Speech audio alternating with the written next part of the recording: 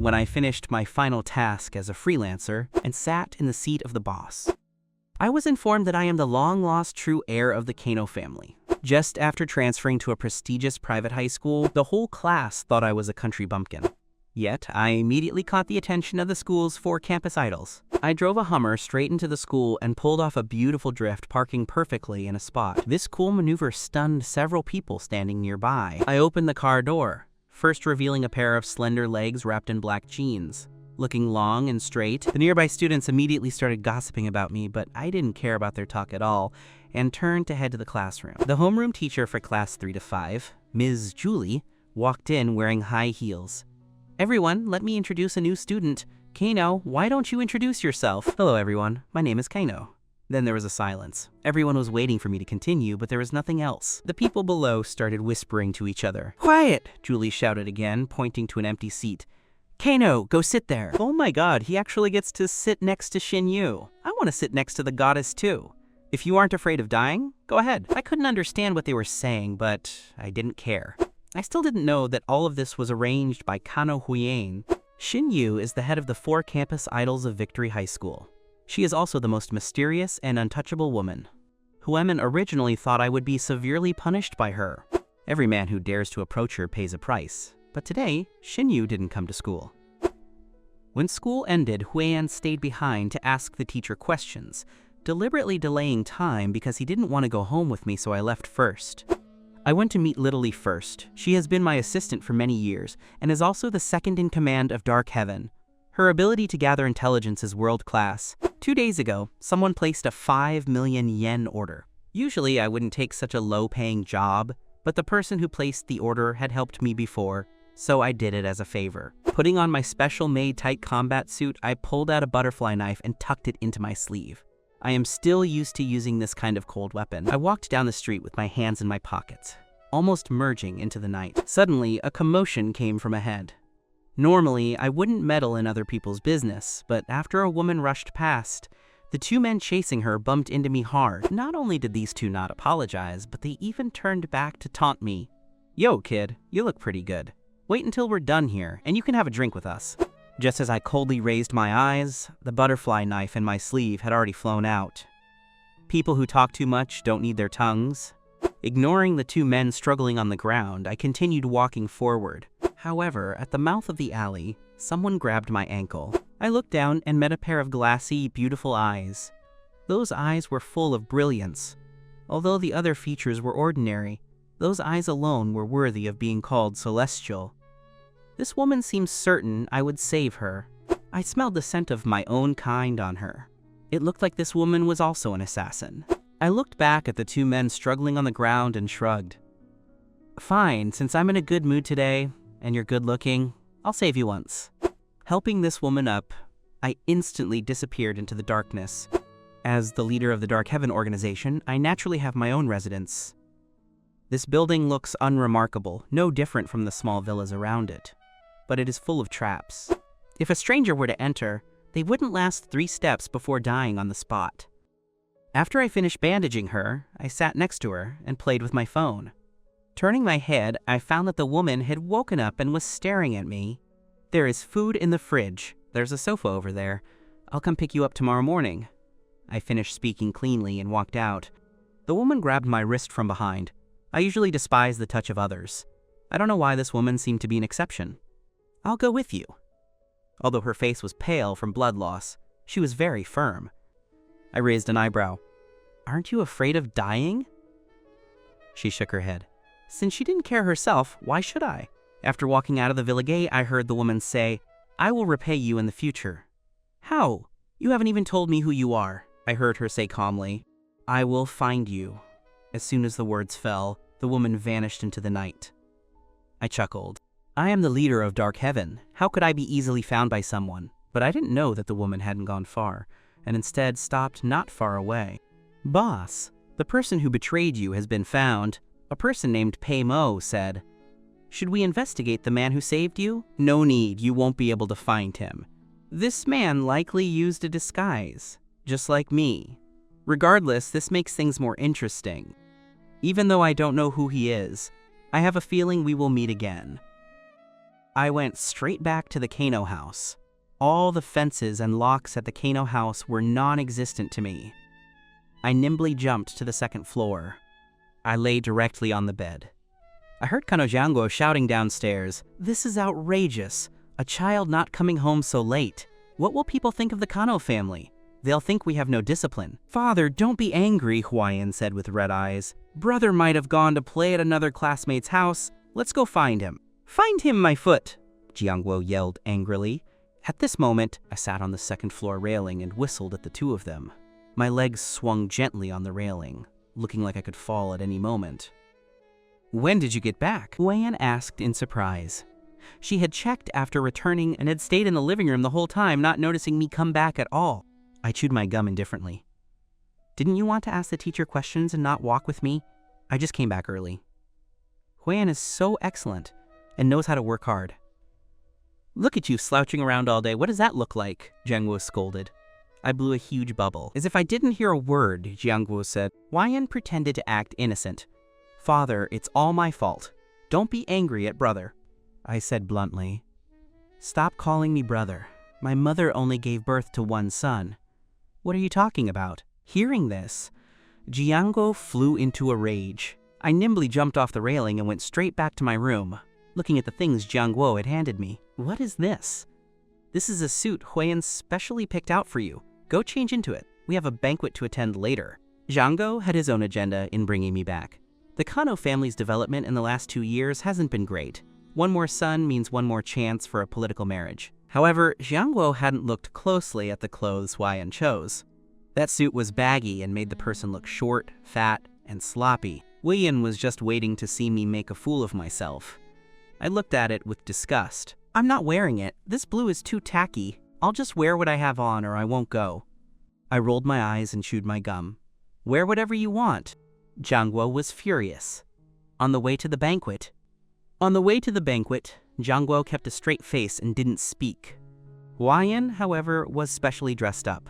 The suit was carefully selected, making him look like a prince. Look at me again, in a black, tight-fitting outfit, looking like a demon from hell. My long, straight legs attracted a lot of attention. Huayan's good friend, Uki, trotted over and looked me up and down with disdain. "Oh my, Huayan, why do you hang out with someone like this? My God, coming to an occasion like this, dressed like this, is so embarrassing," Uki said. Huayan put on an understanding look. Brother's conditions were bad before. He's just not used to this yet. "Don't say things like that. I don't like standing with people like this." Uki pulled Huayan away. Huayan appeared to be forced on the surface, but was very happy inside. After the banquet started for a while, Uki took Huayan and quietly walked behind me. They wanted to push me into the pool in the middle of the hall to make me look foolish. Uki reached out toward my back, but Huayan saw Ryu Ruka walking this way. Ryu Ruka was his classmate, and one of the 4 campus idols. Legend has it her family's wealth could buy the entire United States. She is fickle, changing boyfriends almost every week, but she is very beautiful and generous to her boyfriends. Therefore, many men fall at her feet. Huayan quickly lowered his head to straighten his suit. Uki shoved me hard. He thought I would fall straight into the pool, but I spun around on the spot. No one saw how it happened, but Huayan was suddenly thrown into the water. All of this happened in the blink of an eye. I wanted to throw Uki in too, but Ryu Ruka had already reached me and grabbed my waist. Her peach blossom eyes were full of charm as she smiled. "Little handsome, be careful." The smell of her perfume made me uncomfortable, so I said, "Who are you? Oh my God. Is that country bumpkin about to become Liuji's next prey?" Everyone's attention was drawn to me and Ryu Ruka. No one noticed Huayan, who looked like a drowned rat. "Father, I don't know what I did wrong, brother, actually," Huayan sobbed. Half an hour later, he was finally fished out, sobbing on Jiangguo's shoulder. "Are you crazy? Apologize to Huayan right now," Jiangguo roared at me. I chewed my gum absent-mindedly. "Only dogs push people into pools." "Who are you calling a dog?" Uki was agitated. I swept a cold glance at her. "I didn't say it was you. Why are you so anxious?" Uki felt guilty. Beside her, Ryu Ruka swirled her red wine glass and laughed. "This boy is interesting," she asked Q beside her. "How long do you think it will take for me to take down this new desk mate?" Q pushed his glasses and said softly, "Maybe a lifetime." Hearing this, Ryuruka raised an eyebrow. 5 million? Deal? After getting home, Jungwo scolded me again. Hwayan's makeup, which he had carefully applied, was smeared all over his face, making him look cunning. I couldn't be bothered to listen to Jungwo, so I went straight upstairs. Look at what you bullied Hwayan into. Do you have any manners? Jungwo shouted at me from the stairs. Don't you have money? Can't you even afford waterproof makeup? I dropped that line without looking back. Not only am I skilled, but in Dark Heaven, I am one of the top negotiators. Hearing this, Hwayan cried even harder. Jungwo kept comforting him and said he would cut my allowance as punishment. I heard it all clearly on the second floor. It's just a few tens of thousands of yen in monthly allowance. I make tens of millions on a single job. Would I care about this pocket change? The next morning, when I went to school, Hwayan still didn't wait for me and left in his own Hummer. But as soon as I parked my car, I found a Jeep Wrangler blocking my path. I walked forward with long strides, looking straight ahead. Stop! The window of the Wrangler rolled down, and a girl coldly called out to me. I blinked at her. Move the car. I won't say it a second time. Shin Yu stared at me coldly. She wore sunglasses, and her temperament and aura made people feel they shouldn't approach. Why? Shin Yu was instantly shocked. In the whole of Victory High School, no one dared to speak to her like that. This is my parking spot. She suppressed her anger and explained. I said, I went to the finance office yesterday to pay the fees. This is my spot. Shin Yu instantly frowned. She took out her phone and called the finance office. The staff member who answered had a trembling voice. I'm sorry, Miss Shen, your spot expired yesterday. The new intern didn't renew it for you, and it has already been rented to someone else. The staff member was almost scared to tears. Shin Yu hung up the phone and looked at me coldly. 1 million. The annual rent for this spot is only 200,000. I'll pay 5 times the price to trade. No interest. I shook my car keys, whistled, and swaggered off. Dismissing me like a beggar? Neither Shin Yu nor I recognized each other. Not only did we not know that this was the person we had saved, but we didn't even know she was my desk mate. Shin Yu's first class was English. I had taken on many European jobs, so I spoke fluent English.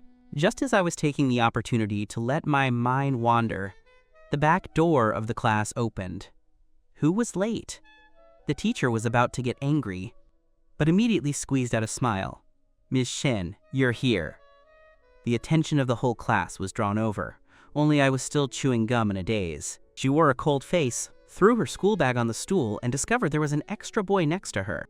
Who allowed you to sit here? As soon as Shin Yu spoke, the temperature around us dropped by several degrees. I looked up at her. It's you? Both of us were surprised in unison. Shin Yu's face became even uglier. Why does this man go against me everywhere? I turned my head away. Usually, I might have just changed seats. It's all the same where I sit. But this girl is too annoying, right? Is this world her family's? I just refuse to give in. Don't rack your brain trying to get close to me.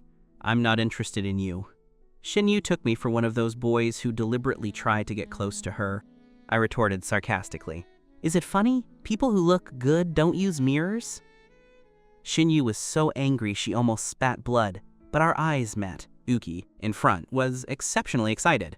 It looks like this guy is definitely going to be in trouble this time. As soon as class ended, Uki was going to tell Hwayan the good news. But Shin Yu sat down as if possessed, not continuing to argue with me. Her injuries hadn't healed yet, and she just wanted a good rest. If she weren't afraid of people getting suspicious, she wouldn't have come to school today, and those eyes, they made her feel inexplicably familiar. Uki was full of disappointment, but she still kept staring at Shin Yu. What are you looking at, Shin Yu? Scanned the crowd coldly. Class is starting? Everyone quickly sat up straight. The teacher began to lecture on the lesson. When the bell rang for the end of class, both Shin Yu and I were slumped over our desks. Ryuruka walked in brazenly from the back door. She smiled at the student in front of Shin Yu. Excuse me. The male student was mesmerized by her smile and quickly got up. Ryuruka sat down and poked Shin Yu.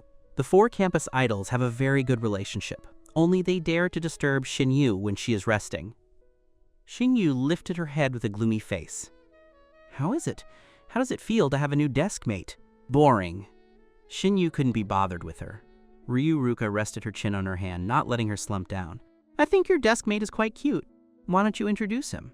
Or maybe I'll trade with you, Shinyu said coldly. Noisy. I also lifted my head, impatiently throwing a piece of gum into my mouth. Ryuruka took a whiff. A charming smile spread. Watermelon-flavored gum, huh? Give me a piece. Though, little handsome, I don't mind one you've already chewed on. She winked at me. Disgusting. Shinyu and I spoke in unison, then glared at each other again. I'm just joking. Who would really eat someone else's chewed gum? Ryuruka finally realized she really couldn't flirt with these two and thought to herself with a sigh. Neither of us talked to each other. When school ended, both of us rushed out immediately, as if staying together for another second would be suffocating. The classmates behind began to discuss us. He's too shameless, right? It was enough that he deliberately sat next to Miss Shen, but he's even pestering her after school. Exactly. Is my goddess someone he can approach? But I think he's quite pretty, and they look like a match standing together. What are you talking about? I got into the car and opened my phone. Little Eye sent me many messages. Let's meet at the villa and talk. I replied quickly and stepped on the gas. The Hummer roared towards my secret villa. Little Eye sat on the table with one leg over the other, drinking coffee. This is her habit. She must drink at least 6 cups a day to keep her brain running fast. Boss, you're back. Little Eye jumped off the table and was about to pounce into my arms. I poked her away with one finger. She giggled. She always knew I didn't like people touching me, but she just likes to see me looking disgusted yet helpless. Here is the information sent by that person. He is very sincere. Boss, what do you think? Little Eye had sent me a message before. She told me there was an internal conflict in Fengshu recently. A high-level person betrayed the leader of Fengshu and even almost assassinated him. Now the whole of Fengshu is hunting him down. This person knows many secrets of Fengshu. He is now like a stray dog, wanting to defect to Dark Heaven to seek protection. Fengshu and Dark Heaven have been fighting for many years. If we can really get some data from his hands, it will definitely be useful to Dark Heaven. Catch him and send him back to Fengshu? Little Eye thought she had misheard. My voice was beyond doubt. If he can betray Fengshu, he can betray us. Even if we bring him back, he will eventually be a disaster. The fight between us and Fengshu doesn't require such despicable means. Little Eye looked at me with adoration. Boss, you really are my idol. Little Eye tried to hug me again, but I dodged away like a gust of wind. Little Eye spoke behind me, feeling wronged.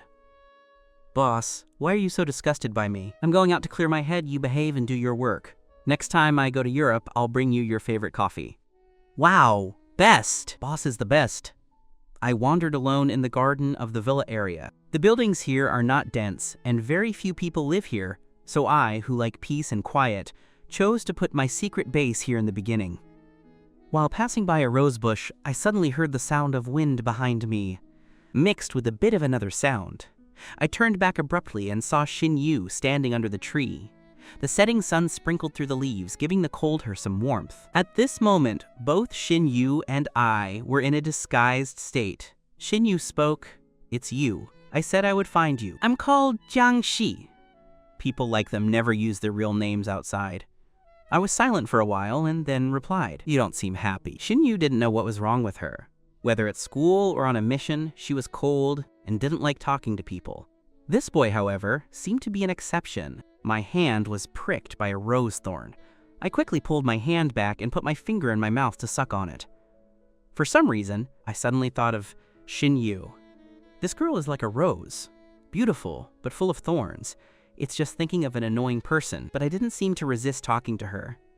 People like us should never be held back by others, Shinyu said. If you hate someone, just kill them. She didn't know at this moment. The person I was complaining about was actually her. She picked the rose that pricked me, then quickly removed the thorns. I watched her hand the flower over, but I quickly stepped back. I met Shinyu's eyes. But I still don't want to see you continue following me in the future.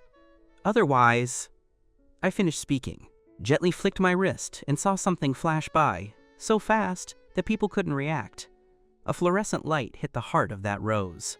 The blooming petals were instantly blown away, and what fell on the ground was just a button.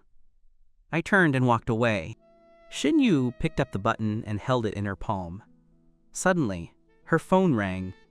It was a message from Mo. Boss, Dark Heaven sent that traitor back. Xinyu's eyes turned cold instantly. I'll be right back. I went straight back to the Kano house. Last time, Zhangguo scolded me for coming back late. This time I was back before Huiyan, and I was still scolded. Look at Huiyan! Besides studying, he participates in many activities. I don't know how many awards he's brought back. Today, to organize the freshman welcome party, he hasn't returned yet. Look at you. I don't welcome them anyway, I said coldly. What are you talking about? Jianguo reached out and grabbed me. As I was about to go up the stairs, I instinctively wanted to resist. If I had shrugged my shoulder, Jianguo's arm might have been disabled in the blink of an eye. However, I restrained myself. I didn't want to reveal my identity. But the cold look in my eyes when I turned back scared Jianguo, causing him to cough in embarrassment to relieve the awkwardness of just trembling. Miss Li from the Li family also went to study at Victory this year. Although she's in the first year of high school, she's the same age as you. The Lai family has expressed interest in letting Miss Lai have a political marriage with you. You'd better perform well. If you screw this up, see how I deal with you. After speaking, Jianguo looked me up and down again. Look at you. Where on your body is there even a hint of a young master? Raising a son like you is truly shameful. Then let your good son Huiyan go for the marriage, I said indifferently. Jianguo was furious. He raised his hand high to slap me. I looked up sharply, my eyes as sharp as a blade. At this moment, Huiyan just walked in. He ran over, his tear stains still wet. Don't argue with father anymore. Father hasn't been feeling well lately. Besides, no matter what, he is your real father. Because of her obstruction, Jianguo's slap didn't land on me. However, although he was unwilling to admit it, he had to think in his heart that just now he had actually been scared by his son's gaze. He almost wanted to kneel down and beg for mercy. Real or not, what are you talking about now? I sneered. I heard that someone is spreading rumors at school that I'm adopted. Under the gaze of my eyes, Huiyan seemed a bit guilty. Brother, why do you look at me like that? Do you think I would say such things? Huiyan said while crying, acting as if he had suffered a great injustice. Jianguo hurriedly blocked Huiyan. What nonsense are you talking about? If you tell others, they will look down on you later. Jianguo frowned at me. Look at your slouchy appearance. People wouldn't believe you're my real son. You'd better listen to me from now on, or I'll kick you out at any time. I chewed my gum, rolled my eyes. He really thinks I care about being his son? It's just a temporary place to stay. And I also want to investigate the truth about my real mother. Most importantly, I suspect that all of this is a conspiracy from the very beginning. I don't have any feelings for Jianguo, so I don't care that he treats Huiyan better than me. At 10 p.m., Huiyan was still practicing singing next door. Her voice is indeed beautiful. She started going to training classes when she was very young, and her teacher even graduated from the Stiliton Conservatory of Music. That is the top music academy in the world. However, I was hired by Stiliton as a lifetime professor 3 years ago. There are several textbooks there now that I edited. Listening to Huiyan singing, I felt it was no different from pouring trash into my ears. At this moment, Little Lai sent me a message. Boss, there's something fun at Fengming Pavilion tonight. Should we go? Fengming Pavilion is the largest raw stone trading place in the capital. Every once in a while, they release a batch of top-quality raw stones. Little Lai said a large batch of goods arrived tonight. I guess many people will go. I thought that since I was idle anyway, going there is better than listening to Huiyan's demonic noise here. So I changed my disguise, opened the window, and disappeared into the night like a cheetah. Little Lai followed me into Fengming Pavilion, murmuring that tonight's raw stones are super top-notch. Should we try our luck? You must know that when I took over Dark Heaven, the funds weren't as abundant as they are now. At that time, I made my first pot of gold through stone gambling, then took on crazy amounts of work, plus my highly advanced financial investment skills, which allowed Dark Heaven to live a comfortable life.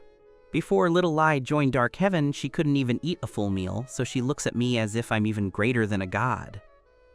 I said if the goods are good, we can try. At the same time, I casually picked up a stone. These small raw stones placed at the entrance were of average quality, and the price wasn't expensive. As soon as I squeezed it twice, someone came over. Do you like this stone? Should I buy it for you? That person's voice was like a sticky snake, making me feel nauseated.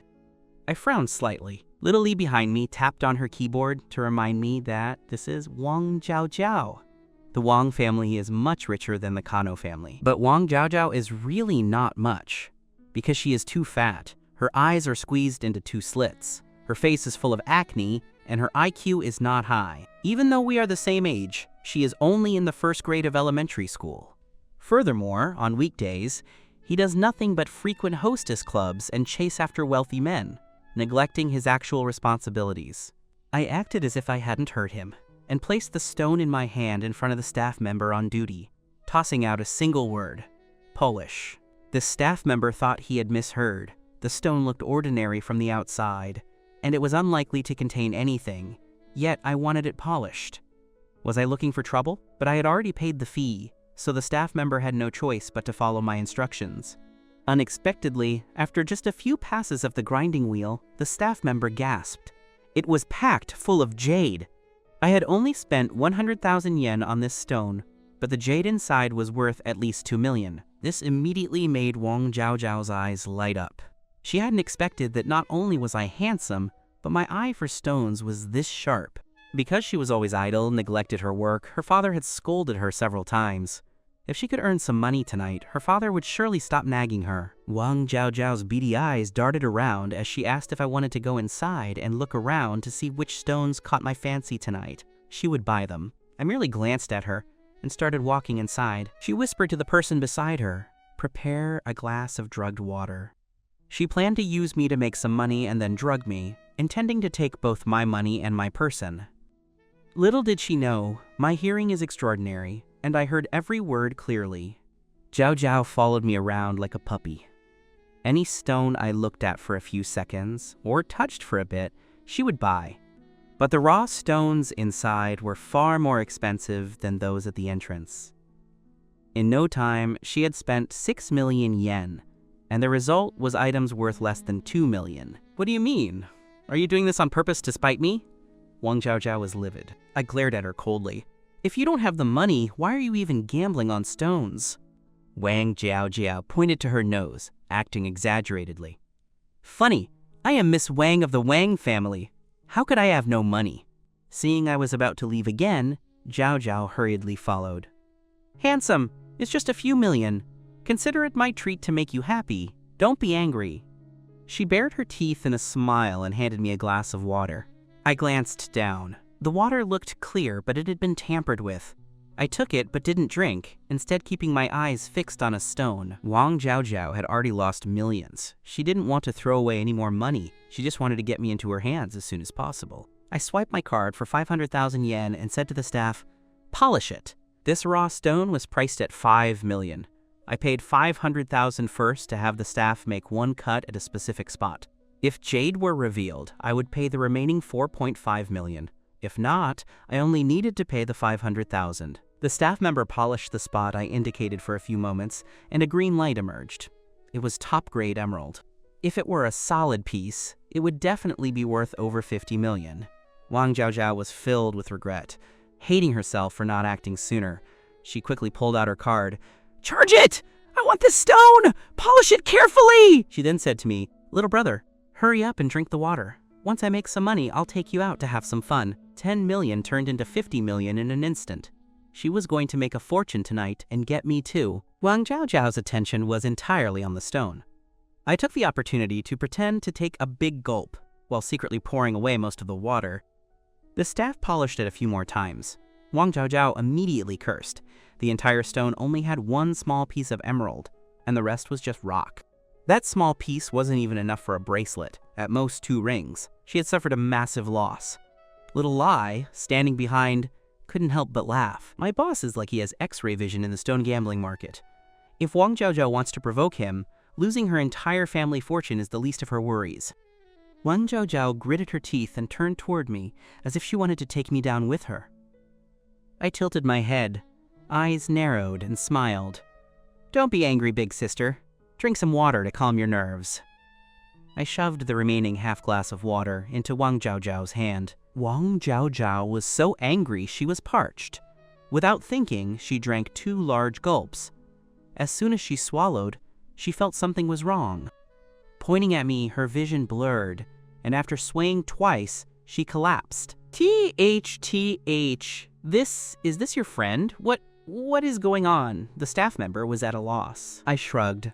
I don't know her. I guess she was so angry from losing too much that she passed out. Do what you will.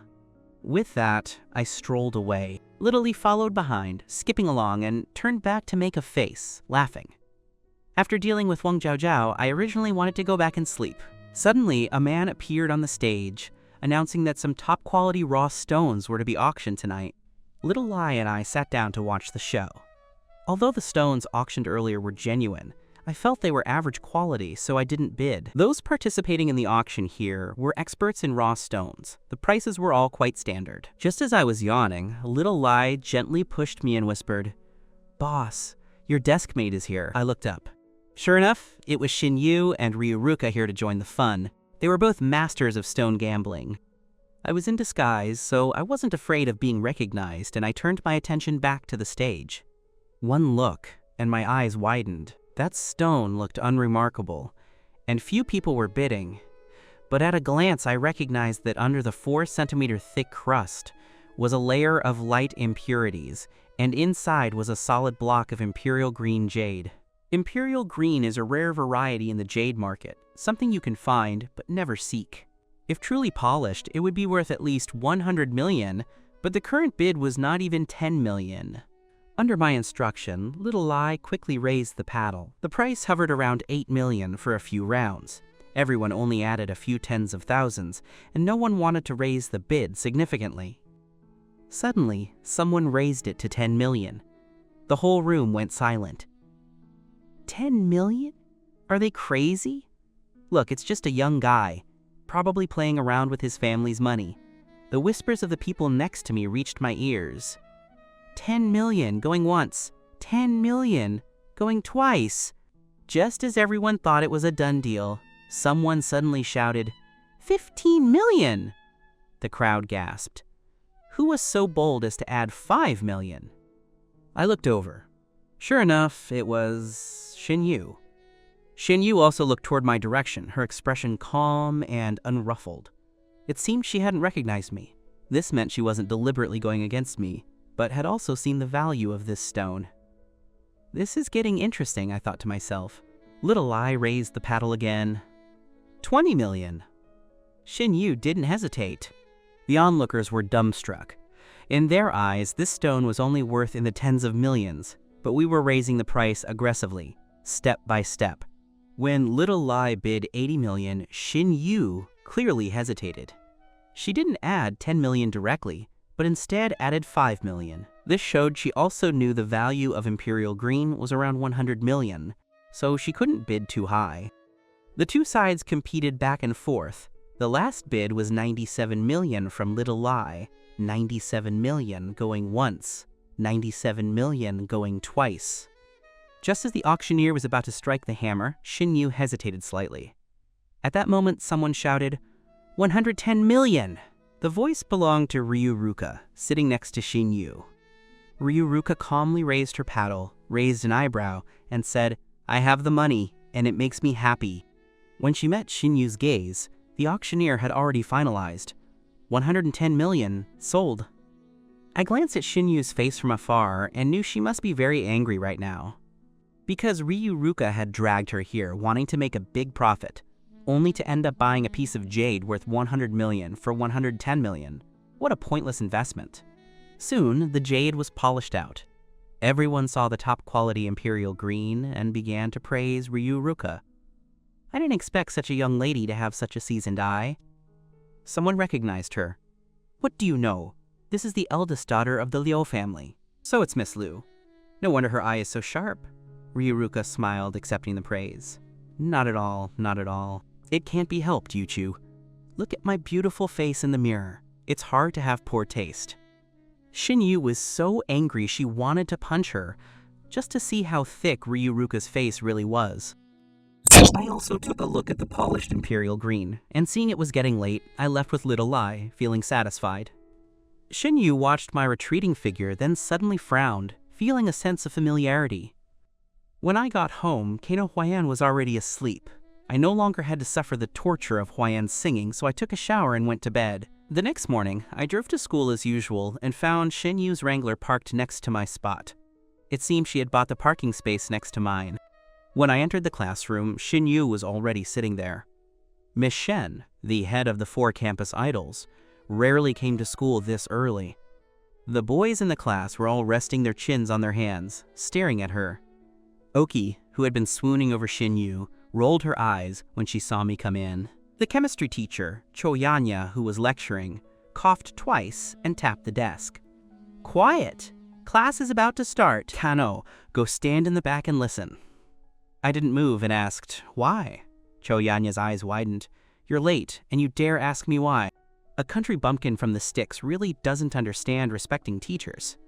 It turned out Cho Yanya had colluded with Oki and Kana Hueyan last night. Hueyan had deliberately broken the lock, but didn't expect I would resolve it so easily. Cho Yanya was still following the plan to find trouble with me. After all, she had her eyes on Kano Zhangguo and wanted to be Huayan's stepmother, so she was always causing trouble to please him. Class starts at 8. I entered the classroom at 7:59. On what grounds am I late? I don't accept this. Cho Yanya retorted anxiously. "It was 8:01 when you sat down. Still trying to argue? A bumpkin is a bumpkin. No concept of time." Seeing I still wouldn't move, Cho Yanya became even angrier. "Kano, are you deaf? If you don't go stand in the back, I won't lecture.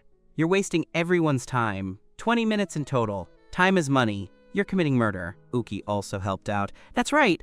Kano, if you don't like studying, don't hold us back. We want to learn." Hearing this, a few boys who were jealous that I could sit next to Xin Yu also whispered in agreement. Then Cho Yanya continued to threaten me. "Victory Academy has rules. This isn't some backwater school from your village. If you don't follow the school rules, you'll be expelled." I gave a cold laugh and retorted, "School rules?" Chapter 3, Article 5 of the Victory School Rules states that students must enter the classroom before the bell rings. Morning class is at 8 o'clock. I entered at 7:59. Victory's bell rings at 8:01. I sat down at 8 o'clock and 56 seconds. Tell me, how did I violate the rules? I not only have a superior memory, but no one is going to fool me with such trifles. Cho Yanya hadn't expected me to have memorized the school rules. Her hands tightened. "Kano, don't get too complacent too early. I'm telling you, victory is no place for just any stray dog or cat. If you drag down the class average in the monthly exams, I'll kick you out all the same." "A bumpkin belongs in the village," Cho Yanya sneered before starting her lecture. I rested my head on my hand and listened, bored out of my mind. I could synthesize explosives by the age of 10. This book was full of chemistry experiments I was already familiar with. Why would I need Cho Yanya to explain them? Cho Yanya looked at me with disdain, thinking that a bumpkin from the country is just hopeless. Then she looked at Huayan in Class 1, always in the top 5 of the grade. That's what the young master of the Kano family should look like. After class, Cho Yanya rolled her eyes before walking off in her high heels. Oki said sarcastically, "Some people are about to be kicked out of our class.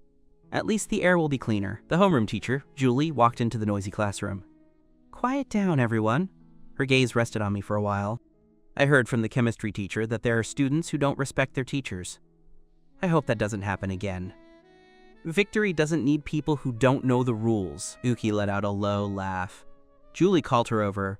"Uki, the welcome party is coming up. You organize it. Each class needs to submit a few programs. Discuss it with everyone." Uki quickly agreed. After Julie left, Uki traveled through the classroom with a sign-up sheet, collecting programs from multi-talented students. "Yo, Kano, sleeping again?" She stopped by me, her gaze darting toward Xin Yu.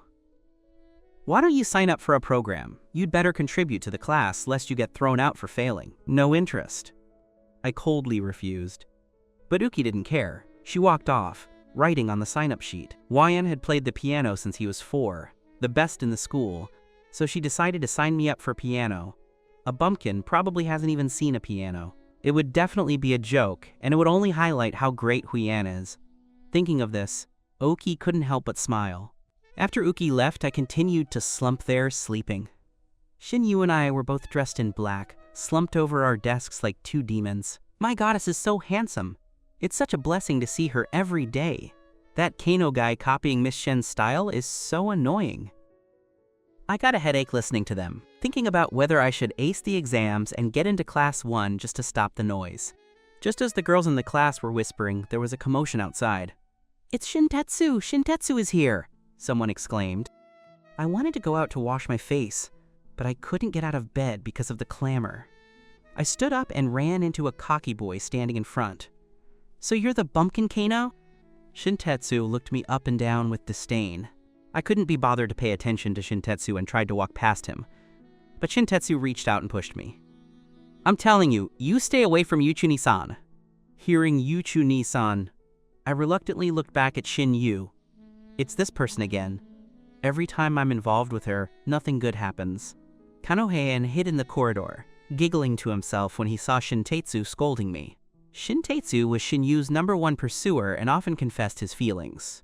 Plus, as the young master of the Chin family, his family's influence forced even the teachers to turn a blind eye. After all, the school library was donated by the Chin family. Otherwise, with Shintetsu's grades, how could he get into class 1? This time, it was actually Huayan who had deliberately tipped off Shintetsu just to have him teach me a lesson. Shintetsu stood with his hands on his hips, his finger almost poking my eye. "Hey, bumpkin.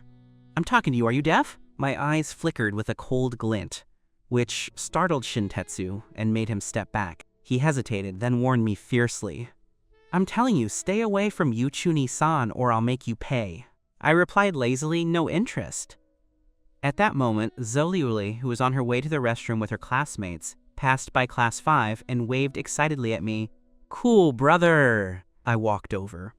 Shintetsu continued to pester Shin Yu, calling her Yuchuni-san and looking as if he wanted to stick to her. Shin Yu suddenly said, "I have someone I like." Shintetsu looked as if he'd been struck by lightning.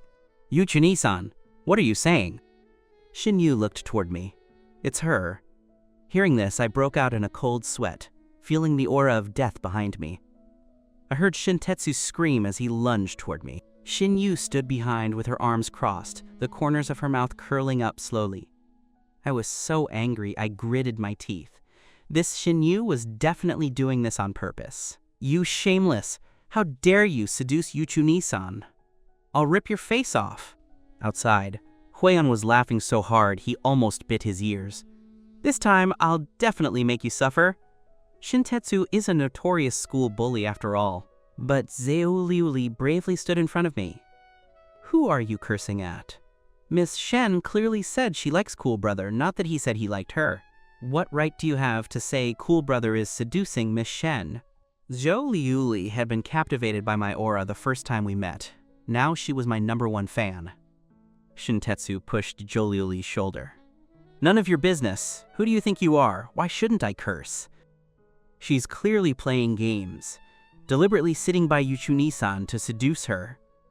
She's shameless. Saying that, Shintetsu reached out to slap my face. Huayan was cheering inside, and Shinyu's expression froze, regretting that she had truly hurt me. Unexpectedly, I grabbed Shintetsu's wrist. "Ouch!" Shintetsu cried in pain, tears streaming down his face. "Bumpkin, let go! Ow, ow! Or I'll have you thrown out of victory!" I coldly spat out 2 words. "Get lost." Shintetsu's bones were about to break. He cursed for a long time, but I didn't let go. He had to cry, "I'm sorry, okay?" Only then did I let go, glare at him coldly, and turn away.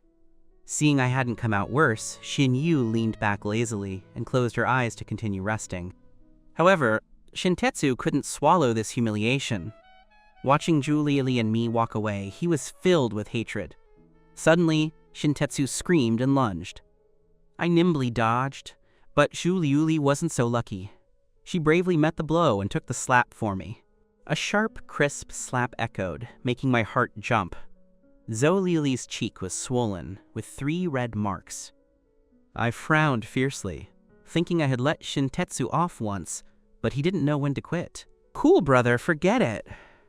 Zoliuli was crying in pain, yet still pulled on my raised hand and whispered, "I'm fine. The Chin family has power and influence. Don't hit her for my sake. It'll only cause trouble." Shintetsu laughed triumphantly. In the next second, I swung my left hand and slapped her. "Power and influence? I am the power." As the leader of Dark Heaven, I am proficient in many skills and am an expert in various industries. The onlookers were stunned. Their jaws were almost on the floor. You just wait! Shintetsu covered her face and ran away crying. Zhou Liuli was anxious.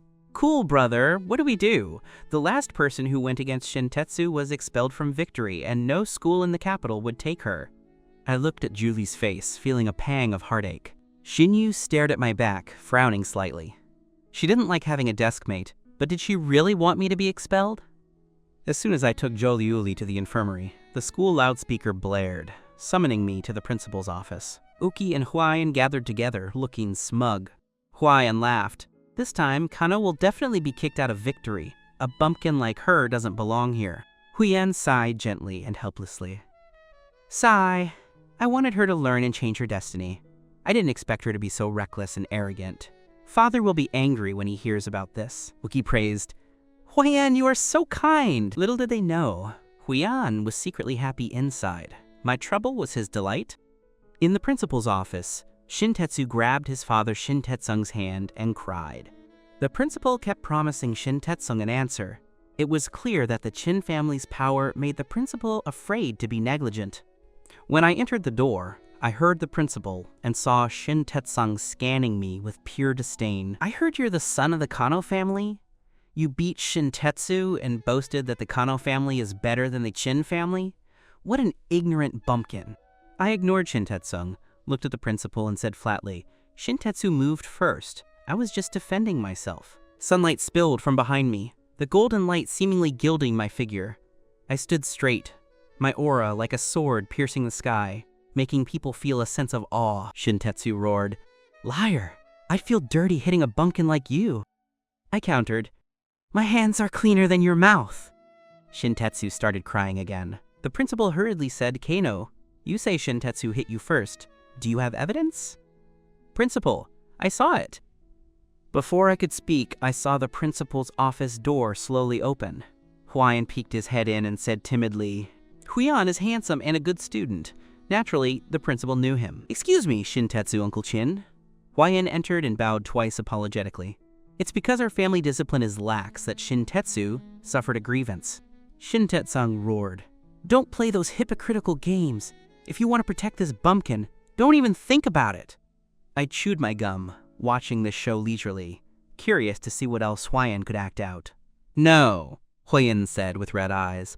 I just hope Uncle Chin won't think the whole Kano family is like this because of Kano. Father always said he admired Uncle Chin. I saw it clearly just now. It was Kano who attacked first. She came from the country and has no manners. No matter how you punish her, that's up to you and Shintetsu. I only ask that it doesn't implicate the Kano family. Shintetsung knew his son was a troublemaker, but hearing Huayan say this, he felt much better. Fine, I see. It shouldn't have anything to do with the Kano family. Huayan's words made the principal believe it too, and he asked me, Kano, what do you have to say? I remained indifferent. What is there to say? Victory has surveillance cameras everywhere. Just check them and you'll know. Shintetsu gritted his teeth in anger, having forgotten about the cameras. Just admit your mistake. Do you really think I'd frame you? If you don't admit it, there will be more severe consequences. Father is so good to you. Do you only feel at ease if you implicate Father? The principal said seriously, Victory is a school with pure morals. We absolutely do not tolerate fighting. Before he could finish his sentence, his phone rang. Seeing the number, his face changed instantly. He covered the microphone and hurriedly stepped outside. Shintetsu raised his eyebrows at me triumphantly. Kano, you just wait. Huiyan's face remained kind, but he was delighted inside. He urged, Apologize to Shintetsu quickly. After a while, the principal returned with a heavy expression.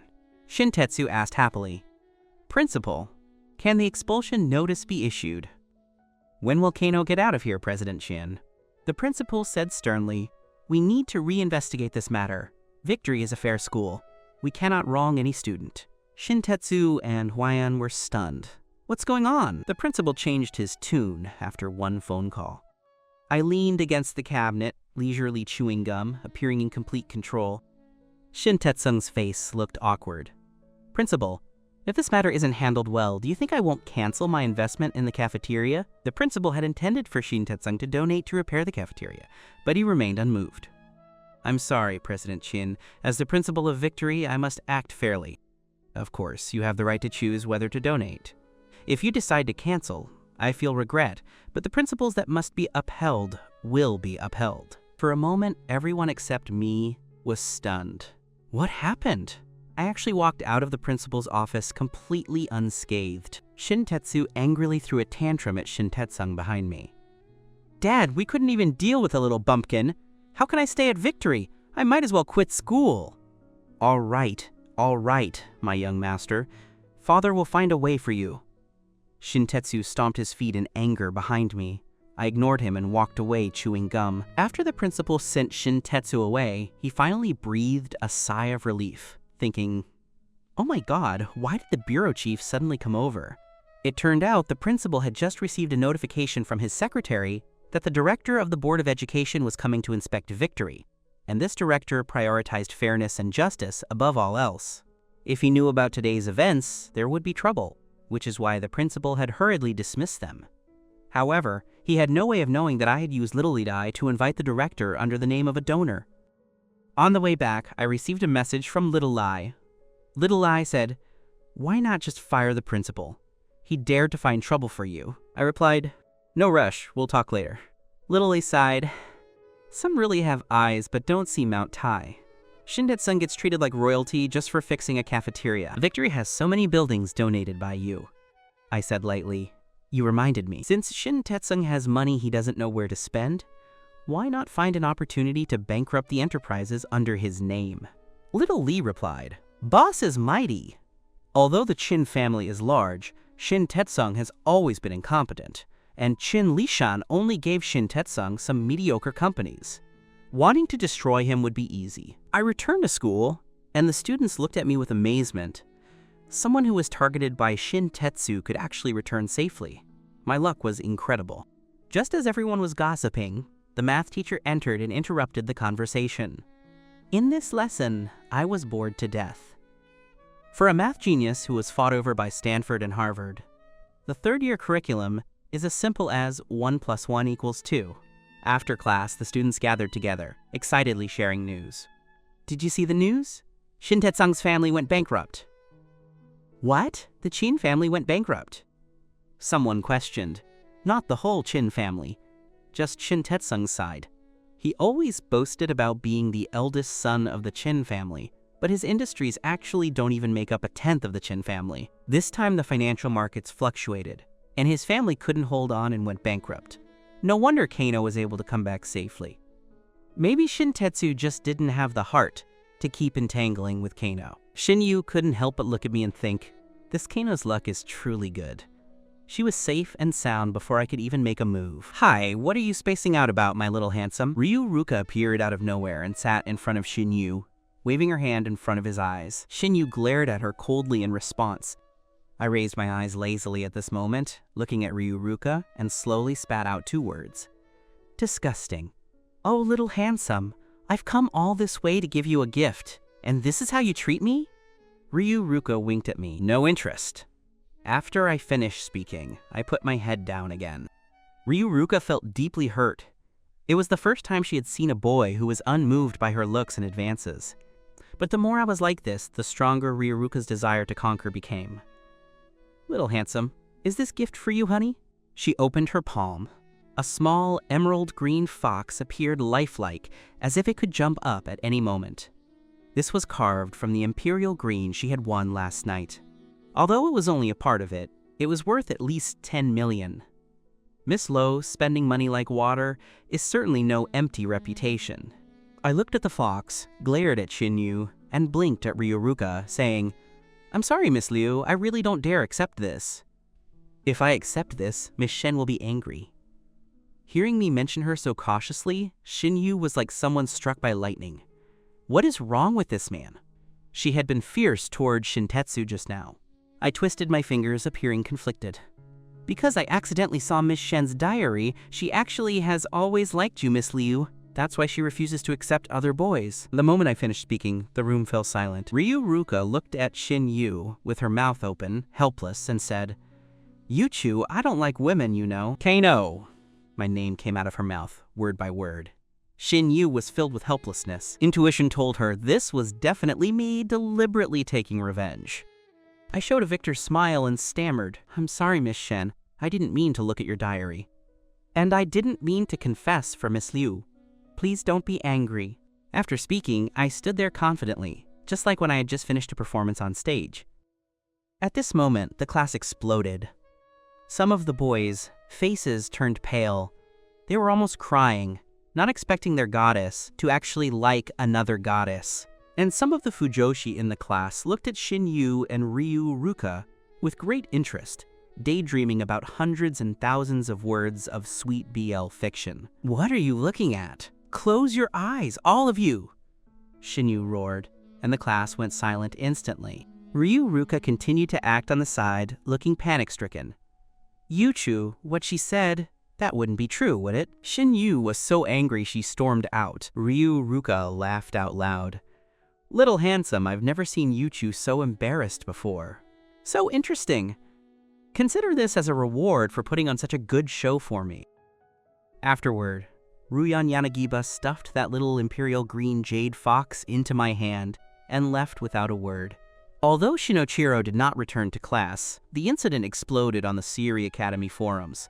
Every post was discussing him. I boredly glanced through a few, and in less than a minute, the high-traffic posts were completely wiped clean. On the forum homepage, only a warning remained. Dare to spread rumors again and see what happens. The students immediately put away their phones and returned to their studies obediently. I gave a faint smile, knowing it was Shinochiro who had asked a hacker to delete the posts. I then used my textbook to hide my phone on my desk and my fingers flew across the keyboard. At the same time, Reikio, the fourth campus idol of Siri Academy, had just finished solving the problem for Shinochiro, clapping her hands with a bright, sunny smile. "I told you, Shinochiro. Do you really need to ask me for such a small thing? Can I go back to class now?" Shinochiro gritted his teeth and shoved his phone in front of him. "Class? Forget about it!" Reikio's eyes widened in disbelief. "How is this possible?" Without another word, she picked up her keyboard and continued hacking. Shinochiro sat beside him with a sullen face. Reikio, an internationally renowned hacker at only 17, had once remotely controlled satellite orbit adjustments. Though she frequently skipped class, no teacher dared to fail her. If she were unhappy, she would hack into the school administration system and scramble the grades. Deleting forum posts was child's play for her. However, this time, sweat began to bead on her forehead. She muttered to herself. Shinochiro leaned over to look at the rapidly flickering code on the screen. He didn't understand much, but he knew Reikio had encountered a problem this time. The opponent set up data interception to block my crawler script. I thought it was someone from the school, but it seems the school doesn't have that level of skill. Reikio said, puffing out her cheeks in frustration, looking surprisingly cute despite her anger. Her fingers flew across the keyboard, moving so fast they created afterimages. She hadn't encountered such a formidable rival in Japan for a long time. "I'll set up a false program attack to bypass him, then I'll help you delete the data," she explained with a smirk, adding, "and I'll hack his camera to see who it is." At that moment, Shinochiro also leaned in closer, his brow furrowed. If he found out who the opponent was, he wouldn't let them off easily. On the other side, I was easily blocking the attack with one hand. I had originally thought Shinochiro had just hired a random hacker, so I hadn't gone all out. Just then, my camera suddenly flickered.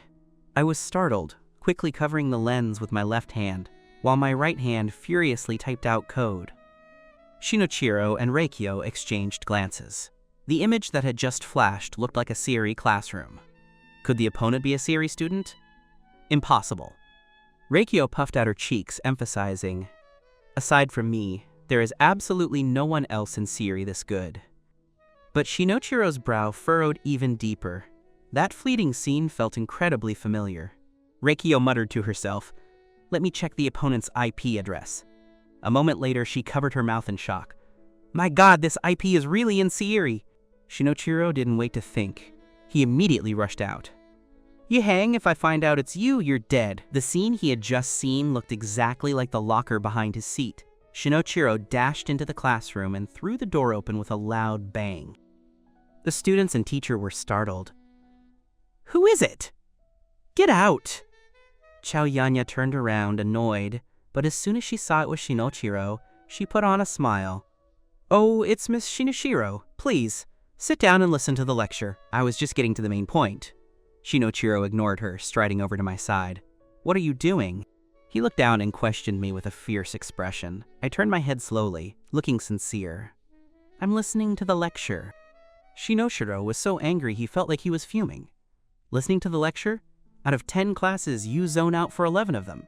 And now you tell me you're listening? I, who usually never listened in class, had suddenly become serious. I must be hiding something. Heng, you lucky bastard, you'd better admit it. Did you hide something here? Shinichiro suddenly leaned in, pressing his right hand heavily on the table and reaching his left hand into the desk compartment, trying to find the laptop I was hiding. In that instant, I was incredibly close to Shinichiro. Our breathing even touched. I really disliked this proximity.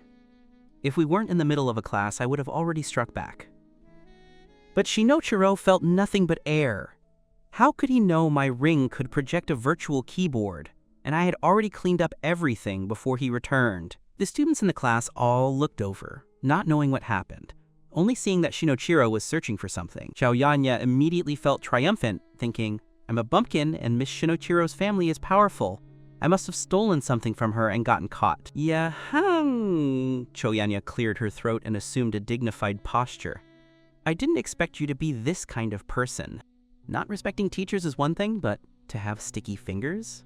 What exactly did you steal? Hand it over! Our Siri cannot tolerate thieves. Hearing this, my gaze turned icy. Chaoyanya had picked on me one too many times. I had reached my limit. Heng, did you hear me? Chaoyanya pointed at my nose, spitting as she talked. If you don't take it out, get out. Just then, Shinichiro received a text from Reikio. Shinichiro, I made a mistake. That IP was encrypted. After I cracked it, I found it actually came from Northern Ireland. The opponent just sent a message calling herself Death God. Death God is a top-tier international hacker. If she wants to, she can crash a multinational corporation's server within 3 minutes. Within half an hour, she can fill a nation's homepage with praises for enemy forces. In 1 hour, she can remotely control a nuclear weapon and make it explode in any corner of the world. Legend has it that she does everything purely for fun and often does shocking things. After reading this, Shinichiro didn't bother to reply and just turned off his phone. Chaoyanya was busy sucking up to him. Miss Shinichiro, this Heng is just too unruly. Don't worry, I will definitely tell the principal to kick her out. Shinichiro, however, coldly interrupted.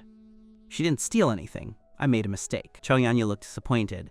Should we search her anyway? How about I help you search Heng? As she spoke, Chaoyanya began walking toward me. At that moment, I gripped a pen tightly in my hand. If I used just a little force, I could break Chaoyanya's arm. Hearing this, Shinichiro suddenly raised his head and said impatiently, I already said I made a mistake, didn't you hear me? He had no interest in me and hated this kind of looking down on others attitude even more. Chaoyanya was startled by Shinichiro's attitude and quickly stopped in her tracks. Yes, Miss Shinichiro, I'm sorry. I lifted my chin and stared at Shinichiro. A simple, I made a mistake, and that's it. My eyes hit a cold gaze. Shinichiro met my eyes, like two icebergs colliding. Finally, he was the one who apologized. Although it was only 3 short words, it shocked the whole class. Almost every student's mouth was agape. After saying that, he turned and walked away. He had to find out why this legendary hacker Death God was targeting him. I watched his retreating back with indifference. In reality, the so-called IP encryption was just a facade I created. Even Reikio hadn't noticed. Everything they discovered was a trail I had intentionally left behind. After all, I am the world's most powerful hacker, Death God. Chaoyanya stood there listlessly, taking a long time to recover from the shock. She rolled her eyes and said, Heng, I'm telling you, you should thank Miss Shinichiro for letting you off easy. Otherwise, I would have already kicked you out of the school. Hearing this, I looked at her coldly. You should be the one thanking Shinichiro. If it weren't for him, You might be crippled right now. Xiao Yanyo was so scared by my gaze that she took 2 steps back, putting up a brave front. If you don't do well on the exams, I'll definitely kick you out. Although Siri is an elite academy, it also values academic performance. Xiao Yanyo believed I was a good-for-nothing, and I would certainly fail every subject. By then, no matter how I got in, I would be kicked out. After class, she hurried away. Just then, the homeroom teacher, Julie, walked into the classroom in her high heels and announced, "The school mentioned before that there will be an orientation party next week.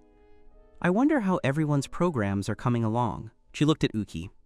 Uki immediately stood up, puffed out her chest, and said, "Teacher, we have been practicing diligently every day. We will definitely win glory for our class." They had indeed been practicing, but no one told me. Once I got on stage, I probably wouldn't even know where to put my hands and feet, and would surely lose face in front of the whole school. Julie nodded and then said, "There is one more piece of news to tell everyone. This orientation party might be the last class activity for this group." "What do you mean, last time?" The students immediately began to whisper. "Quiet!" Julie tapped the podium and continued to explain. "Traditionally, Siri reorganizes classes every semester. But because the third-year workload is heavy, and to allow everyone to study in a class that suits them better, the school has decided to hold a mock exam next Monday. The scores will be the basis for reallocation. After the orientation party, we will be redistributed into new classes." Uki glared at me, thinking triumphantly, "This time, Heng should finally leave Siri, right?" The other students let out a chorus of groans. "Why is the exam so soon? Exactly how are we supposed to prepare for the party? I don't know anything now. How can I take the exam?" All right, Julie clapped her hands. "Everyone just needs to approach the exam with a calm mind and do your best. Regardless of whether you continue to stay in this class, I hope everyone actively participates in this last class activity." After saying this, she left, and the classroom atmosphere became stifling. Everyone was worried about the approaching exam. Uki walked up to me triumphantly. "Heng, this is your last week here. You've had a taste of the world, bumpkin, so it's time to return to your sticks. Do you still have farmland back home? I see you're good for nothing, only fit to go home and farm, carry poles, or pick up trash." After saying this, he burst into laughter. I coldly raised my eyes and replied expressionlessly, "Why would I pick you or carry you?" Uki paused before realizing this was a retort, calling him dung and trash. Before he could continue, he heard a cold voice from above. "Who gave you permission to stand here?" He quickly took 2 steps back, stuttering, "Miss Shinochiro." Shinochiro walked over, and the atmosphere and temperature plummeted. He only glanced at Uki, and Uki quickly returned to his seat, sitting bolt upright, hardly daring to breathe. Shinochiro sat down angrily. Reikyo had just checked, and everything regarding Death God couldn't be traced. Reikyo had even told him with a look of longing that Death God was always so elusive and might just be doing it for fun. Fun, my foot, Shinochiro thought. At least Death God wasn't causing further trouble, and Reikyo had successfully deleted those posts. The students were busy discussing the upcoming exam and the orientation party, and the heat of that incident gradually faded. Otherwise, Shinochiro might have been angered to death. Although he could only convince himself that he had seen wrong in the camera footage that day and misunderstood me, he still felt that I was a jinx. Nothing good ever happened when I was around. Taking advantage of this exam, he made up his mind to get me out of Class 5. But what he didn't know was that at that very moment, I was also thinking, I must use this exam to leave Class 5 and never stay in the same classroom as Shinochiro again. Shinochiro and I flew out of the classroom like 2 shadows, leaving the students behind, staring at each other in confusion. I first went to see Little Lai to handle the recent events, then returned to the Yi residence. When I walked into the house, I saw Ye Zhangguo and Ye Huiyan sitting on the sofa, a picture of domestic harmony. But this warm scene vanished the moment I arrived. Yi Jiangguo rushed over angrily and scolded, "Yi Heng, are you crazy? Of all the people to provoke, you had to pick the young master of the Qin family. Aside from causing me trouble, what else can you do? If only you were half as thoughtful as Huiyan.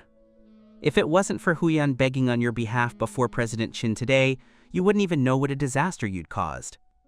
I chewed my gum and said indifferently, "Didn't Shintetsu's family go bankrupt?" "Yes, they went bankrupt, but the Qin family is still a massive conglomerate. President Qin making a comeback is just a matter of time.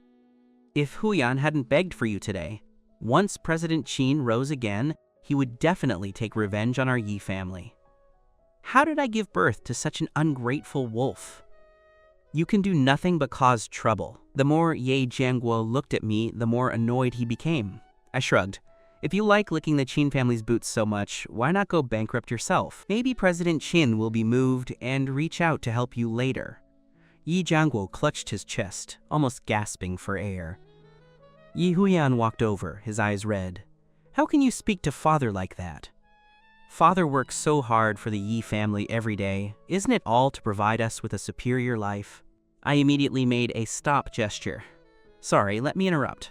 From the day I returned, no one has ever given me a single cent. Yi Jianguo's face looked awkward because he really hadn't given me a cent. He originally wanted to teach me a lesson, then just forgot about it. I don't even know what credit card I've been using lately. Maybe it was from part-time jobs I saved up from before. Country folk are used to hard living, so the expenses probably aren't much anyway. Yi Huyan advised me, "Brother, don't say that. No matter what, father gave you life. You should be better to him." Don't teachers often teach us to be grateful? Ye Huyan looked magnanimous, and Ye Jianguo took the conversation from there. You need to learn from Huyan. He is obedient and has good grades. That is what a son of the Yi family should look like. As for the exam, he coughed twice, appearing uncomfortable. I heard your exams are coming soon. As long as you do well, I will give you a reward. Father, brother just transferred here. It's normal to be behind. If he doesn't do well, you shouldn't scold him. Look at how good Huyan is to you, Ye Jianguo glared at me. Huyan is always in the top 5 of the grade. Don't you dare lose face for me. Study hard. I sneered in my heart. I do intend to study hard, but not for the sake of saving face for Ye Jianguo. It's to get as far away from Shinochiro as possible. Regardless of how worried the students of Siri were, the exam arrived as scheduled. Siri Academy assigns exam rooms based on grades. Shinochiro and I were both assigned to the very last exam room. The first day was Japanese language and mathematics. As soon as the papers were handed out, some students began to groan. They had heard the mock exam was simple, but though they recognized the characters in the questions, they couldn't understand them when put together. Many students flipped their papers over and over, trying to find a few problems they could actually do out of the heap of difficult questions. As for me, the moment I received the paper, I began scribbling furiously, and after half an hour, I laid my head down to rest. These questions were simply too easy. I knew the answers to the math problems at a glance, but to get full credit for the steps, I had to patiently write out the process one by one. By this time, most of the students hadn't even finished the multiple choice questions. The proctor on the podium couldn't help but roll her eyes. I heard that's Heng, the transfer student. They say he's from the sticks. He really has no brains. He gave up before even finishing the multiple choice section. I guess the rural education system is just lacking, the two proctors whispered to each other. I heard them but couldn't be bothered to respond. If they saw that fully completed test paper, they would probably be scared to death. Shinochiro was sitting diagonally in front of me, originally also sleeping.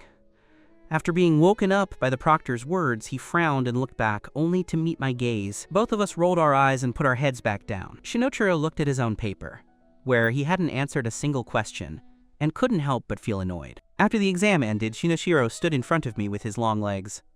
Heng, can you please take the exam seriously? Don't you know that if you fail every subject, you'll be kicked out of Siri? Hearing this, I was stunned for a moment. I didn't expect Shinochiro to suddenly care about me.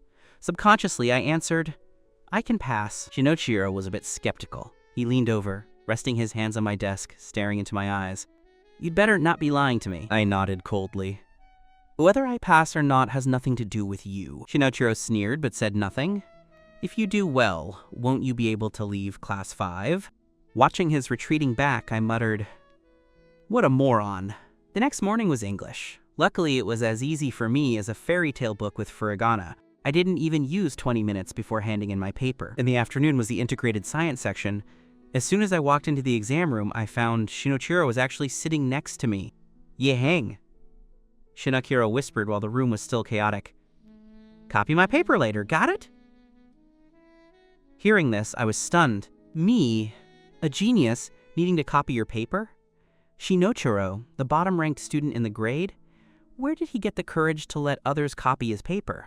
Shinochiro had handed in blank papers for the previous subjects. He had calculated that even with a perfect score in science, he would still be stuck in class 5. But if I passed the previous subjects and got a perfect score in science, I could at least get into class 3. He couldn't believe I could pass, so he insisted I copy his science paper to get a perfect score. That way, even if I failed the previous subjects, I might be able to get into class 4, right? We coldly looked at each other, both convinced that the other was a complete dunce, Shinochiro said impatiently. The proctor walked in with the papers. He returned to his seat. After the baptism of the previous 3 exams, the students had no high expectations for the science test. It had to be harder than ever. Shinochiro started writing furiously. I just wrote my name and didn't touch the pen again. The proctor, Cho Yanya, walked over to me, took one look at my blank paper, and mocked with disdain. A bumpkin is a bumpkin. Coming to Siri is just an embarrassment. Shinochiro quickly finished one side, then leaned toward me, revealing his paper, and winked at me when the proctor wasn't looking. I took one glance at his paper and was stunned. Every single question on it was actually answered correctly. I thought this guy was the school's notorious dunce. How did he suddenly become so good? I didn't know Shinochiro had handed in blank papers for the previous exams, and I wondered if we were going to end up in class 1 together. After much thought, I decisively chose to stay away from Shinochiro. As soon as the exam bell rang, I turned my paper over, leaving only my name on it, and packed my things to leave. But I saw Shinochiro stretch out his long legs to block the classroom door. "Yi Heng, you bastard! You just copied my paper, right?" I raised my head, looking at him coldly. Not wanting to bother with him, I walked straight into the classroom, thinking, if we aren't in the same class, can Shinochiro still find trouble for me because I didn't copy his paper? After the exam, the classroom was noisy, and the students were all huddled together, complaining that the exam was too hard. Just then, a figure rushed in through the back door. Chenzei stormed in, gritting his teeth. "Ye Heng, give me back my Yumi stuff." I frowned, turning my face away in disgust. I don't know any Yumi. The strong scent on Chenzei made my head ache. "Don't pretend. Hurry up and give it to me or I'll make you regret it," Chenzei shrieked. His voice was so grating it was maddening. Uki turned his head, gloating, and whispered an explanation. "This guy's name is Chenzei. He's Ruyen Yanagiba's new boyfriend. They were still showing off their affection 2 days ago. They seemed like a great couple." I had intentionally let Chenzei know that Ruyen had given me a pendant. Chenzei was incredibly possessive, and since that pendant was Imperial Green Jade, how could he let me off? Seeing me ignore him, Chenzei's anger flared. "Hey! I'm talking to you! Are you deaf?" He approached aggressively. Shinochiro frowned impatiently and spoke coldly. "Get away and speak. Are you suffering from constipation?" Chenzei was startled by his tone and muttered, "Shinochiro, why are you so fierce?" He mimicked Ruyen's usual way of addressing him, trying to close the distance. However, the moment he finished speaking, the surrounding students' eyes became complicated. There was surprise and mockery. "Who gave you permission to call me that?" Shinochiro's voice suddenly turned cold, as if the surrounding air had frozen. Chenzei stuttered as he changed his address. "Miss Shinochiro." At this moment, Ruyen strolled in. Shinochiro glanced at her sideways, his tone impatient. "Your taste is getting worse and worse." Ruyen raised an eyebrow, first in confusion. Then she noticed Chenzei. Chenzei immediately scratched his head and opened his arms, wanting to hug Ruyen. However, Ruyen's face darkened. "Who gave you permission to ask for things I've already given away? And who gave you permission to call Shinochiro that?" Chenzei said unwillingly. "But I'm your boyfriend. I'll be unhappy if you do this." Ruyen chuckled, her fox-like eyes narrowing. "Boyfriend? Then let's break up." Chenzei froze instantly, tears welling up in his eyes. Ruyen shook off his hand, turned toward me, and raised an eyebrow. Handsome. Why don't you be my boyfriend?" The classroom was in an uproar. Ruyen had actually confessed to me. Chenzei's face was covered in tears as he looked at this in disbelief. He gritted his teeth and shrieked at me. "You actually dared to snatch my girlfriend! You just wait!" After saying this, he turned and rushed out of the classroom. Ruyan didn't care at all about his departure, as if the person she was showing off her affection with 2 days ago wasn't her. She looked at me again, her tone flirtatious. "How about it, handsome?" I coldly spat out 3 words. "Not interested." Ruyan was stunned. Since she had come to Siri, no boy had ever refused her. The classroom fell into a dead silence. Everyone stared at this scene in shock. In Siri Academy, countless boys dreamed of Ruyan's favor. My coldness left Ruyan speechless for a moment. After a while, she regained her composure, her lips curling into a playful smile. "Doesn't matter, handsome. You'll eventually fall into my hands." She turned to face the students of Class 5. Her tone carried a hint of warning. "Hey, listen up all of you. Heng is my future boyfriend. From now on, no one is allowed to bully him, or you'll be going against me." After finishing, she turned back and winked at me, asking in an exaggeratedly sentimental tone, "Handsome, are you moved?" I looked at her expressionlessly and said calmly, "Shinichiro bullies me often." Shinichiro coldly raised his head at these words, his gaze clashing with Ruyan's in mid-air. Ruyan rubbed her nose and gave a dry laugh. She wouldn't dare confront Shinichiro head-on. After Ruyan left, the classroom was silent. The students were clearly still reeling from the dramatic scene. It took quite a while before a boy spoke up in indignation. "What the hell? It's one thing to act high and mighty and reject Miss Yanagiba's confession, but he actually tried to stir up trouble between Miss Yanagiba and Miss Shinichiro. Who knows if he did it on purpose to attract Miss Shinichiro's attention? Heng, stay away from my goddess, okay?"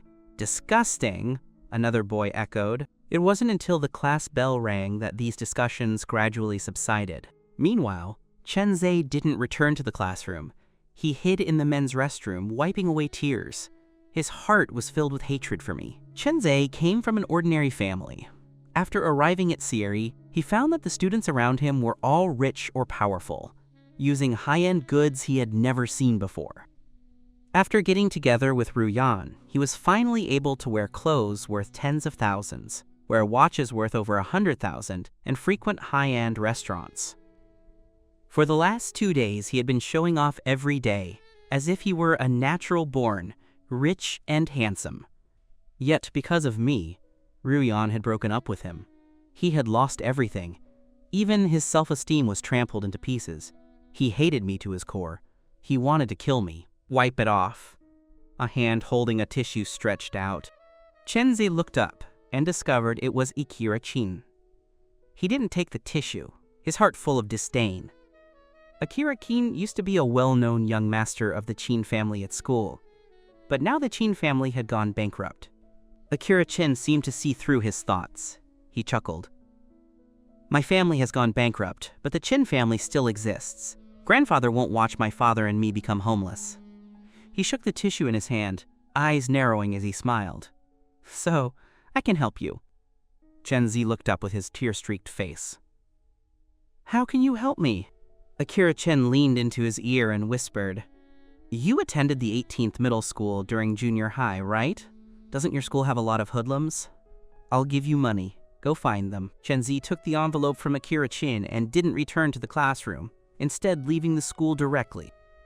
After school, just as I walked out the school gate, I saw Ryukajo anxiously waiting at the entrance. "Cool, brother. Are you okay? I heard Chenzei came to find trouble with you. You scared me to death." I shook my head lightly. Ryukajo immediately let out a sigh of relief, chattering away beside me. "Let me tell you, ever since Chenzei got together with Miss Yanagiba, he's looked down on everyone and bullied people. I was worried about you. But now it seems my worries were unnecessary. Who are you anyway? You're my Ryukaju's cool brother, hey?" She patted her chest with pride. I couldn't help but chuckle. In Siri, Ryukajo was the cutest girl I had ever met. Today my car was sent in for maintenance, so I walked to the bus station with Ryukajo. On the way, Ryukajo was speaking excitedly about school gossip. I felt much more relaxed listening to her. However, as we passed a small alley, I suddenly detected something unusual. I blocked Ryukajo, who was still gesturing wildly, and whispered, "Be careful." Ryukajo looked at me with confusion. Just before I could finish my sentence, a flurry of chaotic footsteps came from behind us. I pulled Ryukajo's hand and moved forward quickly, only to find the path in front had also been blocked.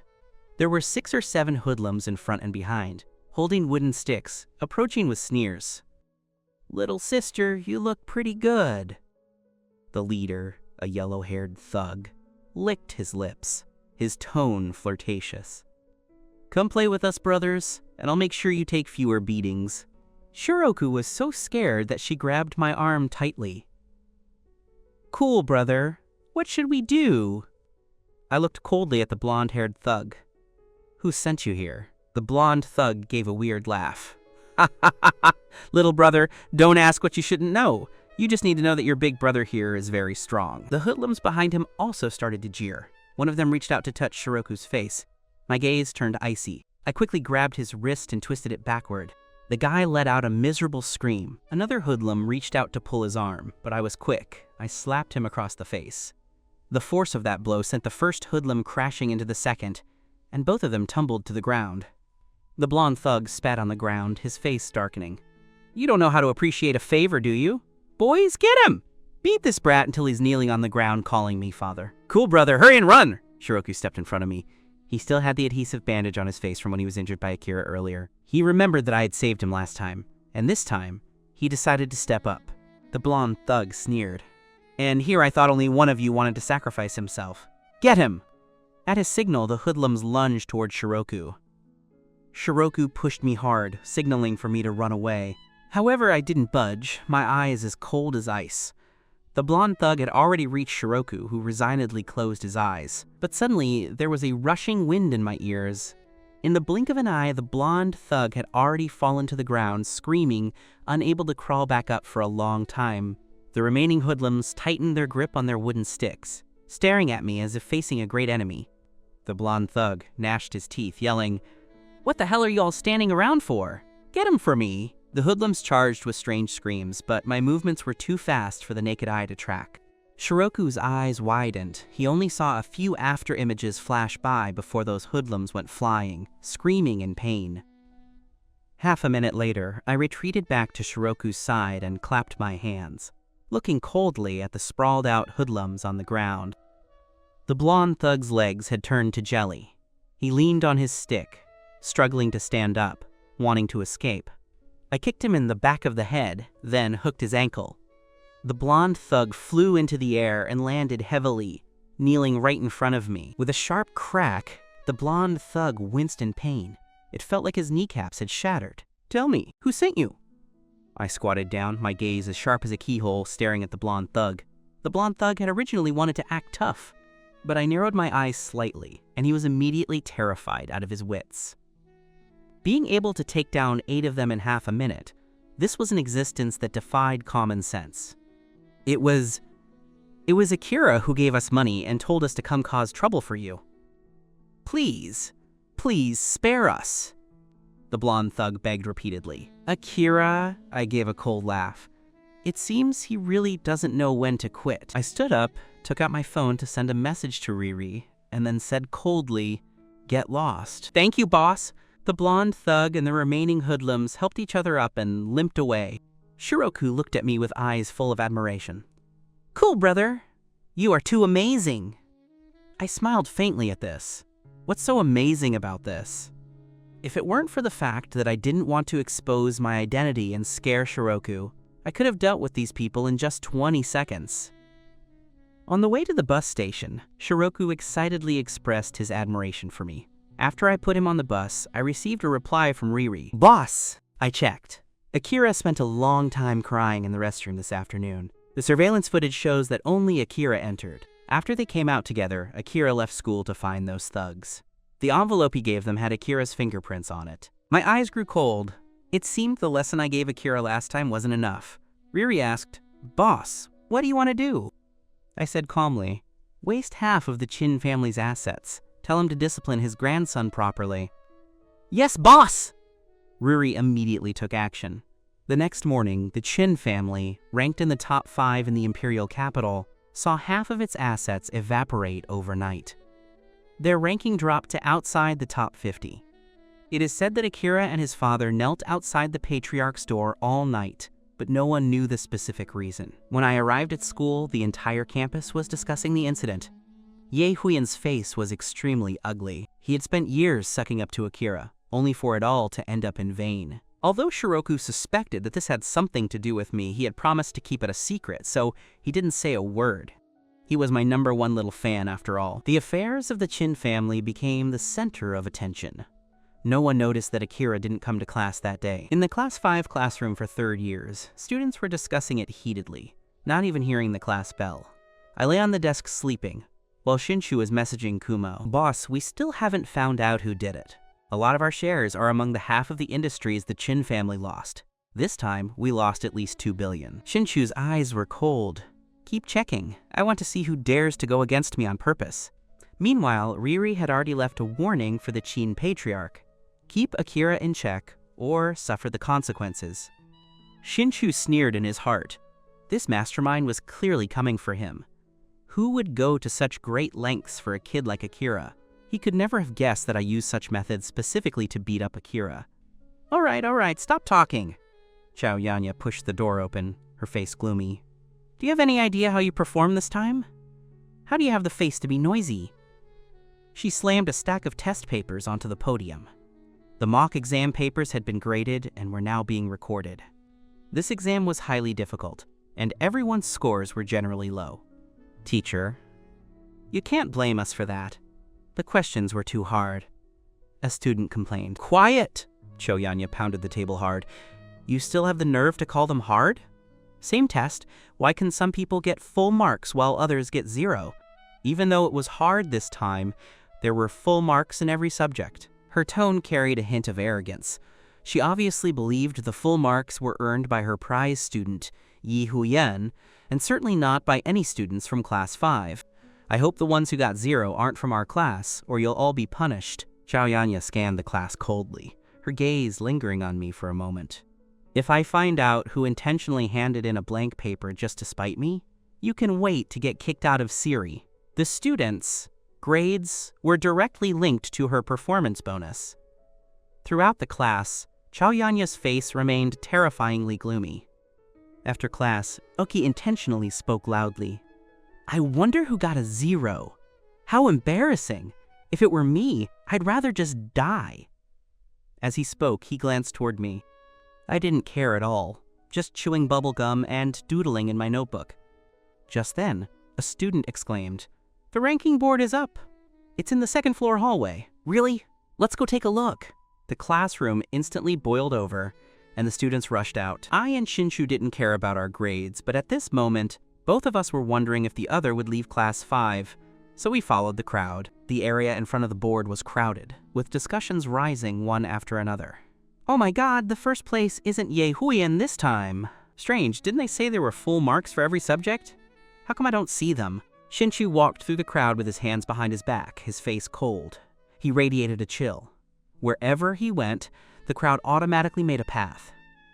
I followed beside Shinshu, and both of us squeezed in front of the board. Shinshu first glanced at the list for Class 3 and Class 4. My name wasn't there. He looked at Class 2. Still nothing. Finally, he turned his gaze to Class 1. Still nothing. I looked all the way through as well. Finally, we both locked our eyes onto the list for Class 5. Damn it! Shinshu and I cursed in unison. Our gazes collided. "Why the hell are you still here?" we both asked again, our tones filled with disbelief. I looked depressed, while Shinshu's face was filled with despair. The surrounding students didn't dare to breathe, looking at us in surprise. In all of Sayuri, no one had dared to shout at Miss Shinshu like that. The two of us glared at each other, then turned and strode away in different directions. We both thought in unison, "I must go to the restroom to wash my face and sober up." "Who is that guy?" an uninformed student asked. "You don't know him? That's Heng, the famous troublemaker in our class. He dares to talk back to teachers and bite back at Miss Shinshu. Not only did he make Miss Shinshu apologize to him, but he also rejected Miss Yanagiba's confession." "That's crazy!" the student exclaimed, then began searching for my name on the Class 5 board. "He's a country bumpkin. I guess he got lucky and might have placed second to last. Just look from the bottom up."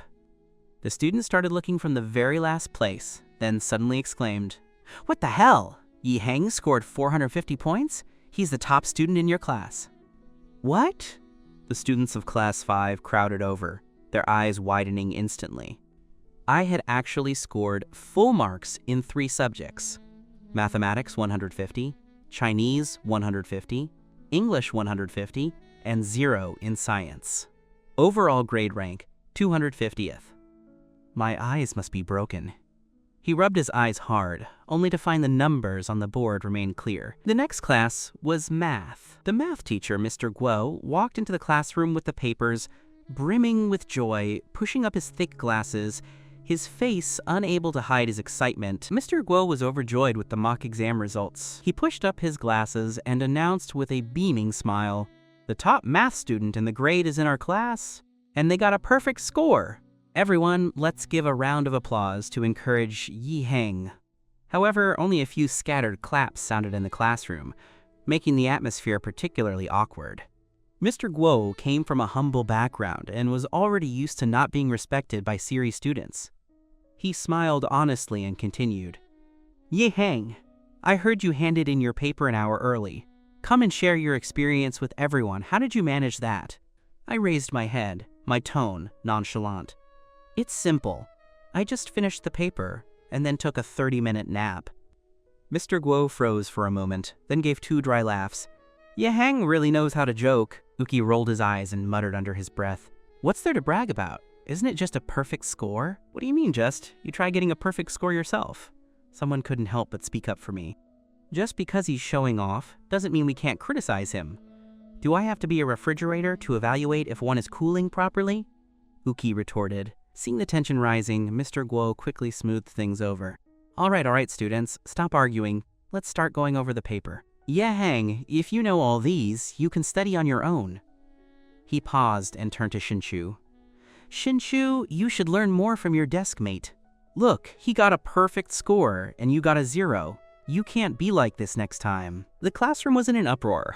Only an honest teacher like Mr. Guo would dare to criticize Miss Shinchu's studies like that. Throughout the class, Mr. Guo praised me no less than 20 times, until Uki held his ears in annoyance. So damn annoying. Why does our math teacher whine like an old lady? My good luck didn't last long. The next class was supposed to be PE, but the teacher had an emergency, so it was swapped for Chaoyanya's class. As soon as she entered the room, she stacked a pile of papers in the class representative's hands and shouted angrily, "Are you doing this to me on purpose? How much of my performance bonus is a 0 score going to cost me?" I lazily raised my head and yawned. A blank paper, a 0 score, 250th place. Maybe it's because you didn't teach well, teacher? Bullshit! Chaoyanya was so angry she gnashed her teeth. We are in the same class, why could Miss Shinchu get a perfect score? Mentioning Shinchu, her tone softened instantly. Miss Shinchu used to hand in blank papers, but she really gave us face this time. Shinchu frowned, coldly spitting out one word. Chaoyanya froze, then awkwardly apologized with a smile. Miss Shinchu, you continue your nap. Since you got a perfect score, you must know everything, so you don't need to listen to the lecture. Shinchu buried his head again while Chaoyanya lowered her voice, glaring viciously at me. Heng, I'm telling you, you're in trouble this time. I remained indifferent. In order not to disturb Shinchu's nap, Chaoyanya had no choice but to let the class study on their own. After class, she hurried to find the homeroom teacher, Julie, and said urgently, Julie, you must expel Heng this time. He actually dared to hand in a blank paper. Julie frowned, hesitating a bit. But Heng is the top student in our class this time. Chaoyanya thought she had misheard. How could Heng be first? She snatched the report card, took one look, and her eyes widened. This is impossible.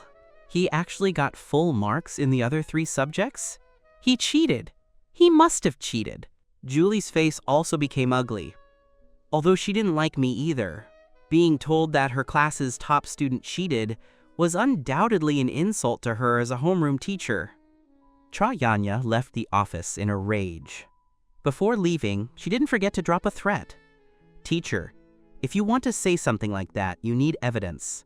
I will definitely find evidence. She decided to go discuss a strategy with Yi Huiyan. After all, Yi Huiyan was the biological son of the Yi family. He must have a way to deal with an adopted outsider like me. Meanwhile, Julie returned to the Class 5 classroom and announced the arrangements for the orientation party. After the party, the classes would be reorganized. The roster for the new classes had already been posted on the big board. Although most students would remain in their original classes, those who were assigned to Class 3 and Class 4 no longer wanted to participate in the party under the name of Class 5. After all, Class 5 was the worst class in the grade, and no one wanted to be associated with it anymore. After cutting a few programs, there weren't many left. Julie looked around the classroom, her tone serious. The orientation party is the day after tomorrow. Everyone must prepare well. Oki, practice your group dance a few more times. Lead everyone to get familiar with the moves. It has to be synchronized. She paused, her gaze falling on me with a slight frown. And, Heng, I haven't seen you go to the piano room to practice. Are you confident? I raised my head, looking blank. Piano practice? Uki immediately grabbed the conversation, his tone filled with sarcasm. Teacher, don't worry. Heng is the top student in our class. He certainly won't lag behind in contributing to the class. By then, he will definitely bring everyone a brilliant piano performance. I looked at Uki coldly. I already understood everything in my heart. Uki was Yehuyan's little lackey. This matter surely had something to do with Yehuyan. Lately, Yehuyan had been practicing the piano at home every night, obviously to shine at the orientation party. And Uki pushing me onto the stage was nothing more than wanting me to make a fool of myself to highlight Yehuyan's excellence. Yeah, I go back to practice every night, I said calmly. Uki rolled his eyes, laughing to himself. Yehuyan had long told him that I just slept whenever I got home, and never touched the piano. There was only one piano in the Yi household, and Yehuyan used it every day. How could it be my turn, an outsider? Oh, I didn't expect you, a country boy, to have a piano at home, Heng. Uki pinched his voice, his tone full of mockery. It wouldn't be a stainless steel piano, would it? Haha. I chewed my bubblegum and tilted my head, my tone still cold. Of course I have one. Does your family have one? Of course my family has one. Uki didn't want to lose. Oh, then you are no different from someone from the countryside like me. I replied nonchalantly. Who are you calling from the countryside? You bumpkin! Uki's face turned red with anger.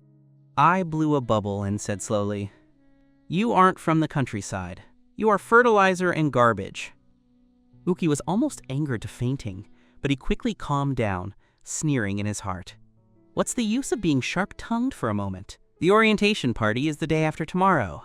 Let's see how you end up then. He seemed to have already seen me looking pathetic on stage. Before the party, Yehuyan practiced intensely.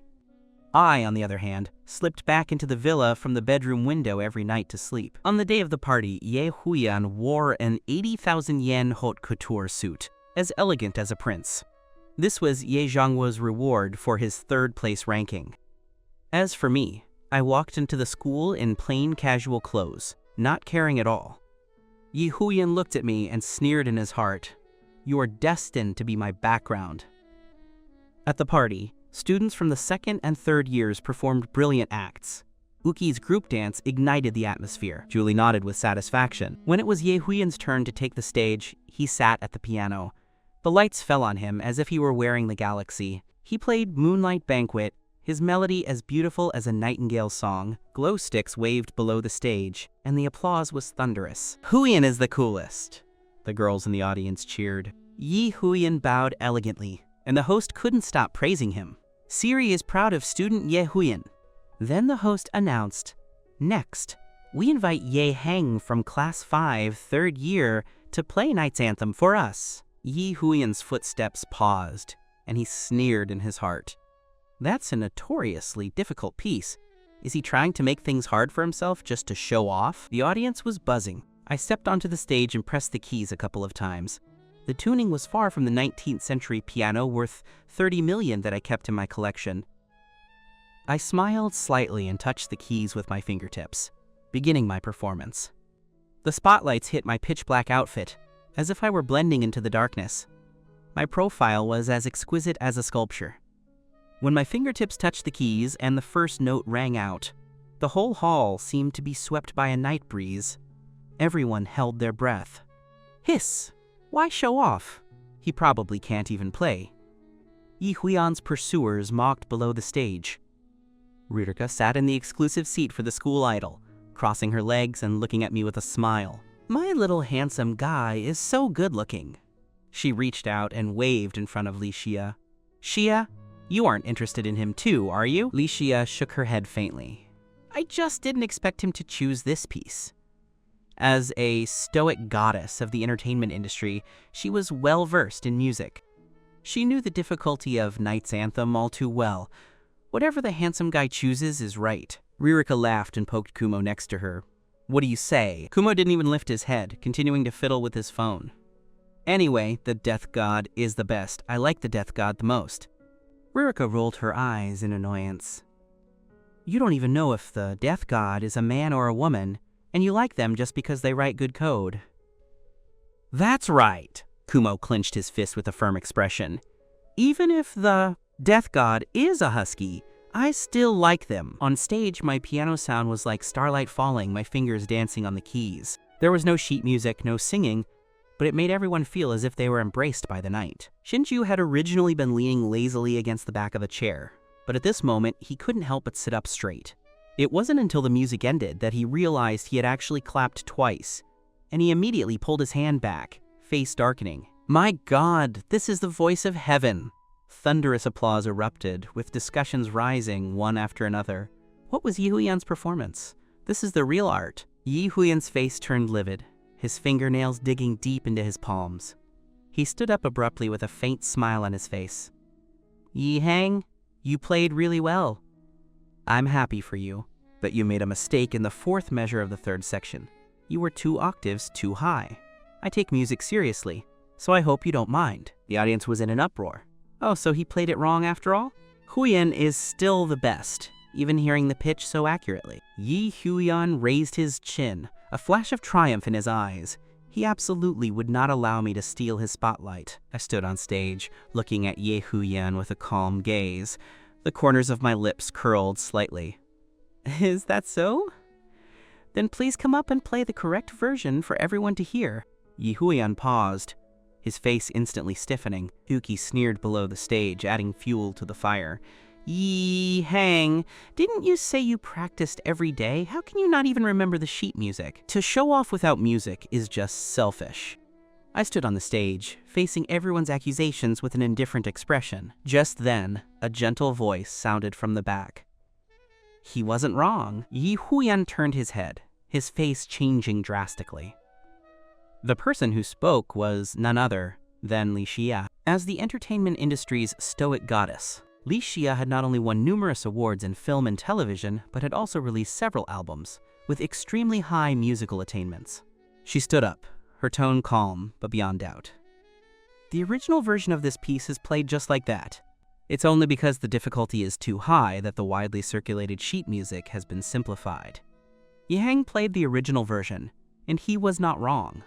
Yi Huiyan's face turned deathly pale, as if he had been slapped hard across the face. He had wanted to take the opportunity to beat me down, but didn't expect to become the joke himself. I nodded slightly to Li Xia. I didn't care about others' opinions, but I hadn't played Knight's Anthem in a long time. Being able to revisit this piece was enough to satisfy me. Li Xia's gaze remained on me, a flash of trance crossing her eyes. For a moment, she seemed to see the shadow of Yi Wudao in me, the legend of the entertainment industry who suddenly disappeared 2 years ago.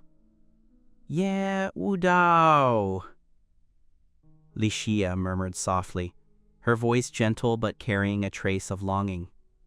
This piece was his favorite, so I've studied it many times. Hearing that name, my footsteps paused slightly, but I quickly returned to normal. Yi Wudao. I hadn't used that name for over 2 years. 5 years ago, I entered the entertainment industry as Ye Wudao, sweeping all the major awards with 3 films and becoming the god of the hearts of countless people.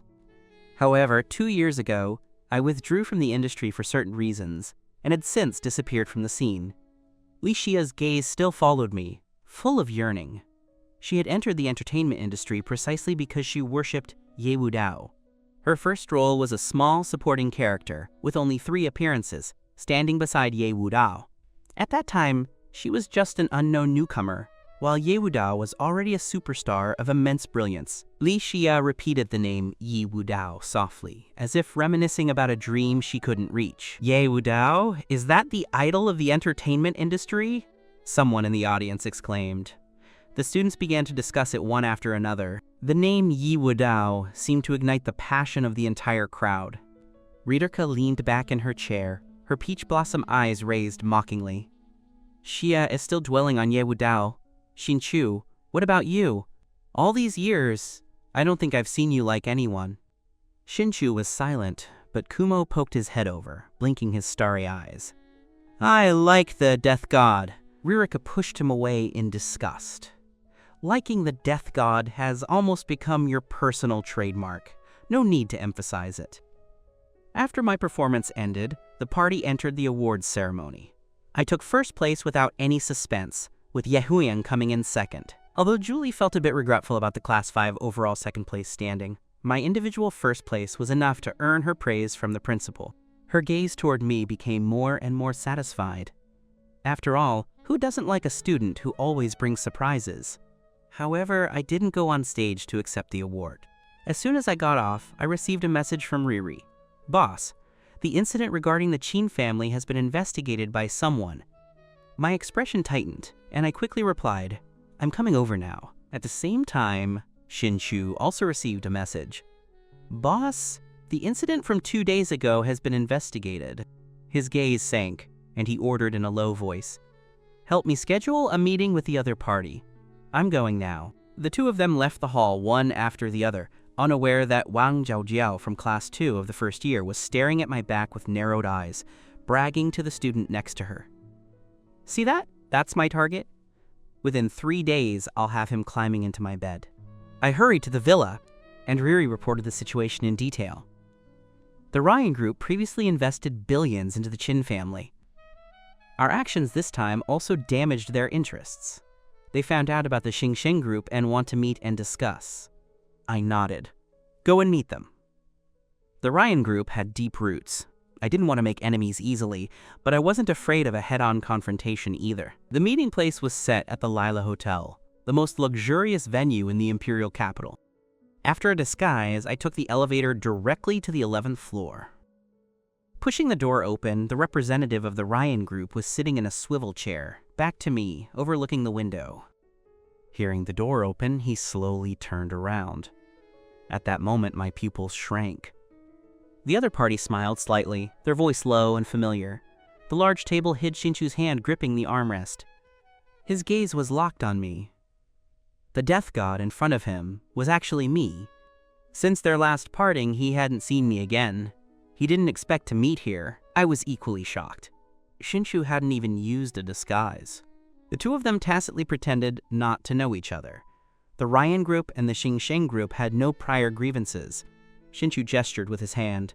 I don't know what kind of advice your company has for this matter. We have already stated that everything started because of Akira. Xinchu lowered his eyes, pouring himself a vodka. But your actions seriously damaged Ryan's interests. In the business world, we only look at results. Hearing this, I raised my eyebrows and said, So? Xinchu's tone was calm, yet filled with unquestionable confidence. Although Xingsheng is not large, my financial resources are enough to shake any opponent. Outsiders only know that the Liu family is unimaginably wealthy, but they don't know that my wealth is enough to buy 10 Liu families. Xinchu chuckled, a hint of playfulness flashing in his eyes. At Sierre, he was a student. Outside, he was the president of the Ryan Group, with ruthless methods and a decisive style. If it were someone else who provoked him like this, they would have paid the price long ago. But toward the death god, he showed more patience. He crossed his fingers and looked up at me. You did well. I was stunned, sneering in my heart. Losing billions is called doing well? Xinchu continued. Akira provoked you, so you had your reasons for dealing with him. I said coldly. No need to beat around the bush. Say what you have to say. Xinchu poured a martini for me and raised his glass. Since it's fate, why not have a drink? I glanced at the red liquid and stood up abruptly. I don't know what kind of game you're playing, but whatever you want to do, I'll be there to match you. I don't need to hide what Xingxing has done. If Ryan wants to do something, just bring it on. I turned and left. Xinchu leaned back in his chair and chuckled. This brat really has a hot temper. He recalled what the death god had once said to him, a profound look flashing in his eyes. You said you have someone you really hate. Whether you believe it or not, I have to say, if you have someone you hate, don't hesitate to act. I didn't answer, just gnashing my teeth and grabbing the doorknob, thinking angrily. Damn it, the person I hate most is you, Shinshu. I left the Lila Hotel directly. On the way, I was still full of confusion, not knowing what Shinshu meant at all. But fortunately, I was disguised today, otherwise if he had found out, it would have been troublesome. When I pushed open the gate of the Yi estate, Haruwaki happened to be in the living room, talking to Kenichi. He heard the door and turned to see me. His eyes flickered with evasion before he smiled. Brother, you're home. Kenichi also didn't dare to look me in the eye, as if he were guilty of some wrongdoing. For once, he didn't start scolding me the moment we met. I couldn't be bothered with this father-son duo, and headed straight upstairs. Once I was out of earshot, Haruwaki lowered his voice and said to Kenichi, Father, just because Lady Wang doesn't want to get married now doesn't mean she won't in the future. If he and brother were to sleep together, how could she not give brother a formal title? Kenichi had been hesitant, but under Haruwaki's persuasion, he finally nodded. Haruwaki was secretly delighted, a triumphant smile tugging at the corners of his lips. He had long been bought off by Jojo Wang. His task for the night was to drug me so that Jojo Wang could come and enjoy herself. Haruwaki carried a glass of spiked orange juice and stealthily made his way to the second floor. He knocked lightly on my door. Brother, your piano playing was wonderful today. Could you teach me sometime? Let this glass of orange juice be my apology. Will you forgive me, brother? I glanced at the orange juice, the corners of my lips curling slightly, and downed the glass in one gulp. Seeing this, a flash of success crossed Haruwaki's eyes. He took back the empty glass and said blandly, Then rest early, brother. After Haruwaki left, I closed the door, tapped my throat, and leaned over to force myself to vomit everything I had just drunk. Afterward, I let out a cold laugh, whispering to myself, Trying to pull a trick like this on me? I am the head of the dark underworld. The death god.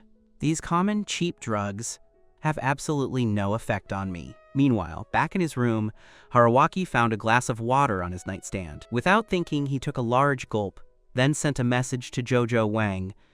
Everything is going smoothly. Come over quickly. However, it wasn't long before Haruwaki felt the world spinning and his vision blurring. His phone chimed with a reply from Jojo Wang, but he had already fallen into a deep, drug-induced slumber. Even if someone slapped him hard, he wouldn't wake up. At the same time, Jojo Wang was speeding toward the Yi estate. She slipped up to the second floor, her heart racing with excitement. Seeing me on stage today had made her restless with desire. Just thinking about my handsome appearance was enough to make her lose control. What she didn't know was that a surprise beyond her wildest imagination awaited her. Jojo Wang crept up to the second floor, heart pounding, but suddenly froze. Which room was mine? She took out her phone to send a message to Haruwaki. There was no reply. She frowned, remembering Haruwaki saying he would help her by leaving my door slightly ajar.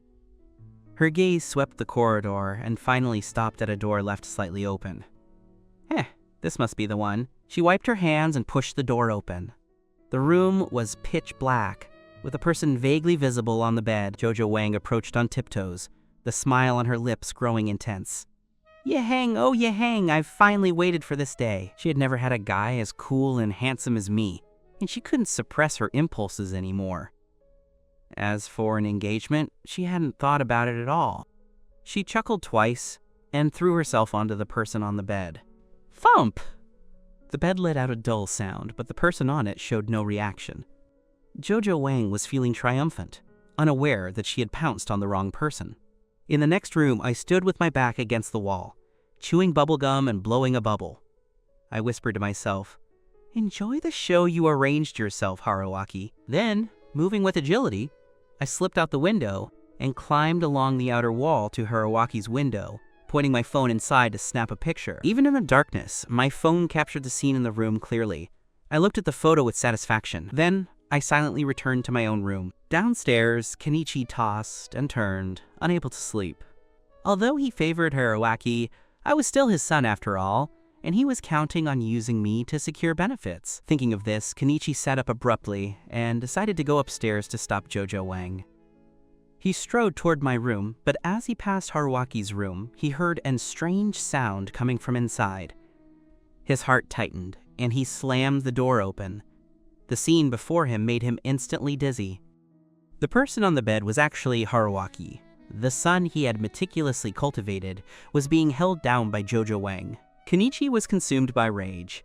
He rushed forward to try and push Jojo Wang off, but at over 200 pounds, she was not someone he could easily move. "This is Haruwaki, not Yi Heng!" Kenichi shouted in a panic. Jojo Wang paused, looked down, but didn't care. "Well, Haruwaki is also quite nice. I'll take both brothers anyway." After saying this, she continued to tear at Haruwaki's clothes. Kenichi was trembling with anger and slammed his knee into Jojo Wang's stomach. Jojo Wang let out a blood-curdling scream, clutching her stomach and rolling on the floor in agony. Kenichi froze in place, realizing what he had done. He had actually injured the little princess of the Wang family. He hurriedly pulled out his phone to call for an ambulance, then rushed to the hospital with them. Meanwhile, sitting in my room, listening to the commotion next door, I curled my lips into a cold smile. I opened my phone, logged into an anonymous account, and uploaded the photo I had just taken to the Siri Academy bulletin board. The title read, "Siri's Campus Idol Secretly Meets with a First-Year Junior Late at Night." I hit send. The arguing next door gradually died down, but I had no interest in checking. None of those three were good people. Letting them destroy each other saved me the trouble. I leaned against the window, my gaze icy, as if everything were under my control. Seiji Wang pointed at Kenichi's nose, screaming in a rage. "You bastard, wait for it! If anything happens to Jojo, I'll destroy you!" In the hospital corridor, Kenichi was slapped in public, but could only nod and bow, smiling fawningly. "President Wang, there certainly won't be any issues with Lady Wang." Seiji Wang kicked him and roared, "Get lost! Don't dirty my sight!" Kenichi retreated wretchedly, praying that nothing serious had happened to Jojo Wang. However, his prayers were in vain. Jojo Wang lived a life of debauchery, and her body was hollowed out. This impact had directly fractured her spine. The doctor's words made Benny Wei nearly faint. The situation with Lady Wang. "I'm afraid she will have difficulty standing up again in the future." "Oh my god, Jojo is just a child," Benny Wei cried out, pouncing on Kenichi and digging her nails into his face. Kenichi's face was instantly marked with bleeding scratches. He hurriedly pushed Benny Wei away and fled the hospital in disgrace. Back home, Kenichi collapsed by Haruwaki's bedside, covering his face with his hands, his eyes bloodshot. He muttered to himself, "It's over. Everything is over. The partnership between the company and the Wang family is finished. The Wangs won't let me go." At dawn, Haruwaki slowly woke up. Seeing Kenichi's wretched state, he asked in surprise, "Father, what happened to you?" Kenichi lifted his head, his voice hoarse. "Haruwaki, I'm finished." He told him everything that happened the night before. Haruwaki screamed, his face turning pale. He suddenly thought of something and grabbed Kenichi's hand. "I clearly watched Yi Heng drink that water last night. Why did it end up being me? That water must have been tampered with." Kenichi shook his head with a sigh. "It's useless to say that now. The most important thing is to save the company." Haruwaki bit his lip, a spark of calculation in his eyes. "Why don't we go find Yi Heng? He could go ask his maternal uncle for help." "Uncle?" Kenichi was stunned, then remembered my biological mother, Yuan Nanggong. Yuan Nanggong was the eldest daughter of the Nanggong family. She had married Kenichi against her family's wishes, and later cut ties with them. Iku Nanggong was Yuan Nanggong's biological brother, my uncle. Although the Nanggong family had long broken ties with the Yi family, I was Yuan Nanggong's biological son. Perhaps the Nanggong family would help for the sake of blood relations. A spark of hope ignited in Kenichi's eyes. That's right. The influence of the Nanggong family in the East China region cannot be underestimated. As long as Iku Nanggong is willing to help, the Wang family won't dare to act rashly. He stood up abruptly and rushed out of Haruwaki's room. I was putting on my backpack, preparing for school. Kenichi squeezed out a smile, acting like a loving father. "Heng, wait for Haruwaki. Let the driver take you both." I gave a cold laugh at this. Forget it. I don't know if someone here is even in the mood for school today. Haruwaki looked confused and was about to ask, when his phone suddenly vibrated. Just then, after Haruwaki saw the message from Takashi, his fingers trembled as he clicked open the Siri Academy bulletin board. The top post on the homepage was exactly what I had posted last night. It was trending red, with over 10,000 replies. Haruwaki's brain exploded with a boom, and his vision went black. It's over. The image he had painstakingly cultivated was destroyed. Father, it must be Heng. It definitely is. Haruwaki pointed at my nose, tears and screams erupting simultaneously. He lunged at me, but I just watched him coldly, dodging slightly. Haruwaki missed and smashed his head against the window, his forehead instantly bruising. He clutched his forehead, tears streaming down. Father! Kenichi had also seen the post and was burning with rage. Heng, is this your doing?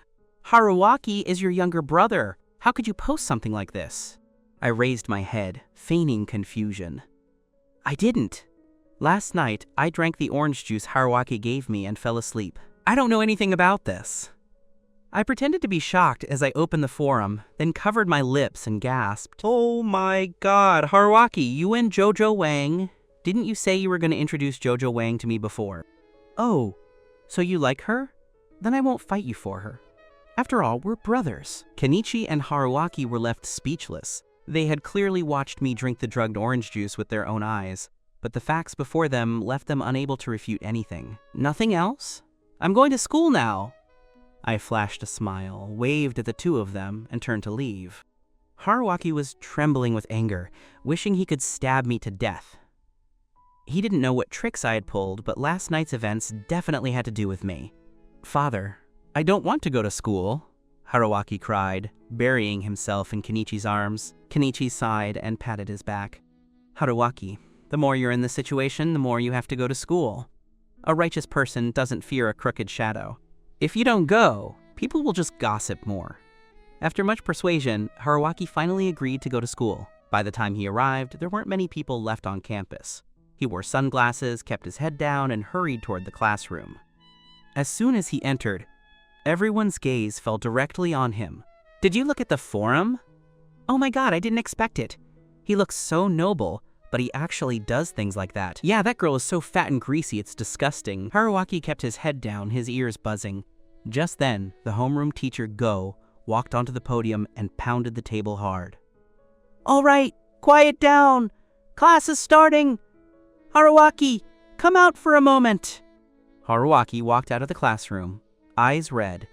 Go leaned against the window with his arms crossed, his tone severe. Do you know the impact of this incident? Siri is a place with high moral standards. I know you're an adult now, but you're still a student. Don't you know in your heart whether something should be done or not?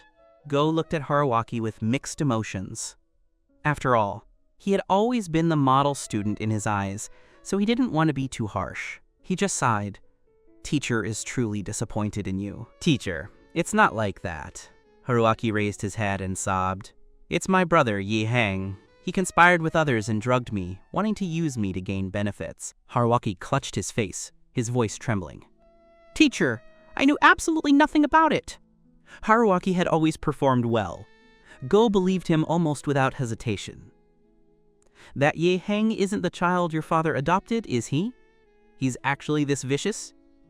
No, I must report this to the school. If necessary, we should notify the police and let the law punish him. Haruwaki shook his head, tears welling up in his eyes, appearing both strong and heart-wrenching. Forget it, teacher. He's from the countryside. There's a lot he doesn't understand. Although I have the heart to help him, he always feels like I'm showing off and doesn't want to accept my help. This time, he probably just acted out of stupidity. I don't want him to go to jail because of this. Go looked at him in surprise. Haruwaki, aren't you too kind? Even now you're still speaking up for him. Teacher's tone just now was too harsh. I apologize to you. It's okay, teacher, Haruwaki said softly. A righteous person doesn't fear a crooked shadow. What I haven't done, I haven't done. And father arrived in time to stop it. Go breathed a sigh of relief and nodded. How about this? You go back to class first. I will communicate with the school to have the post deleted, and I will tell the students not to discuss this anymore. Haruwaki bowed slightly and turned back to the classroom.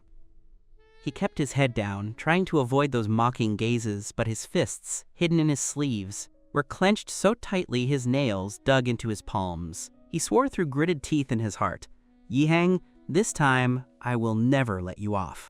After the first period, Takashi ran over hurriedly. "Haruaki, what is going on with the post? I sent you messages, but you didn't reply." His loud voice immediately drew the attention of the whole class. Those who didn't know about the incident pricked up their ears. Haruaki rolled his eyes but quickly lifted his chin. "It's nothing. The innocent are always clear. I've already explained it to the homeroom teacher. The person who did the bad thing will be punished, and my innocence will be cleared. The teacher will explain it soon." His calm attitude actually made some students start to waver. The campus idol really does look noble. He doesn't look like someone who would do that. But that photo was taken so clearly. Knowing a person's face doesn't mean you know their heart. The surrounding gossip reached Haruaki's ears completely. With every word he heard, his hatred for me deepened. Takashi leaned in and lowered his voice.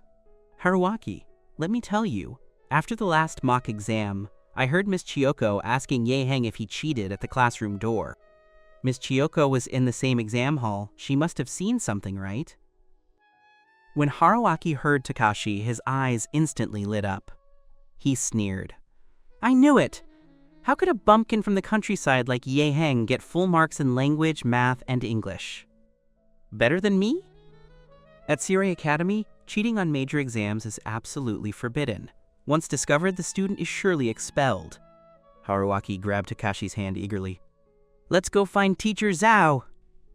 A few days ago, Teacher Zhao had hinted that I might have cheated, but she had no evidence at the time, and Haruaki was too busy arranging Jojo Wang's business to focus on it. Now he finally had solid evidence. However, as he reached the door of Teacher Zhao's office, Haruaki suddenly hesitated. If I expose this, will he still be willing to go to the Nangong family to seek help? Will my plan be disrupted? "Haruaki, what are you thinking about?" Takashi pushed him. "Don't you want to take revenge on Heng?" "Revenge on Heng." Haruaki gritted his teeth, his expression becoming firm. "That's right. The most important thing now is to revenge him." The two entered the office and told Teacher Zhao everything. Teacher Zhao's face filled with undisguised joy upon hearing it. "Exactly. This Heng must have cheated. Look at him. He never listens in class. How could he get first place? And he deliberately didn't cheat on the science portion, clearly to keep himself from winning the bonus." Teacher Zhao immediately took Takashi and Haruaki to the principal's office.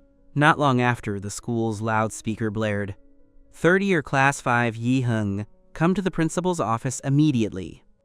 I was slumped over on my desk, sleeping. Hearing the broadcast, I yawned lazily and stood up, strolling out. What happened now? After I left, the classroom exploded into a frenzy. Chiyoko Shen frowned slightly, listening to the gossip. Although she had asked me to copy her science paper, I had turned in a blank one. This incident shouldn't have anything to do with her, right? But for some reason, her heart, which should have been gloating, felt a bit tight. Realizing her mood was off, Chiyoko Shen immediately went cold and slumped back over her desk. "Heng, who does he think he is? I don't want to let this annoying jerk affect my mood." Meanwhile, in the principal's office, Teacher Zhao looked at me triumphantly. "Just confess already. You would actually resort to cheating? Do you think Siri is some rural backwater school?" My face turned cold, my eyes sharp. "Watch your mouth. Otherwise, even if you kneel down to apologize later, I won't forgive you." Teacher Zhao was startled by my intensity and instinctively took a step back. What kind of attitude is that toward a teacher? "All right." The principal stepped forward, cutting off the argument. "Stop it. Takashi, you tell us. What did you hear?" The atmosphere in the principal's office was tense, almost frozen. Takashi cleared his throat and finally spoke. "Principal, I heard it clearly." Someone asked Heng if he really copied their paper. I remained indifferent on the surface, but I was cursing internally. Blame that jinx Chiyoko Shen. Every time I meet her, nothing good happens. I drawled out, staring sharply at Takashi. "Who did you hear ask me?" Takashi hesitated, then hardened his head. "It was Miss Chiyoko. I heard Miss Chiyoko ask him. Miss Chiyoko hates Heng so much, she definitely wouldn't cover for him." I sneered. Chiyoko Shen turned in a blank paper for all three subjects, language, math, and English. I scored full marks. How could I have copied her? She got full marks on the science test, but I turned in a blank one. Tell me, did I copy her name or her student ID? Takashi was left speechless, his face turning bright red. Teacher Zhao jumped back in, trying to help. Who knows if you cheated off someone else? Maybe you copied language, math, and English from others, and tried to copy science from Miss Chiyoko but didn't succeed? I raised an eyebrow, my tone mocking. I was first in the grade for language, math, and English. Even in the first-tier exam hall, no one did better than me. May I ask who I was supposed to copy from while sitting in the 8th exam hall? Teacher Zhao was rendered speechless. Haruaki suddenly chimed in. Maybe you used some means to know the answers in advance. Maybe you cheated with your phone, and the proctor just didn't see, and the surveillance just didn't capture it. I glanced at him coldly. Then why don't you say the whole school cheated? Just because the proctor didn't see it and surveillance didn't capture it? I could say you committed a crime too. Haruaki's face turned pale. Teacher Zhao immediately proposed, if you want to prove your innocence, the only way is to have the teacher write new questions on the spot and have you take the test again. I chewed my bubblegum, shrugging indifferently. And if I get them all right? Teacher Zhao sneered. You don't need full marks. As long as you get over 140 in every subject, I will kneel before all the teachers and students in the school to apologize to you. I couldn't be bothered to talk to her anymore and just gave an okay gesture. Teacher Zhao was overjoyed and immediately went to contact the teaching research group. She was close with the teacher in charge of the math questions. As long as they created an extremely difficult test, I would definitely fail. Not long after Teacher Zhao left, Go walked into the principal's office with Kenichi. Go had originally wanted to ask Kenichi about last night's incident, but didn't expect to run into Haruaki and me here. It's not that I'm trying to be critical, but even if he is an adopted child, you need to educate him well. Otherwise, not only will you hurt your biological son, Haruaki, but you'll also smear the reputation of the Yi family and Sayuri Academy. Go looked at me with total disgust the moment he saw me. Kenichi's face was embarrassed, but he didn't explain. He pulled me into a corner and whispered, Heng, I heard your uncle's cousin is coming to the imperial capital soon. Contact her and build a good relationship. I frowned. Why? Kenichi became anxious. Build a good relationship with your cousin so your uncle will help us. Otherwise, our family will go bankrupt. Kenichi calculated that no matter how rebellious I was, I wouldn't want the Yi family to go bankrupt. After all, if the Yi family fell, wouldn't I have to return to the countryside? However, my reaction left him completely stunned. I just chewed my bubblegum, a brilliant smile forming on my lips. Is that so? Then give me her contact information. Before Kenichi could be happy, he heard me continue. I need to find someone to beat her up, to thoroughly cut off any chance of the Nangang family helping you. From this day forward, every year, I will celebrate your bankruptcy.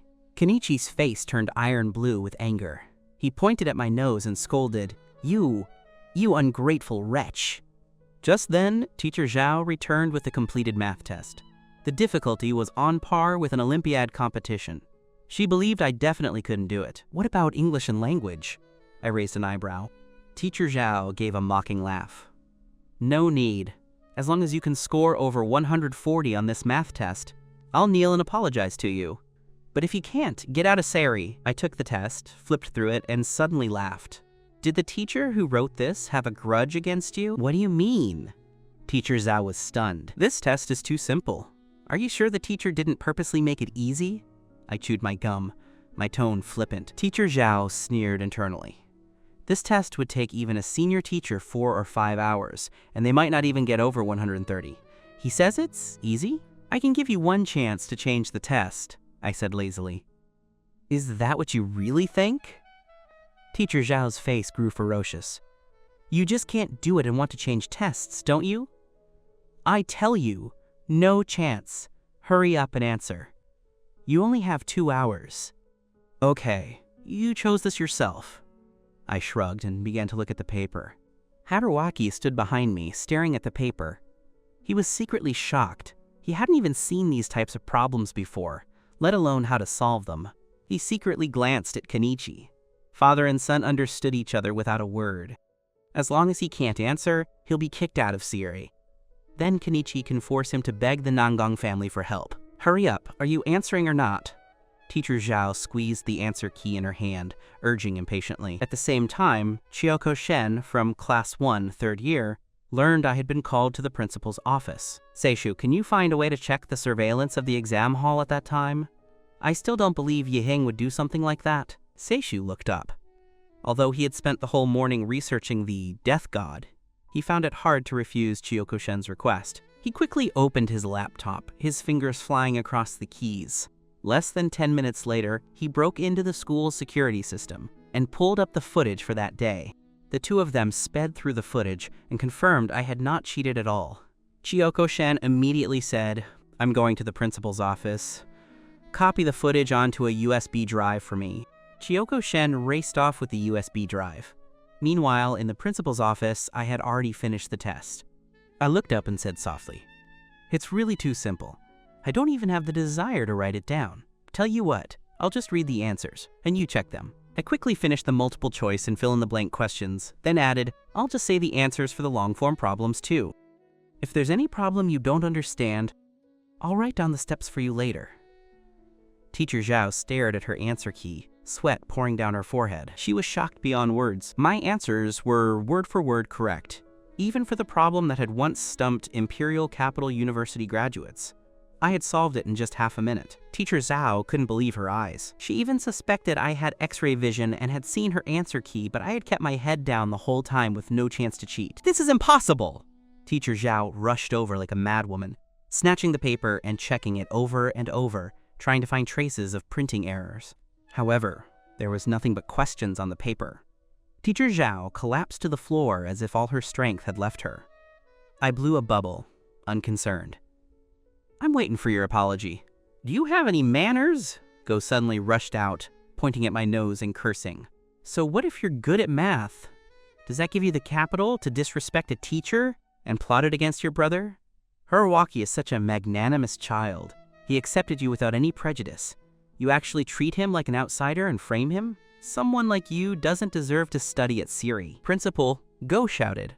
"We at Siri must teach both books and morality. Someone with corrupt morals like Heng doesn't deserve to remain at our school." I raised an eyebrow. "I plotted against him with others? Oh, really? Then let's go to the telecom company and pull the chat logs to see who contacted Jojo Wang and what was said." Haruwaki and Kenichi panicked instantly. If they checked the chat logs, the things they had done would be completely exposed. It would be a case of stealing a chicken only to lose the rice. If this got out, how could they ever show their faces? "Brother." Harawaki's eyes suddenly turned red. "Maybe there was some misunderstanding between us. But brother, regardless, we are family, aren't we? Family is meant to help each other. I don't want to bring up the past anymore. I only hope you can help father. I see you two don't have much ability, but you certainly have thick skin. Your assets aren't thick, but your faces are. You want my help? Then just wait." I walked away, but at the door of the principal's office, I turned back and flashed a grin at Teacher Zhao. The long recess is a good time. Kneel on the main stage of the athletic field and apologize to me. Teacher Zhao's face turned white as a sheet. She was a teacher! If she knelt to me in front of everyone, how could she ever show her face again? She looked to Kenichi and Haruwaki for help, but they were in too much trouble themselves to care about her. I stepped out and ran right into Chioko Shen, who had rushed over. As a male god of the entertainment industry and Siri's campus idol, Chioko Shen usually appeared gentle and at ease, like an angel, untainted by the world. But at this moment, her face was filled with anxiety. "Are you all right?" Ria let out a sigh of relief as she saw me walk out safe and sound. I shook my head lightly. Of the 4 school idols, Kyoka had once clashed with me online, but we had never met in person. Yue and Yuchu were more annoying than the other, but Ria was actually not too bad. "I'm fine, I was just worried about you," Ria smiled. Although I didn't hold any resentment toward Ria, I had no intention of being close friends with her either. I said coolly, "If there's nothing else, I'll be going." As we brushed past each other, Ria suddenly gathered her courage. "Hey, wait." I looked back, puzzled. "I have the Imperial Academy Singing League in a few days. I want to participate. Would you be willing to help me with the accompaniment?" I glanced at Ria, noticing the flash drive gripped tightly in her hand, and guessed the true purpose of her rushed arrival. Ria had expected me to refuse, so she was surprised when I nodded. "Sure, Send me the sheet music when you can. Ria was instantly overjoyed. I responded flatly and walked away with my long strides. Ria stared at my retreating figure. For some reason, the image of Naomichi flickered in her mind. Naomichi had once been a cold and detached person too. Back then, she had been his little fangirl, only daring to watch him from afar, dreaming that one day she could partner with him on stage. Unfortunately, he had since become the ascetic goddess of the entertainment industry, and he had long since retired from the spotlight. In the third-year Class 5 classroom, students were chattering about the rumors of my cheating. As soon as I pushed the door open, the room went dead silent. Is he back to pack up his things? Someone whispered. I didn't care about the gossip at all, and walked straight to my seat. Yuchu tilted her head, glancing at me from the corner of her eye. She wanted to ask how I was, but the words died on her lips. Juri walked into the classroom in high heels and cleared her throat. Before class starts, I have something to say. Our class is a united collective. We should help one another, not bully our classmates, and certainly not harbor prejudices or intentionally smear others' reputations. As she said this, she gave Ken a meaningful look.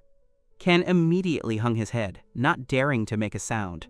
After the first 2 periods, the long break arrived. The students shuffled downstairs, ready to head to the playground for exercises. However, the atmosphere on the playground today was strange. Aya, usually so arrogant and domineering, stood on the podium with her head bowed, as if she had done something wrong, not even daring to lift her gaze. Students gathered on the playground. Aya looked up at the bustling crowd, and her heart tightened. She saw me in the crowd immediately. I was chewing gum, watching her with a mocking smile. Finally, Aya steeled herself and picked up the microphone. I have something to say today.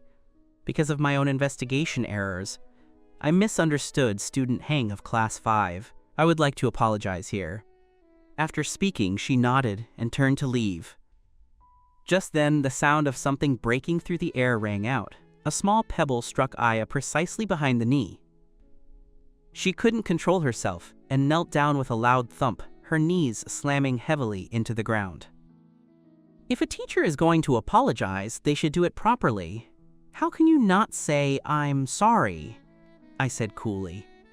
Aya struggled to stand but found she couldn't get up. She looked around, not knowing what had hit her. Of course, she wouldn't find it. That unremarkable pebble had already vanished, hidden among the gravel on the playground. Sorry. Aya was nearly in tears, her voice trembling. It wasn't so much an apology to me as it was a plea for mercy to the mysterious person she couldn't see. The students below whispered among themselves. No one had seen me move. Some even wondered if the place was haunted. Drag her off, the principal waved.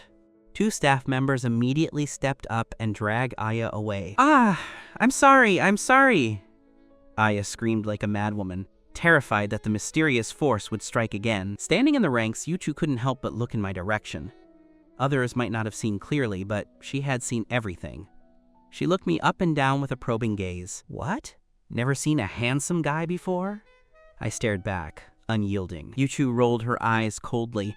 Narcissist. After this incident, I became completely famous at Siri Academy. Everyone knew I was the student who had made a teacher kneel and apologize. From that day on, I became the new school boss. Weon was so angry he gnashed his teeth. Why do all the good things go to him? Not only had I slapped Aya in the face, but I had also become famous throughout the school. Even Ria had invited me to provide accompaniment for the Imperial Academy Joint Singing Competition. You have to understand, this competition wasn't just for bonus points for art school applications. It was a potential gateway to the entertainment industry. Wai-an had been working hard for this competition, yet I had easily grabbed the key to Ria's favor. Just then, Kengo told him some news. My cousin, Miyabi Nangong, was coming to the imperial capital to serve as a judge for this singing competition. Wei-an's eyes darted around, a cold sneer appearing on his lips. He suddenly thought of a plan. Just moments ago, Wei-an had told Kengo his plan. Kengo was overjoyed, excitedly patting her shoulder. Wei-an, how did Dad raise such a smart child like you? He immediately took out his phone, excitedly searching for Miyabi Nangong's contact information. Wei-an nodded obediently, though her heart was already churning with complex emotions. She had met Miyabi Nangong a few times as a child. The wealth and status of the Nangong family were far beyond what the Yi family could compare to. Although she considered herself a prince among peers, in front of Miyabi, she always felt like a lowly servant. She longed to be associated with the Nanggong family so that every wealthy household would look at her differently. She had thought that after Yuan Nanggong passed away, this opportunity had vanished completely. She hadn't expected a turning point now. Heng, oh Heng. If you aren't willing to help, don't blame me for using you, she sneered internally, a glint of calculation in her eyes. Meanwhile, I was preparing to return to the villa to rest, and, incidentally, to have Tari help me find a piano from my collection. However, just as the car started, my secret phone buzzed. There was only one short line on the screen. 007, there's a problem. White Rabbit, the Special Security Bureau, is waiting for you. This was the emergency contact for the Special Security Bureau. It had been a long time since I received a message like this. I didn't hesitate for a moment, slammed on the accelerator and headed straight for the villa. In the jeep next to me, Yuchu received the exact same text. 005, there's a problem. The Special Security Bureau is waiting for you. She too slammed on the accelerator without hesitation, speeding toward the bureau. Half an hour later, Yuchu and I arrived at the secret contact point of the Special Security Bureau, one after the other. The Special Security Bureau, or the National Special Agent Security Agency, gathered the top agents in the country. They were usually not under the jurisdiction of any department, and were only recalled during major emergencies. They had no names, only code names. Even Anne Cheng, who was responsible for contacting them, didn't know their true identities. Long time no see. Yuchu and I crossed paths, shook hands, and then I withdrew my hand from hers with a light smile. Using so much force? I see you're still holding a grudge. 005. Yuchu said calmly. I just wanted to see if your skills had regressed. I smiled slightly at that. Don't worry, if you haven't regressed, how could I dare to regress first? Anne Cheng helplessly interrupted their bickering. All right, stop fighting every time you see each other. This mission is very urgent, come take a look. He handed 2 files to us. This person is Kwikali. On the surface, she is an entrepreneur. But in reality, she has been smuggling between the country and the Golden Triangle for years. Recently, we discovered that she obtained our country's latest anti-stealth fighter radar data through special channels. If this data leaks, the consequences are unimaginable, and Cheng's tone was grave. So you two need to step in. No matter what means you use, you must bring this data back. She also has information on fugitives who have been roaming the Golden Triangle for years. It would be even better if you could bring that back as well. I finished scanning the data and nodded. No problem. Yuchu glanced at me, her lips curling slightly. 007 seems very confident. I returned the smile, a sharp glint in my eyes. Of course. After all, I don't want to lose to 005. Yuchu's mask shimmered coldly under the light. She chuckled, her tone provocative. If 005 is afraid, then let me handle it alone. The two of us stared at each other behind our masks, both gazes filled with gunpowder. An Cheng rubbed his temples, sighing inwardly. Here we go again. These two fight every time they meet. Perhaps we could have a contest, Yuchu said calmly, yet with an undeniable sharpness. If I win this time, your codename belongs to me. I chuckled, a hint of playfulness in my eyes. Still dreaming of theft, I see. Fine, I'll give you a chance. Much obliged. Yuchu reached out, her tone still provocative. You're welcome. I gripped her hand, we both applied hidden pressure, then I gritted my teeth. An Cheng, what are the mission details? An Cheng looked at us, his face pained. You two ancestors, this mission is truly urgent. Can you please? Both of us interrupted him in unison, scaring An Cheng so much he covered his mouth, not even daring to breathe loudly. Who did I offend? He sighed inwardly. Why am I the one tasked with giving orders to these two ancestors? After receiving the mission, Yuchu and I walked out of the bureau side by side. At the crossroads, we silently parted ways. Even after knowing each other for years, we still could not reveal our true identities. 007 and 005 would always remain the country's most mysterious weapons. After turning through several alleys, I jumped into my car to change my disguise. Then, I sent a message to Tari. Help me check something, I have a mission tonight. Keep an eye on the villa for me. I quickly sent over the information for the Lila Grand Hotel, but I didn't mention Kwikali. After all, this was national security secret. Understood, boss. Tari replied quickly. Boss, are you using Death God or 7 Ya tonight. Death God and 7 Ya were both my identities in the underground world. Death God was the boss of the underworld, while 7 Ya was just an ordinary member. Even within the organization, very few knew that 7 Ya was Death God. I thought for a moment and replied, Death God. I didn't return to the East Estate that night. Kengo and Huayan were hoping I wouldn't return so they could scheme against me with the Nangong family. The Lila Grand Hotel was located in the busiest part of the imperial capital, yet its surroundings were strangely quiet, as if isolated from the noise. However, not far away was a cluster of bars, lit up in neon.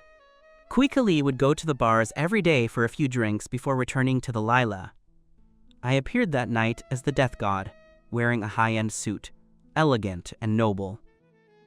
I walked straight into the bar, my slender fingers gripping a wine glass, gently swirling the liquid. My gaze was lazy, instantly attracting attention. Kui, not far away, was drawn to me immediately. The first line of the file stated that Kui loved young, handsome men. The Death God persona was impossibly handsome. No woman could refuse him. Sure enough, it wasn't long before Kui approached, a smile plastered on her face. Handsome, can I buy you a drink? I glared at her coldly, my tone indifferent. No. My aloofness only piqued Kui interest further. A glint of greed flashed in her eyes, and the smile on her lips deepened. Don't be so cold. I glared at her again, my tone full of disdain. Don't bother me. But Kui wouldn't give up. She placed her hand on the bar, deliberately showing off her Rolls-Royce keys, her tone flirtatious. Handsome, do me a favor. I have a room at the Lila. Why don't we go there and rest for a bit? My eyes seemed to flash with hesitation for a second, but I quickly returned to my cold facade. I turned away, my tone icy. Don't bother me! My rejection only fueled Kui desire to conquer. Obviously a gold digger, yet acting like he's too good for me, she sneered to herself. She signaled to the bouncer. The bouncer understood immediately and brought over a drugged drink, claiming it was a quote-quote special promotion. I didn't hesitate at all, took the glass and downed it in one gulp. 10 minutes later, I seemed unable to hold my liquor, swaying as I leaned against the bar. Seeing this, Kui leaned in close. Oh my, are you drunk? Let me help you. Those around them thought we were friends, and no one stopped her. I was supported by Kui as we stumbled along, but from an angle she couldn't see, a cold light flashed in my eyes. No matter how tight the security at the Lila Grand Hotel was, it didn't matter. I was brought in by Kui herself. Half an hour later, I was tossed onto the sofa. Kui walked into the bathroom. The sound of water began. I, who had been unconscious, suddenly opened my eyes, sneered, and got up quickly. I turned my watch and carefully searched the room. Soon, I locked onto my target. I knocked on the wall gently, and sure enough, it sounded hollow. Feeling along the wall, I found a small bump and pressed it gently. With a click, the outer wall slowly dropped, revealing a safe. I wanted to just carry the safe away, but the moment my left hand touched it, I sensed something wrong. The safe's shell was covered in fingerprint sensors. Any touch from a non-owner would trigger an alarm. My left hand pressed firmly on the safe, while my right hand quickly pulled up the virtual keyboard on my wrist, rapidly hacking into the system. The sound of water in the bathroom grew quiet. Kui was about to come out. My movements got faster and faster, beads of sweat breaking out on my forehead. A minute later, the water stopped completely. Footsteps came from the bathroom. Kui walked out, glanced at me on the sofa, and seeing I was still unconscious, a smug smile appeared on her face. However, just as she prepared to pounce on the sofa, she suddenly noticed the bookshelf seemed to have been moved. Her eyes widened. Alarm bells rang in her heart. But before she could react, the young man on the sofa had already sprung into the air. In almost an instant, a gun was pressed against the back of her head. Don't move. I don't mind blowing your brains out, I whispered with a chuckle behind Kui, my tone filled with playfulness. Kui shook with fear, her voice trembling. You! What do you want?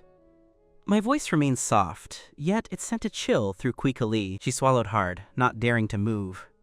Who in Z Country didn't know that 007 was elusive? There was no mission I couldn't complete, and no one I couldn't eliminate.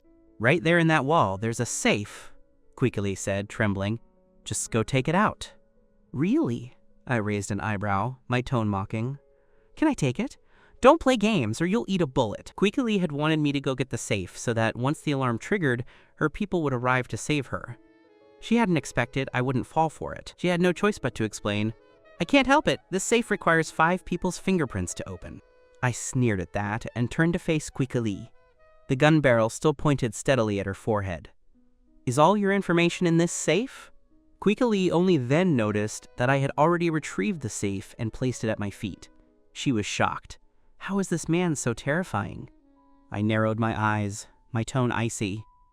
I'll ask you one more time. Is all your information in here? Yes. Quickly replied tremblingly, though her eyes drifted toward the ashtray on the table. Very good, I smiled, my finger tightening slightly on the trigger. Quickly was terrified and shouted, You can't kill me! I have a chip implanted in my body. If my heart rate and breathing stop for more than half a minute, someone will know. I tilted my head, seemingly considering if her words were believable. Just then, the doorbell suddenly rang, breaking the silence in the room. Quickly jumped, nearly kneeling to the floor in fright. Good evening, ma'am. Your late-night snack. The waiter's voice came from outside. I pressed the gun against Quickly's head and whispered a warning. Don't try anything.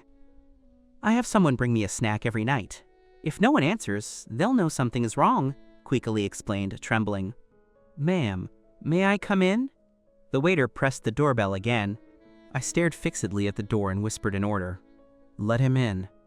If you try anything, you can wait to see your brains on the wall.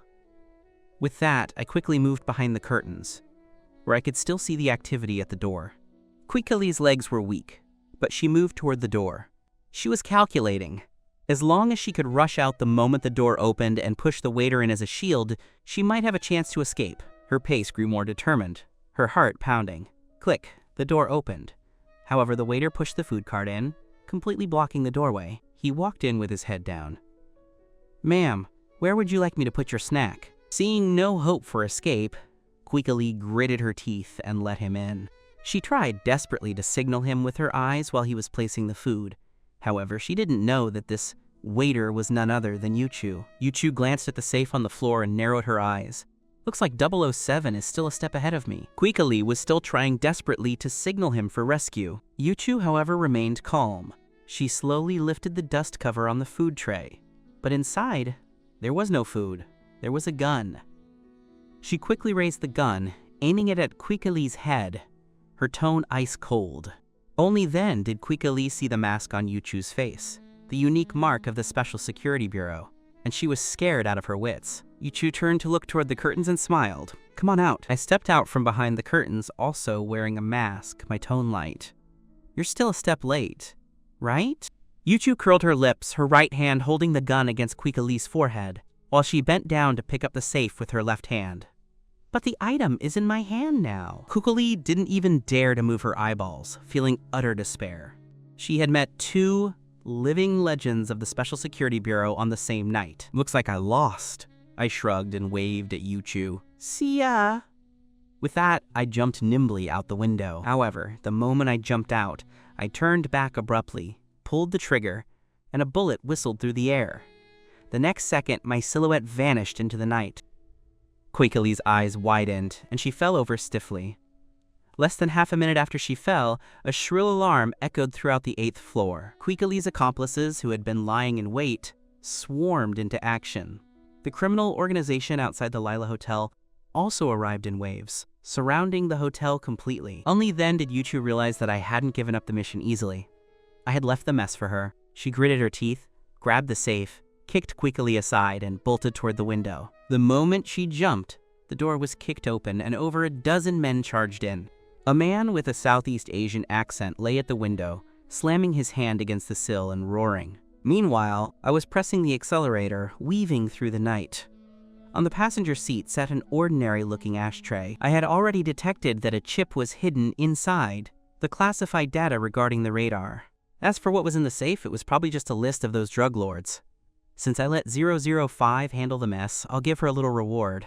I curled my lips and slammed on the gas. The car shot forward like an arrow from a bow. I had planned to go straight to Cheng to report, But soon after I drove away, I noticed something was wrong. Cars around me seemed to be following me. I tightened my focus, quickly took out my phone and sent Tari a message. Meet me at Toyura Avenue. Yuchu also discovered something was wrong. The number of people who had been relentlessly pursuing her was dwindling. After she took out a batch, there was almost no one left. She looked down at the safe in her hand, confused. Could the real data not be in here? She suddenly recalled that when I jumped out of the window, I seemed to be holding something. If she didn't discover the tracking chip, the consequences would be unimaginable. Yuchu didn't hesitate, immediately turned, and sped toward Toyura Avenue. Toyura Avenue was once the main road of the old district, now abandoned due to redevelopment. The deeper she went, the more desolate it became. I could feel countless eyes from cars behind me watching every move I made. Seeing the end of the avenue approaching, a stretch of ruins, I quickly rolled down the window and, without looking back, fired 2 shots. Bang! Bang! The tires of 2 chasing vehicles instantly went flat. The cars behind them couldn't slow down in time, and 6 or 7 of them rear-ended each other in the blink of an eye. Taking advantage of the chaos, I jumped out of the car and sprinted through the ruins. The men behind me jumped out of their cars in hot pursuit. "Catch 007 and we'll be set for life," someone shouted. Bullets whizzed past me like rain, yet I seemed to have eyes in the back of my head, always dodging them nimbly. However, I was low on ammo. I had to shake these people before I ran out of bullets, but these well-trained mercenaries weren't easy to lose. Just as I was nearing a dead end, a car suddenly came barreling in. A figure leaped from the night sky and landed steadily beside me. 2 gunshots rang out, taking down the 2 people who were closing in on me. I turned my head to look at Yuchu. We smiled at each other. We were perfectly in sync. Even though we were rivals who fought every time we met at the Bureau, we were also the most compatible comrades since its inception. With Yuchu's addition, our combat power instantly surged. That ashtray held not only the chip with secret documents, but also a tracking chip. It attracted batch after batch of enemies. Like a swarm of leeches, Yuchu said coldly. Looks like the other side is really going all out. If they can capture 005 and 007 at the same time, these people could indeed become rich overnight. At that moment, I returned fire only to find I was out of ammo. A bullet came flying toward my heart from the right, and another from behind. Even if I died, 07's corpse would be worth a fortune. At the critical moment, Yuchu gave me a hard shove. I bent at the waist, reached out, and pulled the spare magazine from her belt. In a split second, I had switched magazines.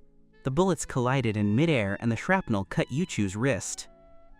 Yet, she didn't hesitate, fighting back to back with me, exposing our most vulnerable parts to each other.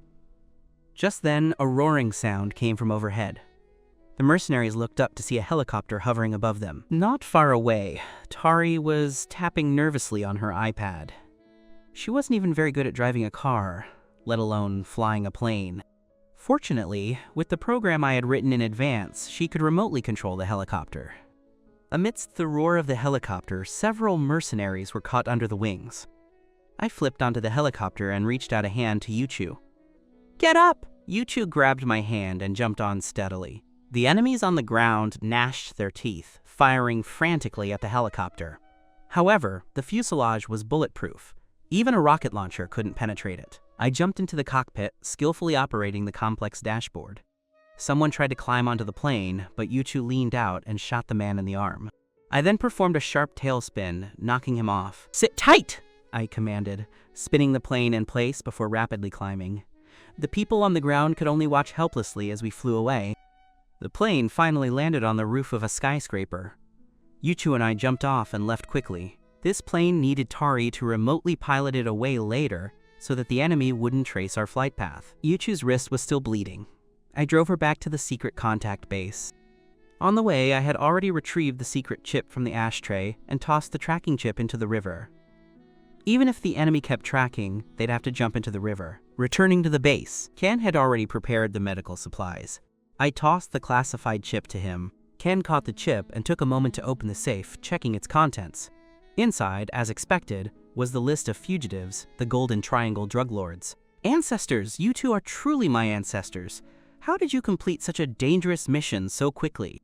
Ken's face crinkled with a wide, appreciative smile.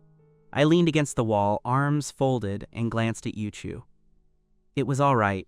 Next time, some people should try not to get injured. Hearing this, Yuchu gave a cold retort. If it weren't for me, some people might not have made it out alive.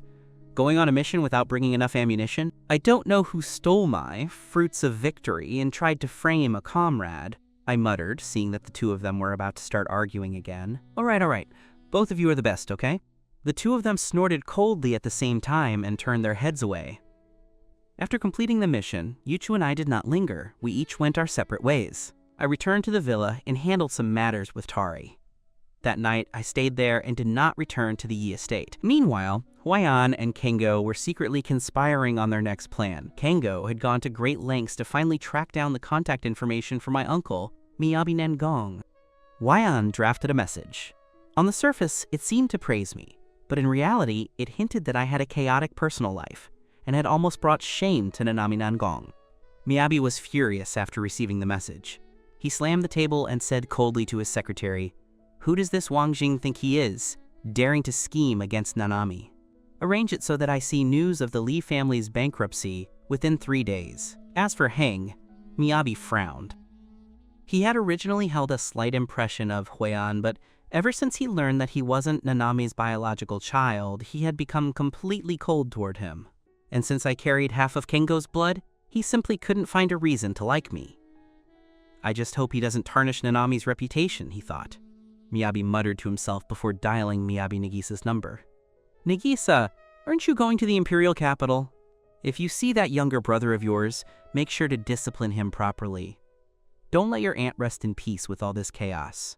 "Understood, father," Nagisa replied coolly. Meanwhile, I was on my way to school, completely unaware that Huayan had been spreading lies about me to the Nengong family. As soon as I sat at my desk and glanced to the side, I noticed that Yuchu was acting strangely today. She wasn't slumped over the desk, sleeping. Instead, she was engrossed in a book. I gave her a sideways glance and scoffed inwardly. This Miss Yuchu, who was perpetually ranked last, was actually reading a book? Her top-tier score in the last comprehensive science exam made me realize that this girl was likely just like me, too lazy to bother answering the questions properly. Yuchu sensed my gaze, turned slightly, and hugged the book closer to her chest, as if guarding it from me. I curled my lips in disdain. As if I'd even want to read it. Yuchu had realized last night that the gap between her and, quote, Agent 007 was more than just physical skill, but she was determined that 007 would be hers eventually. Just then, Ria strolled into the classroom, looking arrogant as ever. She plopped herself into the seat right in front of Yuchu. She looked at Yuchu with an exaggerated expression.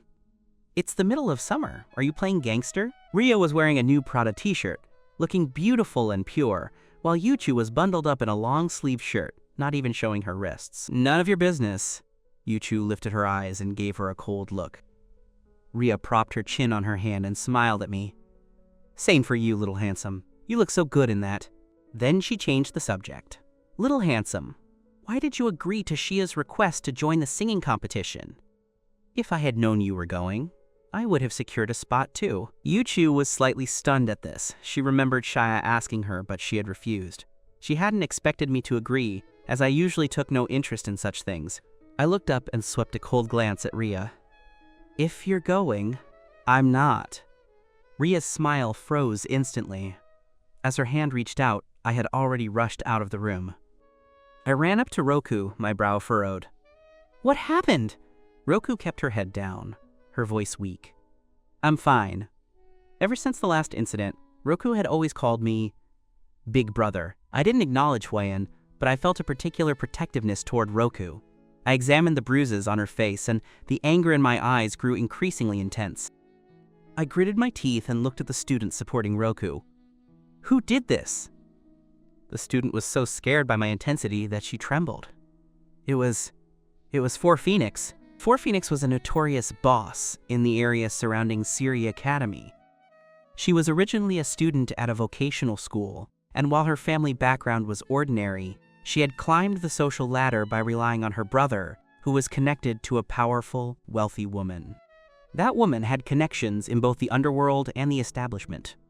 While not on par with the top noble families of the imperial capital, even families at the Yi level didn't dare to provoke her easily. I lowered my eyes, hiding the cold glint within.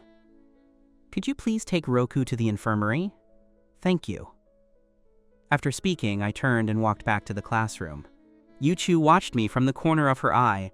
She knew perfectly well that Roku had been beaten because she was too close to me. Was I afraid of 4 Phoenix? During class, I quickly sent a message under my desk. "Tari, check the contact records between 4 Phoenix and Tetsu." Tari replied quickly.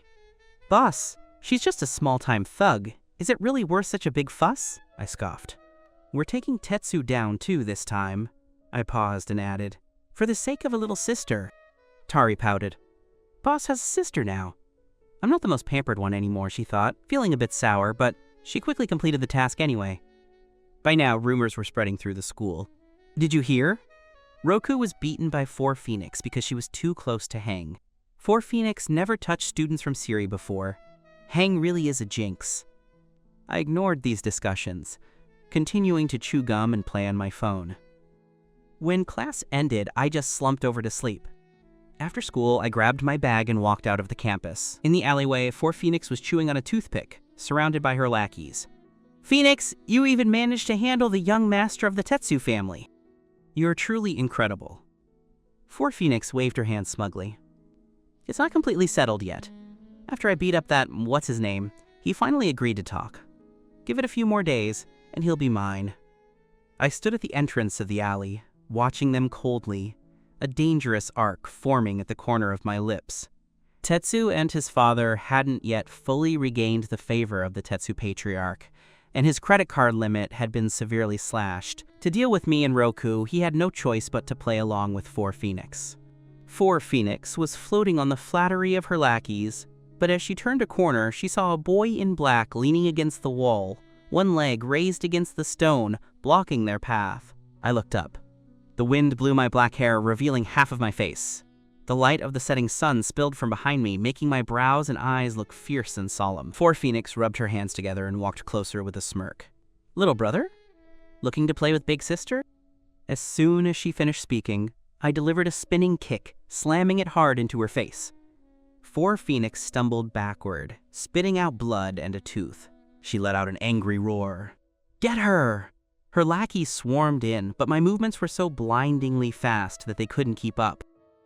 After a few dull thuds, everyone was on the ground. 4 Phoenix's eyes were bloodshot. She pulled out a dagger and charged at me. With my back to her, I performed a countermaneuver, punching her arm before landing a kick on her chin. 4 Phoenix lay on the ground, few teeth left in her mouth. I stepped on her face, a cold smirk on my lips. "You can tell me who your brother and sister-in-law are. I'll make sure to carve you all a tombstone, so the whole family can rest together neatly." 4 Phoenix was too terrified to speak. I turned and walked out of the alley, the setting sun casting a long shadow behind me. 4 Phoenix didn't even dare to touch my shadow. Returning to the Yi estate, I still carried the scent of blood as I walked straight upstairs. Kengo and Wyon were whispering on the first floor. Seeing me return, their expressions turned tense. I glanced at them without a word. I heard Wyon whisper to Kengo, "Dad, brother was so scary today." Hearing this, Kengo frowned. "Stay away from him in the future, Wyon. The Yi family's future depends on you. You must make your cousin and uncle look at you in a different light." I returned to my room, took a shower, and hummed the melody from the sheet music Shia had given me. It was ethereal and clear, fitting Shia's temperament perfectly. Just then, the new maid, Ms. Wang, knocked on the door. "Young master, I'm here to tidy your room." I didn't like others touching my things, but seeing the bloodstains from 4 Phoenix on my clothes, I frowned and said, "Come in and throw these out." Just as I opened the door, Tari called. I covered the phone and hurried to the other end of the hallway, the sheet music fluttering to the floor. Wyan came up from downstairs. Seeing my door open, she couldn't help but peek inside, noticing only Ms. Wang was there. "What's this?"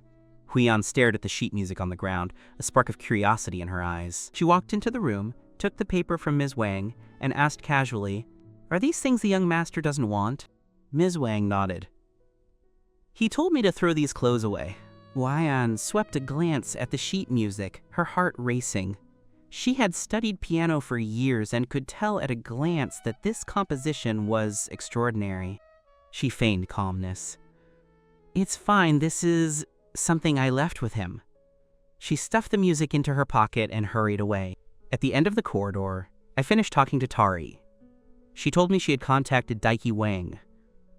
Although Daiki was surprised that I would go to such lengths for an ordinary student, he expressed his full support. The Wang family held massive influence in the imperial capital, but Daiki had been developing his interests in the Magic City for years. Nobody knew that this great demon of the Wang family had been trying to become my subordinate for years, only to be repeatedly rejected.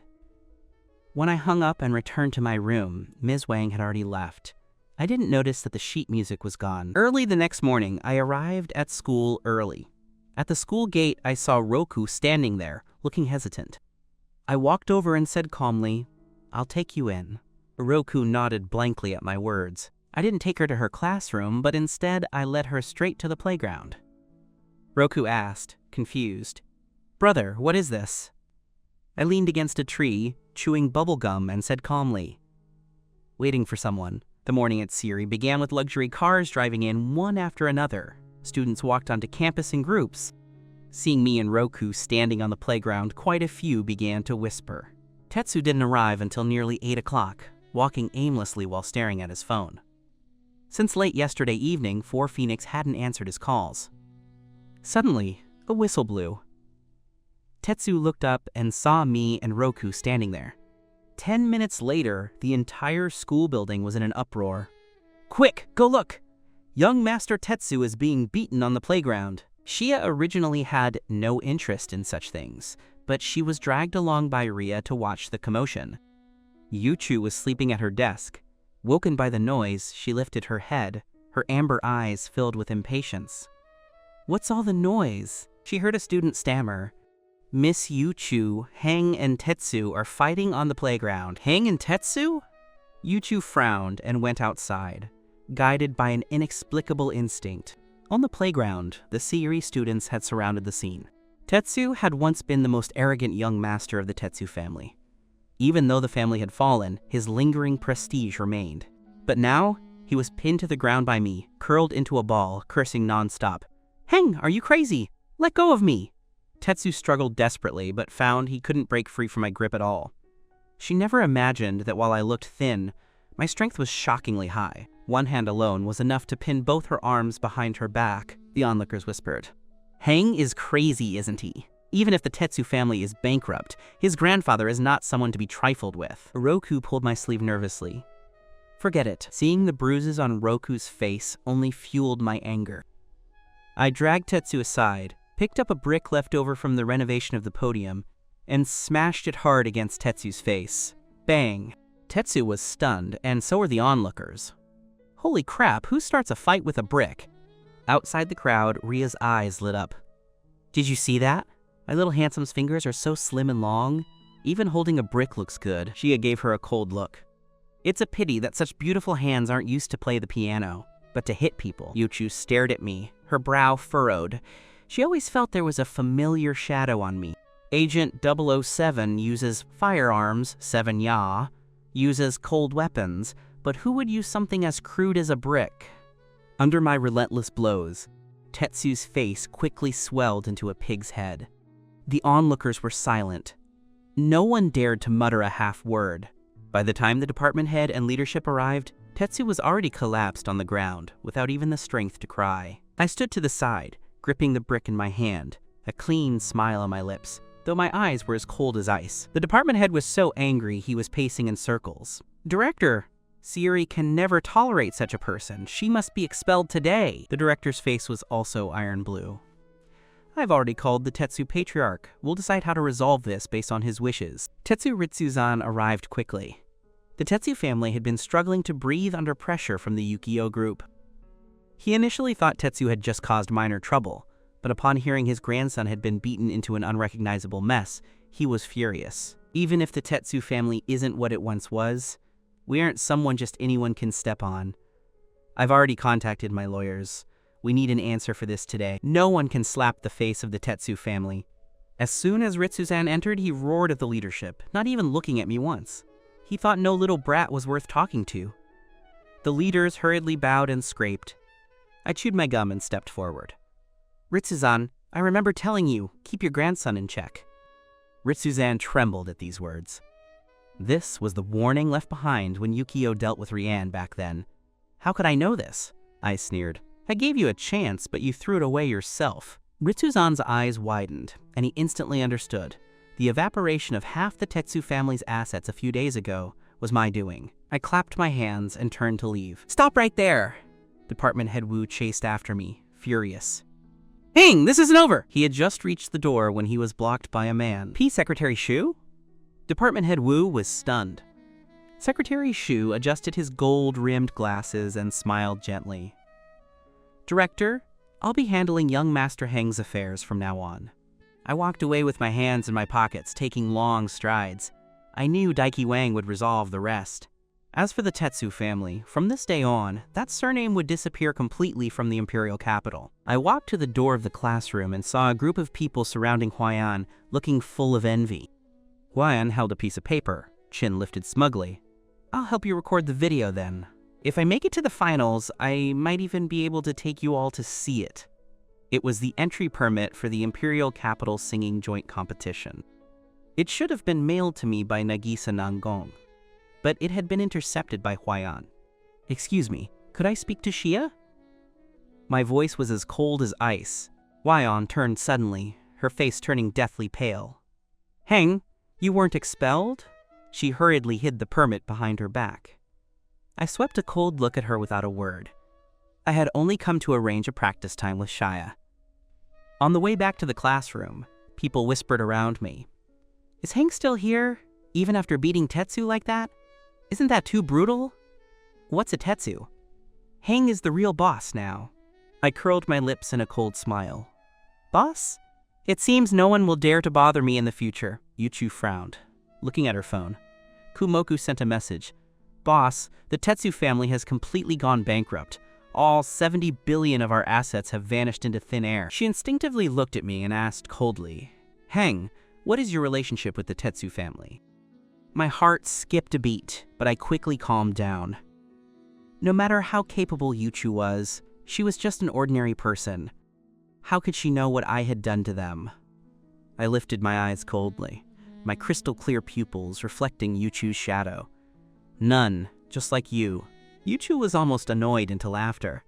The next second I added, if you have to say there's a relationship, it's mutual hatred. Yuchu let out a cold snort and turned to continue reading her aeronautical engineering book. Yuchu was the first to rush out, but I took my time, heading to the office first. Department Head Wu was wary of me.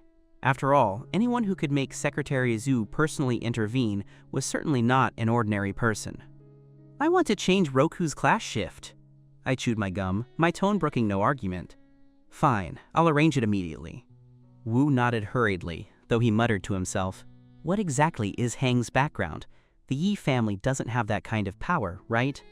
A colleague nearby whispered a reminder. Lord Muku is backing her. We'd better not provoke her. They had no idea that the Lord Muku they spoke of didn't even qualify to be my underling. After putting on a disguise, I headed straight for the villa. The bankruptcy of the Tetsu family had caused Dark Sky to suffer backlash. I needed to discuss a counter strategy with Tari. Tari's fingers flew across the keyboard. Boss, we lost 14 billion dealing with the Tetsu family. Dark Sky's cash flow is running low. Hearing this, I nodded. Any results on the Shen family you were investigating? I remember when Yuchu asked me to meet at the Lila Grand Hotel. No one at Sayuri dares to provoke her. It's definitely not just because she's the head of the 4 campus idols. Tari frowned. I checked. The Shen family's files show they are very ordinary, even inferior to the Lo family, not even on par with the Yi family. Impossible, I said, eyes narrowing. Kengo can't even get in. If the Shen family were ordinary, how could Yuchu have asked me to meet there? I took the computer and quickly pulled up an interface. A redevelopment project in the old district was recently taken on under the name of Yukio. It should generate 700 or 800 million. Tari's eyes lit up. Boss, following you is truly profitable. Boss, when are you moving back in? I'm so bored alone. I missed you, Tilde. She moved to act spoiled as soon as business was finished, but I poked her away with a finger. Wait a while, I said calmly.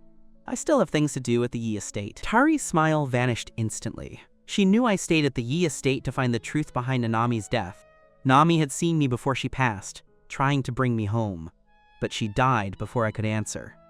"Boss, I'll wait for you to come back," Tari muttered with a hurt expression. I nodded and turned to leave. Yuchu was discussing business with Kumoku in the villa area. The old district redevelopment project must be captured by Rian to compensate for the losses caused by the Tetsu family. Yuchu's tone was cold and hard. Toyura Avenue was the place where she and 007 had fought side by side. To this day, she still remembered the thin calluses on 07's palm when he reached out to pull her onto the plane, and the half-face revealed under the mask. That man was truly extraordinary.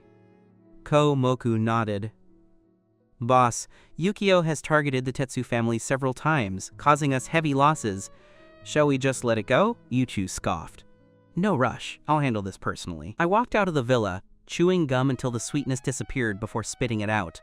Just as I stood up, my eyes suddenly turned cold. I turned toward the back left. A figure stepped from behind a tree, his tone flippant. "I said stay away from me." I tightened my grip on the butterfly knife in my sleeve. "But I can't help thinking about you.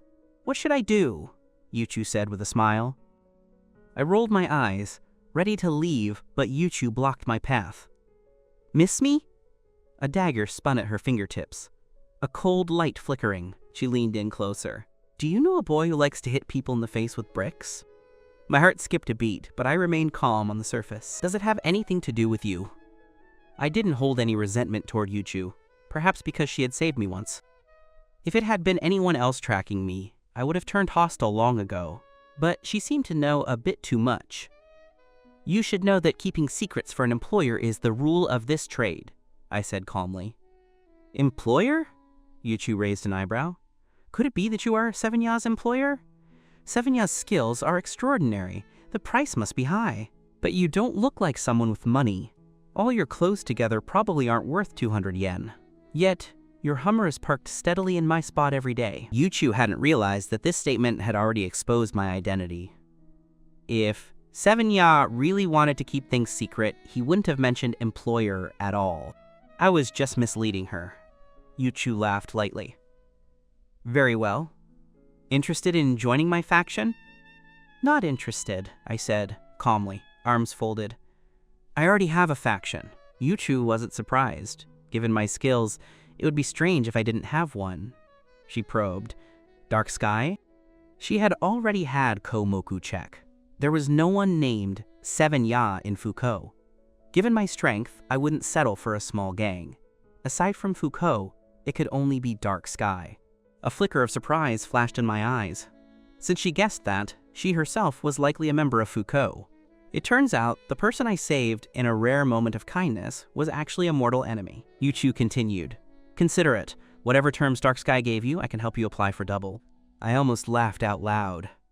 Trying to poach the boss herself with double the price? Not interested. Seeing me turn to leave, Yuchu called out, "You have to tell me why you stay in Dark Sky." I blinked, thinking to myself, she's actually trying to poach the other side's leader.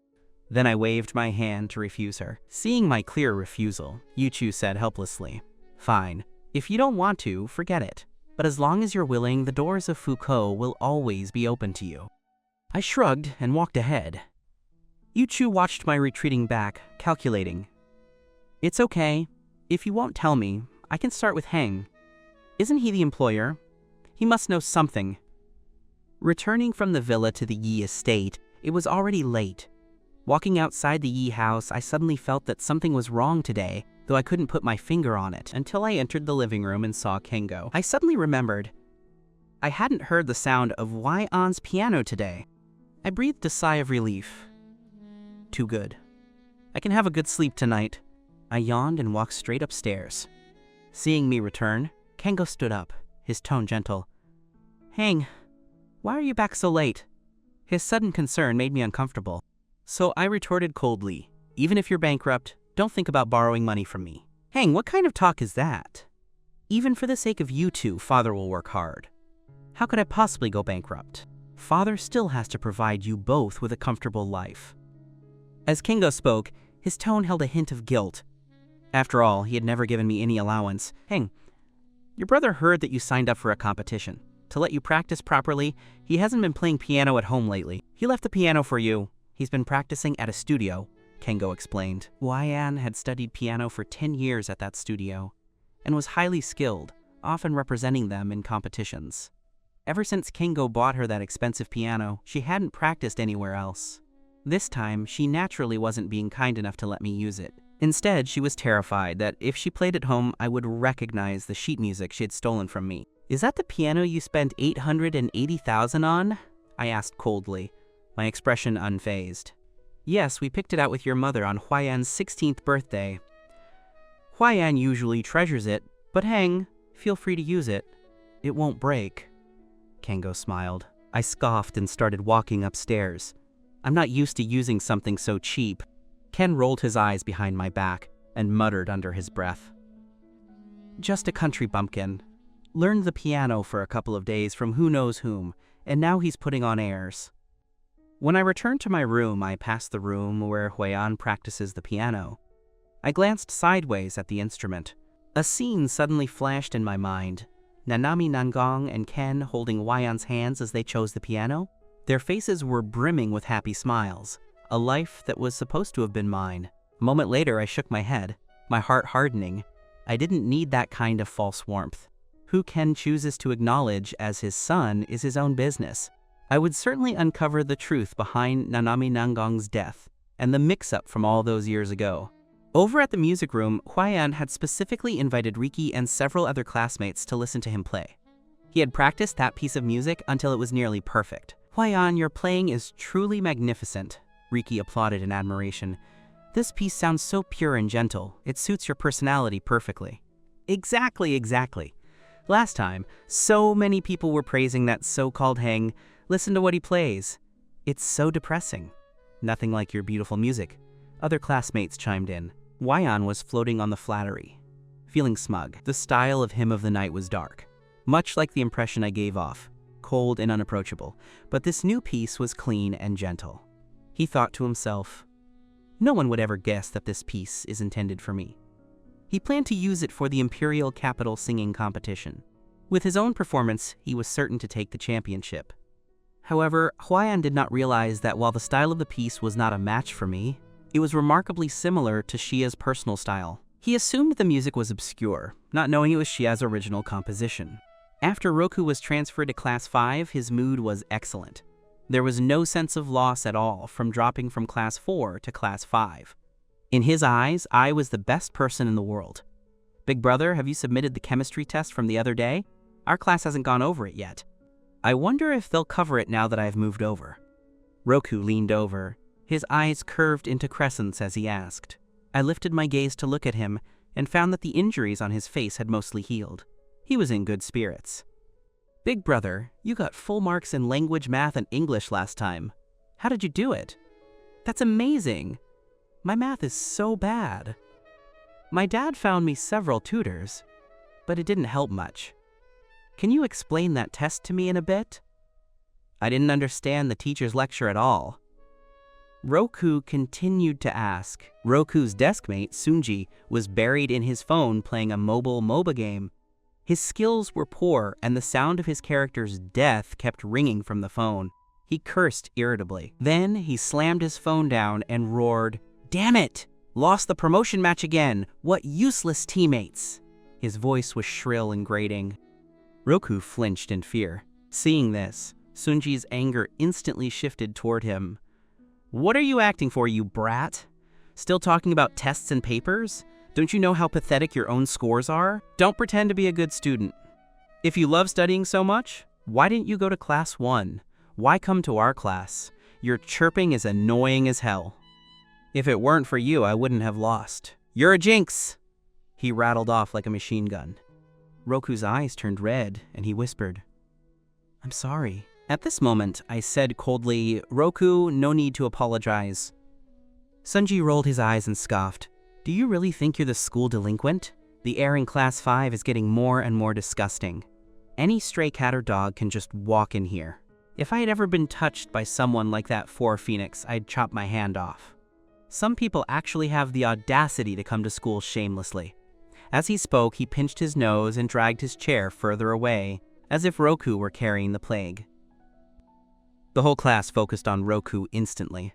His face burned crimson and tears welled up in his eyes, as if he had been transported back to the day he was bullied by 4 Phoenix. I slammed my pen down and stared coldly at Sunji. If you were touched by 4 Phoenix, you'd chop your hand off, is that right? Sunji stiffened his neck, pretending to be calm. She wouldn't dare. My family isn't some nobody household that anyone can bully. I'm just asking, is that what you would do? My voice was calm, but my gaze was chillingly cold. Sunji was usually arrogant, but facing my crushing pressure, he clearly wilted. Whether I would or not is none of your business. Roku tugged at my sleeve, whispering, Big brother, forget it. He didn't want me to offend the whole class because of him. I ignored him and picked up my phone to call Tari. Make 4 Phoenix crawl over here and touch Sunji's hand. Half an hour. I don't care if she can walk or not. Carry her if you have to. After speaking, I hung up. The classroom fell into a dead silence. 4 Phoenix hadn't appeared in days. It was rumored she had been beaten severely. Sunji backed away, gripping his desk. Heng. Don't act like you're actually going to do it. I'm not afraid of you. He feigned composure, but his voice had started to tremble. I looked down at my phone. 28 minutes and 43 seconds. After saying that, I went back to my seat and slumped over, as if nothing had happened. The students in Class 5 looked at each other in confusion. The feeling of watching me smash Chin's face with a brick had returned. Although Sunji acted tough, he was secretly terrified and quickly sent a text to his mother. Mom, come save me. Soon his mother, Sun-suk, replied, 4 Phoenix? I was just eating with her sister-in-law. 4 Phoenix was beaten pretty badly this time. Her sister-in-law said she would definitely make that person pay. If your classmate is involved in this, tell him to wait for his downfall. Sunji's lips curled into a cold smirk as he reopened his game, preparing to win a few more rounds to reach diamond rank. Just as he entered the map and bought his boots, not even having time to show off his new skin, the classroom door was kicked open, slamming against the wall. Sunji's hand shook, his screen flashed, and he gave up the first blood. The opponents immediately mocked him. Nice work, nice work. 4 burly men hurried in carrying a stretcher. The person on the stretcher was covered in bandages, with only a face visible. It was 4 Phoenix. When she saw me, her entire face began to twitch uncontrollably. The scene of that skinny boy single-handedly taking on 15 of them was her lifelong nightmare. I nodded towards Sunji's direction and then pulled Roku to my side. The 4 men carried 4 Phoenix to the side of Sunji's desk. One of the men lifted her up, and her trembling hand reached toward Sunji. Sunji, who had been arrogant just a moment ago, now huddled in the corner like a frightened chick. The moment 4 Phoenix's hand touched him, he shrieked. His scream echoed through the classroom. I, however, expressionlessly waved my hand. That's enough, take her back. 4 Phoenix was placed back on the stretcher by the men and tremblingly left the classroom. Sunji's back pressed against the wall, his right hand shaking uncontrollably. He stared at me with pure hatred. Heng, you're as good as dead. 4. Phoenix's sister-in-law is Tamako. You're definitely going to suffer. Tamako, born Fuyukakata, was a wealthy woman in the old district who had made her fortune through real estate redevelopment. She had recognized many underworld bosses and kept a group of small-time thugs under her wing year-round.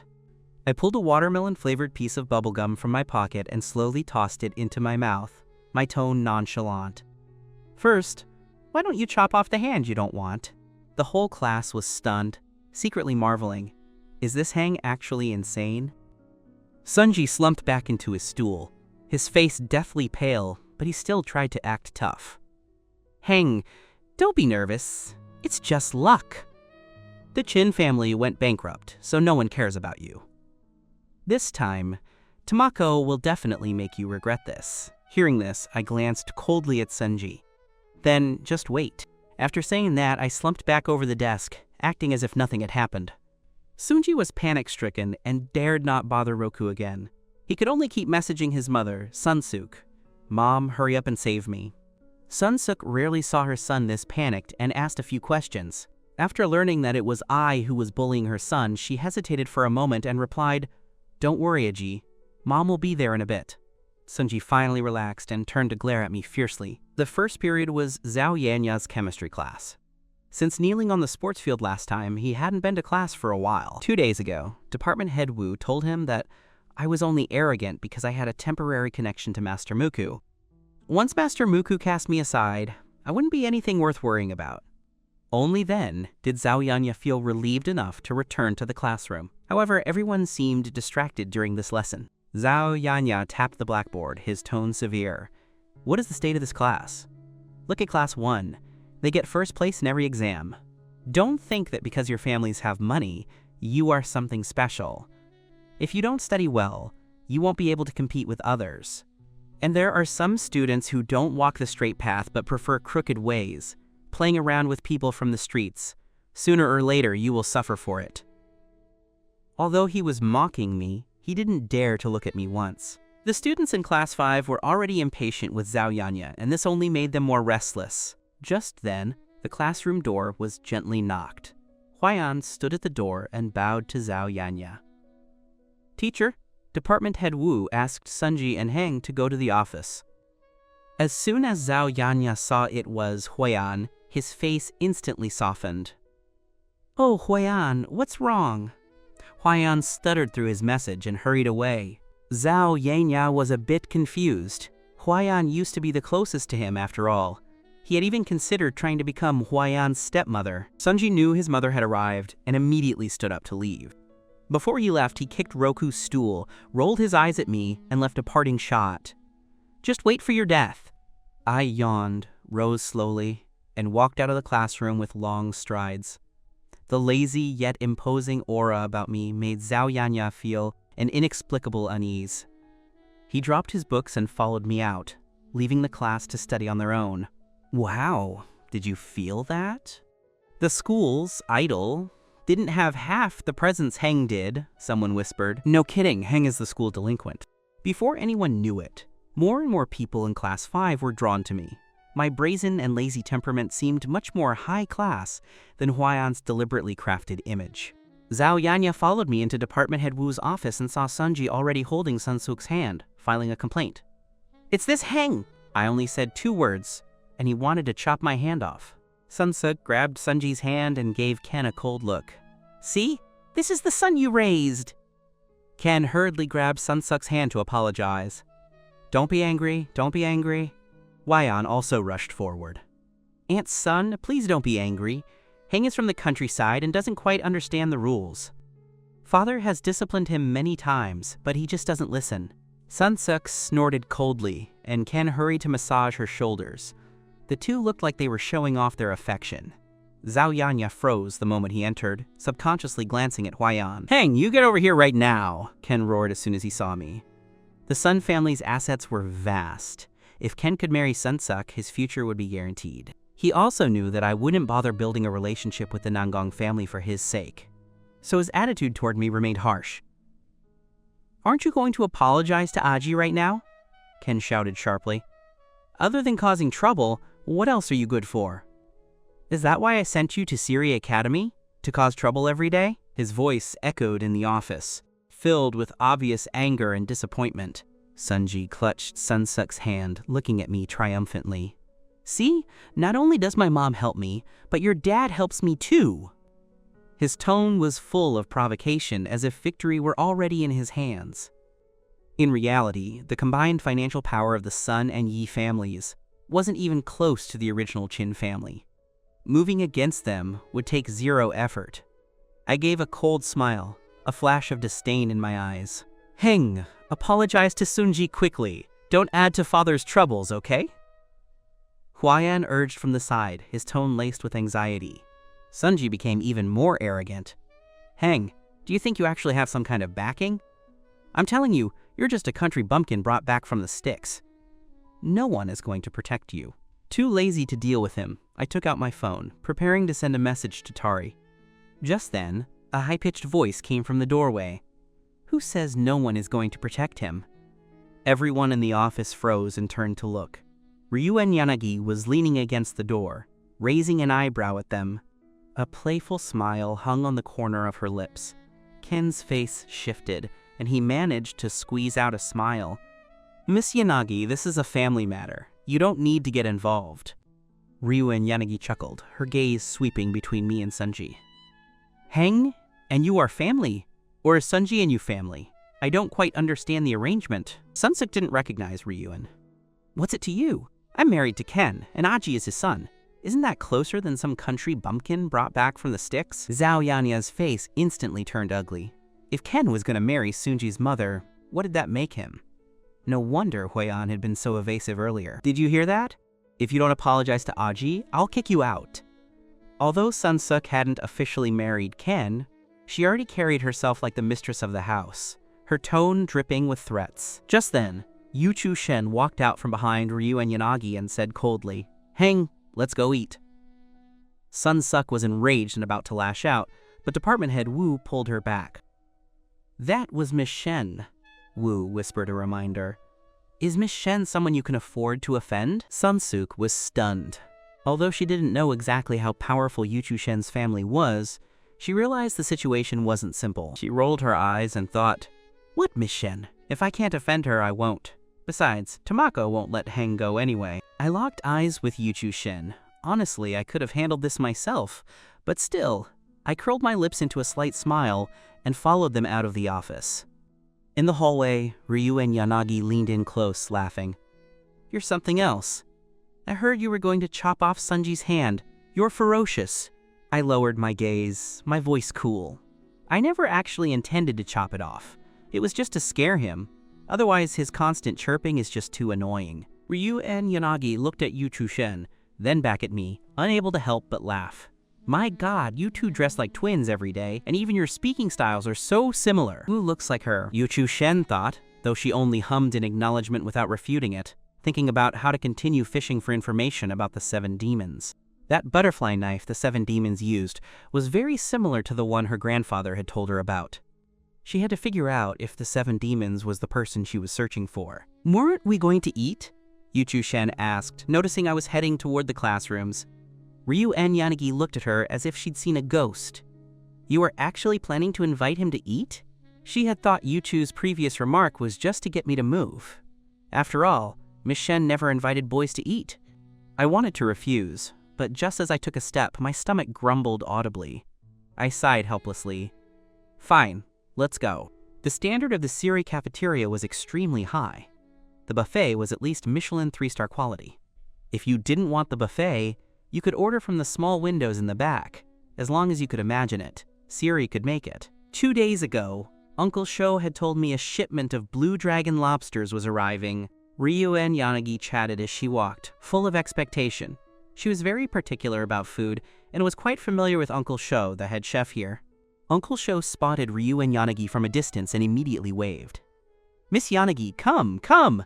The blue dragon lobsters you've been waiting for have arrived. We also have wild yellow croaker today." Blue dragon was an extremely rare variety of lobster, only 1 in tens of thousands.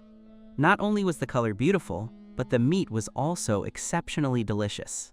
The wild yellow croaker was even rarer. Despite its plain appearance, the taste was worlds apart. A single kilogram of the most common wild yellow croaker could sell for tens of thousands of yen. Ryuen Yanagi's eyes lit up. "Bring it all, bring it all! Uncle Sho, I'm treating my little handsome friend today." After sitting down, Ryuen Yanagi slightly regretted it. Both I and Yu Chu Shen were as cold as ice. Half an hour had passed, and the two of them hadn't said a single word. Uncle Sho brought over the prepared blue dragon lobster, the aroma wafting through the air. Ryuen Yanagi busily greeted us. Try it quickly. Uncle Sho's cooking is amazing." As she spoke, she enthusiastically divided the lobster for me and Yu Chu Shen. I lowered my head to pick up a piece of lobster meat, but out of the corner of my eye, I noticed a gaze staring at us from not far away. I whispered, "That boy seems to be watching you." Ryuen Yanagi laughed dismissively. "There are always boys looking at me. In all of Siri, what boy doesn't like me?" As she spoke, she followed my gaze and then froze. I forgot I already chased him down." That boy was Riku, a top student in Class 1 who always wore a white shirt. His family background was ordinary. He had entered through a social assistance program. but his grades were always among the best, consistently in the top 5. Ryu and Yanagi had rarely been interested in boys like him before, as he had never shown the same level of interest as the other boys. He had always remained distant. She hadn't expected that her casual attempt at chasing him last week would actually succeed. It was just that after she caught him, she had completely forgotten about it.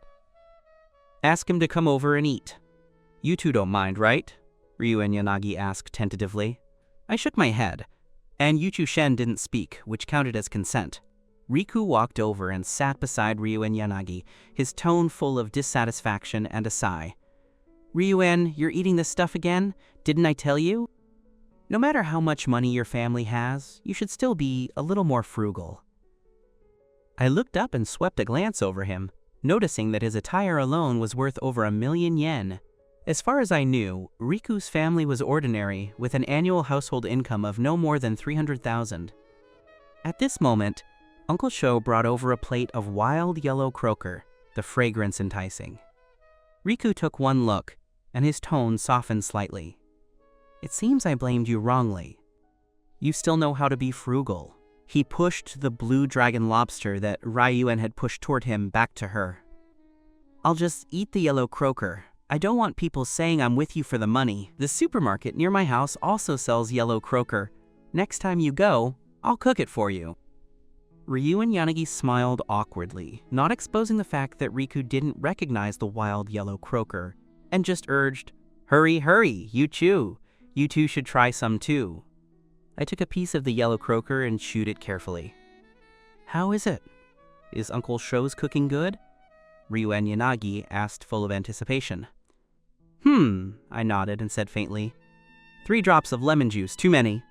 Otherwise, it would have better neutralized the sweetness of the sugar, perfectly stimulating the umami." Riku wrinkled his nose, his tone laced with disdain. "Lemon and sugar? Do you think you're drinking juice? Can you even cook?" I shook my head and said lightly, "My sense of taste is good. I can distinguish the types and even ratios of seasonings in a dish, but I truly cannot cook. Hands accustomed to holding butterfly knives and guns find it difficult to pick up a ladle. Cooking yellow croaker, like any fish, is all about the salt. Use less salt. The secret is to add a little chicken essence," Riku said with a touch of smugness. He knew Ryu and Yanagi's previous boyfriends were all from well-off families who couldn't cook, and he wanted to be different from them. Just then, Uncle Sho walked out from the back kitchen and asked with a smile, "How is it, Miss Yanagi? How is the taste today?" Before Ryu and Yanagi could open her mouth, Riku nodded slightly, acting as if he were very close with Uncle Sho.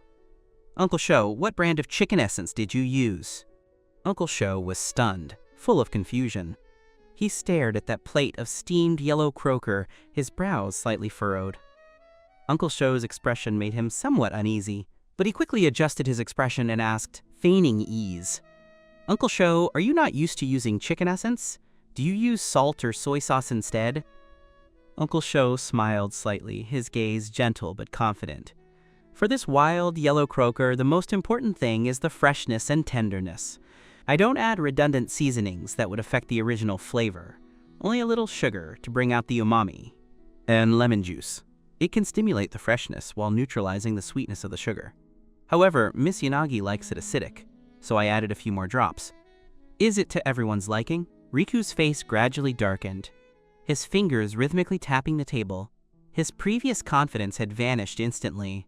He hadn't expected that this seemingly ordinary boy in front of him would be so knowledgeable about culinary arts. She took a deep breath, squeezing out a smile. "I didn't expect you to have such research on cooking. Maybe you can exchange pointers with Uncle Sho someday." I smiled faintly, my tone calm. "I really don't know how to cook. I just heard someone mention it occasionally." Riku wanted to say more, but Ryu and Yanagi gently pressed him down. "All right, it won't taste good if it gets cold." Throughout the meal, Riku's gaze kept shifting toward me. She had long known that Ryu and Yanagi had feelings for me, while I had always kept my distance, which fueled a strange hostility in her heart. She secretly swore she would never let me have my way. After the meal, Ryu and Yanagi accompanied Riku for a walk. Yuchu-shen and I returned to the classroom. I had expected our return together to cause a commotion, but the classroom was unusually boisterous. Students were surrounding Juro excitedly, discussing something. "Great God, please carry us." Father, carry me. My support skills are insane. Juro laughed smugly, enjoying the worship. He had recently reached the king rank, becoming the focus of the class. Roku leaned toward me, eyes shining as he asked, "Do you play the game?" I nodded. "But I haven't played in a long time. I've never done a ranked match." "That means you're bronze." Roku patted my shoulder excitedly. "I'm silver. Wait for me to carry you." Juro heard our conversation and sneered. "Silver carrying bronze? If your hands are broken, don't come. Drag down your teammates. Is it even interesting?" I looked up at him, my tone cold. "All kings were promoted from bronze. You weren't always broken-handed? Or were you just born as a king because your mother played the game every day while she was pregnant with you?" Juro's face sank and he slammed the table. "If you have the guts, come 1v1 me! You're not worthy!" I replied dismissively and turned to leave. The surrounding students looked at each other. Juro's arrogant aura was instantly extinguished. The classroom was noisy, with students cheering Juro on. Suddenly, the homeroom teacher, Julie, pushed the door open, her voice severe. "It's almost class time. What are you arguing about?" The crowd instantly went silent. They all scrambled back to their seats. Julie walked up to me, her tone gentle. "The various academies, singing joint competition is coming up soon. Shia has applied with the school. We can go practice for 2 periods every afternoon. You can head straight to the art building in a bit. Anyway, with your grades, missing class isn't a problem." I nodded. I packed my bag and walked straight to the art building. Shia was already waiting for me downstairs. As we walked, we discussed the song for the competition. He spoke incessantly about his understanding of music, his eyes shimmering with light. I occasionally interjected, pointing out some details in the score. Raising the key here would be better. Also, here, blur the slurs slightly. Fast turn notes will be smoother. She attested it according to my suggestions, and his eyes brightened. "That's really very good. Have you studied music before?" I chuckled lightly. "I followed my grandfather and learned a bit of clappers when I was young." "Cap'n?" He looked full of doubt, obviously not believing it. As soon as we reached the second floor of the art building, a piano vibrato drifted over. The tail end note was somewhat familiar, but it vanished in a flash. We didn't pay it any mind and continued walking. In the piano room, Huayan was being surrounded by a group of people, full of smugness. "Huayan, your playing is truly amazing. You'll definitely be first place this time. I heard the winner gets to enter the entertainment industry. You'll be a big star in the future." Huayan feigned humility, waving his hand. "I'm just playing casually. There will definitely be someone more skilled during the competition." Her gaze swept across the doorway and saw me and Shia, her tone deliberately raised. "Maybe I'm just more suited to this style. After all, the music and the person have to match the vibe." Riki, beside her, immediately chimed in. "Exactly. Huayan's temperament matches this piece so well. Some people, all in black, how could they possibly match such a gentle and pure piece?" Huayan lifted her chin slightly. The sunlight spilled onto her white suit, as if she were plated in gold. She had intended to attract Shia's attention, yet she discovered he simply walked straight past with me, not even giving her a glance. Shia led me into his exclusive piano room, his tone gentle. "You can use my piano to practice." Huayan's face instantly became distorted. The jealousy almost spilled out from her eyes. Her dog, Riki, saw this and hurriedly shouted, "Miss Shia, why are you partnering with Heng?" Shia smiled faintly, his tone still gentle. "I have already decided to partner with Heng." Huayan clenched her fists, her fingernails nearly embedding themselves into her palms. She stared intently at the backs of me and Shia, her heart churning with unwillingness and anger. As soon as Riki's words fell, Huayan interrupted softly. "Don't say that. Whoever you choose is fine. Being able to cooperate well with Miss Shia and bring glory to the school is the most important thing." "You are so generous." Riki looked at her with worship, then turned to Shia. "Miss Shia, you and Huayan are in the same class. Wouldn't choosing her be more appropriate?" Shia smiled slightly, adjusted his glasses, and said gently, "Student Huayan's piano skills are indeed quite good, but I have already decided to partner with Heng this time. Maybe we can cooperate again in the future." When Huayan heard the words future and maybe, her heart sank. Anyone with normal intelligence could hear this was just a polite platitude. However, Riki beside her shouted excitedly, "Huai-an, did you hear that? Miss Xia said she would cooperate with you in the future. I told you, you are our series school idol. How could Heng compare to you?" The surrounding students also chimed in one after another.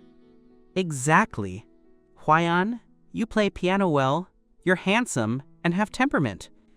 Standing together with Miss Xia, it's just like the male and female leads in a drama. Huai-an was a bit floating on the compliments, her lips slightly curled upward. However, she quickly restrained her emotions and said softly, Heng seemed to have caused a rift between Miss Yanagi and Riku at noon today. Riku was so angry he went back to the classroom early at noon. So what if he caused a rift? Would Riku dare to do anything to Heng? Riki snorted dismissively. Heng could pin him to the sports field and beat him with a single whim. Huai-an frowned, secretly calculating.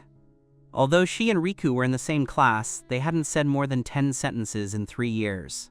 Riku was handsome and had good grades, but his family was ordinary. Huai-an had always looked down on him. However, now that Riku was Ryu and Yanagi's boyfriend, perhaps she could use that. Really? Huai-an feigned surprise. Then Heng was indeed a bit excessive. After all, Riku is Miss Yanagi's boyfriend now. He shouldn't be interfering. After Xia left, Huai-an had no interest in practicing piano and returned directly to the classroom. She sat at her desk, inadvertently extending her hand into the aisle. The Rolex diamond watch on her wrist shimmered in the sunlight. My God! Is your watch a Rolex? A passing female classmate exclaimed. They sell for over 700,000 yen on the official website. Kenji gave a slight smile and pulled his hand back with an air of nonchalance. My father bought it while he was on a business trip to the United States. It was cheaper over there. Only about 500,000 yen. 500,000 yen? Kenji, you truly are a prince. The surrounding classmates exclaimed, their eyes filled with envy. Riki sat to the side, her face growing increasingly pale. She touched the watch Nanami had given her, her heart in turmoil. She hadn't wanted to accept so many gifts, wanting Nanami to believe she wasn't a girl who cared only about money. Watching Kenji change expensive jewelry every day, jealousy couldn't help but surge in her heart. Riki covered her ears and began reciting her lessons loudly, trying to block out the noise around her. However, her mind was no longer on her books. It was filled with loathing for Kenji and dissatisfaction with her own situation. What's so great about him? Riki thought, gritting her teeth. Once I am officially with Nanami, I will have even more of these things. As the surrounding crowd dispersed, Kenji suddenly walked up to Riki, holding a small box with a gentle smile. Riki, a gift for you. Riki froze, looking down at the exquisite box, her face filled with confusion. Kenji chuckled softly. I felt this would suit you well. I don't really like wearing watches, so I'll give it to you. Riki opened the box to find a watch worth 800,000 yen inside. She was shocked. Why would Kenji suddenly give her such a valuable gift? Kenji narrowed his eyes, leaning close to Riki, and whispered, You are so handsome. Wearing this watch will give you even more charisma.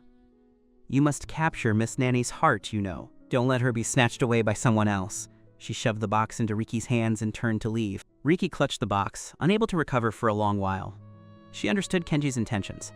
Since neither of them liked Heng, why not let Kenji help her deal with Heng while receiving gifts in the process? Not long after, Kenji added Riki on his messaging app. The two chatted for the entire period under the guise of studying their textbooks. Because both their grades were excellent, the teacher didn't suspect a thing, assuming they were working on practice problems. After class, Riki walked over to Nanami's side. As she passed Kenji's desk, the two exchanged a meaningful look. What's wrong? Seeing Riki pouting, Nanami smiled and asked. He had always been gentle with his boyfriend. As long as she wasn't acting too entitled, he could tolerate a little bit of drama. Riki deliberately put on a strong front and whispered, Did I embarrass you this afternoon? I didn't recognize those dishes, and I've never eaten anything that expensive. I know my family background isn't good. You probably all look down on me. She blinked, her eyes turning slightly red as if she were about to cry. Nanami quickly comforted her. That's not true at all. Why would I look down on you? If you like that food, I'll take you to eat it every day. Don't cry. Riki felt a surge of joy, but on the surface, she remained aggrieved. No, you know, Nanami, I'm not with you because of your family's status. I like you for who you are, I just feel I don't deserve you. So many classmates say I'm not a match for you. She covered her chest as if she were about to faint from heartache. Nanami immediately became protective. Who said that? Don't listen to their nonsense. Riki blinked hard, letting tears stream down her cheeks. The things you eat every day, I've never even seen before. You are picked up by luxury cars after school, while I have to take the bus. You have your own private spaces all over the school, and the art building even has its own piano. I have nothing. Nanami frowned. Everything else is fine, but that piano is the most important thing to Shia. Besides, you don't even like playing the piano. Riki looked up, eyes brimming with tears. I just wanted to be a little closer to your world. Nanami sighed. All right. That piano of Shia's is a collection piece she spent 7 million yen on. She treasures it like life itself. Don't go touching it. If you like it that much, I'll just buy one and give it to you later. Seeing Nanami wouldn't budge, Riki stopped pestering him. Over the next few days, she spent every spare moment by Nanami's side. Nanami and Shia were seatmates. Finally, 2 days later, Riki saw Shia take a set of keys out of her pocket and tuck them into an inner compartment of her bag. Nanami raised an eyebrow. Hey Shia, didn't this keyring of yours usually have 2 keys? Where's the other one? Shia pushed up her glasses and smiled gently. I gave it to Heng. It's more convenient for her to practice when she has time. She doesn't have to keep coming to me for the key. Nanami looked as if he'd been struck by lightning. Shia! You usually treasure that practice room more than anything. You don't even give me the key, yet you gave it to that handsome boy? Shia remained gentle. She plays the piano beautifully. She is worthy of that instrument. Besides, you don't play, so what would you do in my practice room? Forget it, you friend betrayer. Nanami pretended to be angry and lunged at Shia. As the two walked away playing around, seeing her chance, Riki scanned her surroundings quickly. After confirming no one was watching, she snatched the keys, pressed them into the modeling clay Kenji had provided, and after finishing the impression, she returned the keys to their original spot and slipped away. When Kenji received the clay, a flash of triumph crossed her eyes. With this as a mold, I can have a copy made. With the Imperial Capital singing competition approaching, I will not only stun the audience, but also bring about Heng's downfall. During the second period, Kenji skipped class to go have the key made. She returned with a face full of joy. Suddenly, Zhao Yanya's voice came from behind. Kenji. Kenji frowned and picked up her pace. Zhao Yanya chased after her, panting. What's going on? Why have you been avoiding me these past few days? Kenji replied coldly. Is there something you need, teacher? Zhao Yanya wouldn't give up. What is going on with your father and Sunji's mother? That is my family business, and has nothing to do with you, teacher. Kenji turned and walked away. Zhao Yanya stamped her feet in anger. Kenji sneered inwardly. I want to watch the two of them destroy each other. Upon returning home, Kenji and Ken were sitting in the living room discussing something. As soon as I entered, I heard Kenji say, Father, perhaps we shouldn't bring her. What if she gets into an argument with Mrs. Sun and it ruins your relationship? Seeing me enter, Kenji stood up immediately, feigning warmth. Oh, you're back. Father and I were just waiting for you to have dinner. I responded coldly. No need. I had already guessed what they were discussing and couldn't be bothered to participate. Ken raged. Heng, where are your manners? Kenji is speaking to you, and that's your attitude? I ignored him and headed straight upstairs. Seeing this, Ken became even more determined not to let me go, fearing I would sabotage his marriage plans with Sun. The next day, Ken left early with Kenji. My car wasn't fixed yet, so I planned to take a shortcut through an alley to have Tari pick me up. Just as I reached the alley entrance, a woman in her early 30s stopped me. Excuse me, are you also from Siri Academy? The woman pursed her lips in disappointment.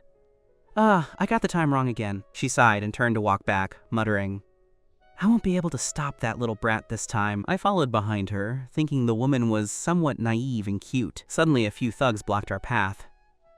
Boss, why is there an extra one? One thug asked the red-haired leader. The red-haired man glanced at the woman. Doesn't matter. Don't let either of them go.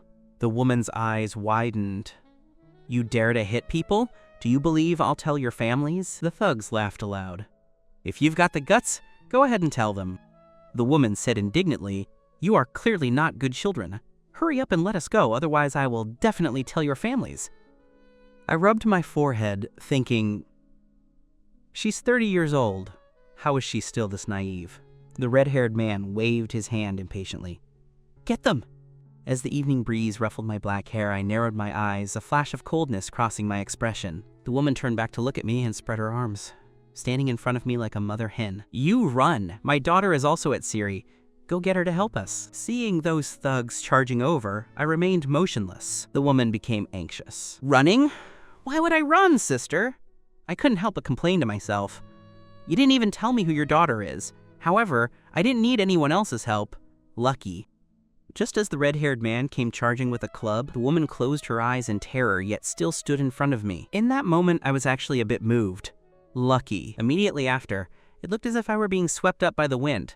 I launched myself into the air, kicked off the wall, and took flight. Then, with a horizontal sweep, the 4 thugs were all kicked down at once. The thugs in the back panicked at the sight, but the moment they remembered the reward money promised by their boss, they screamed and rushed back in.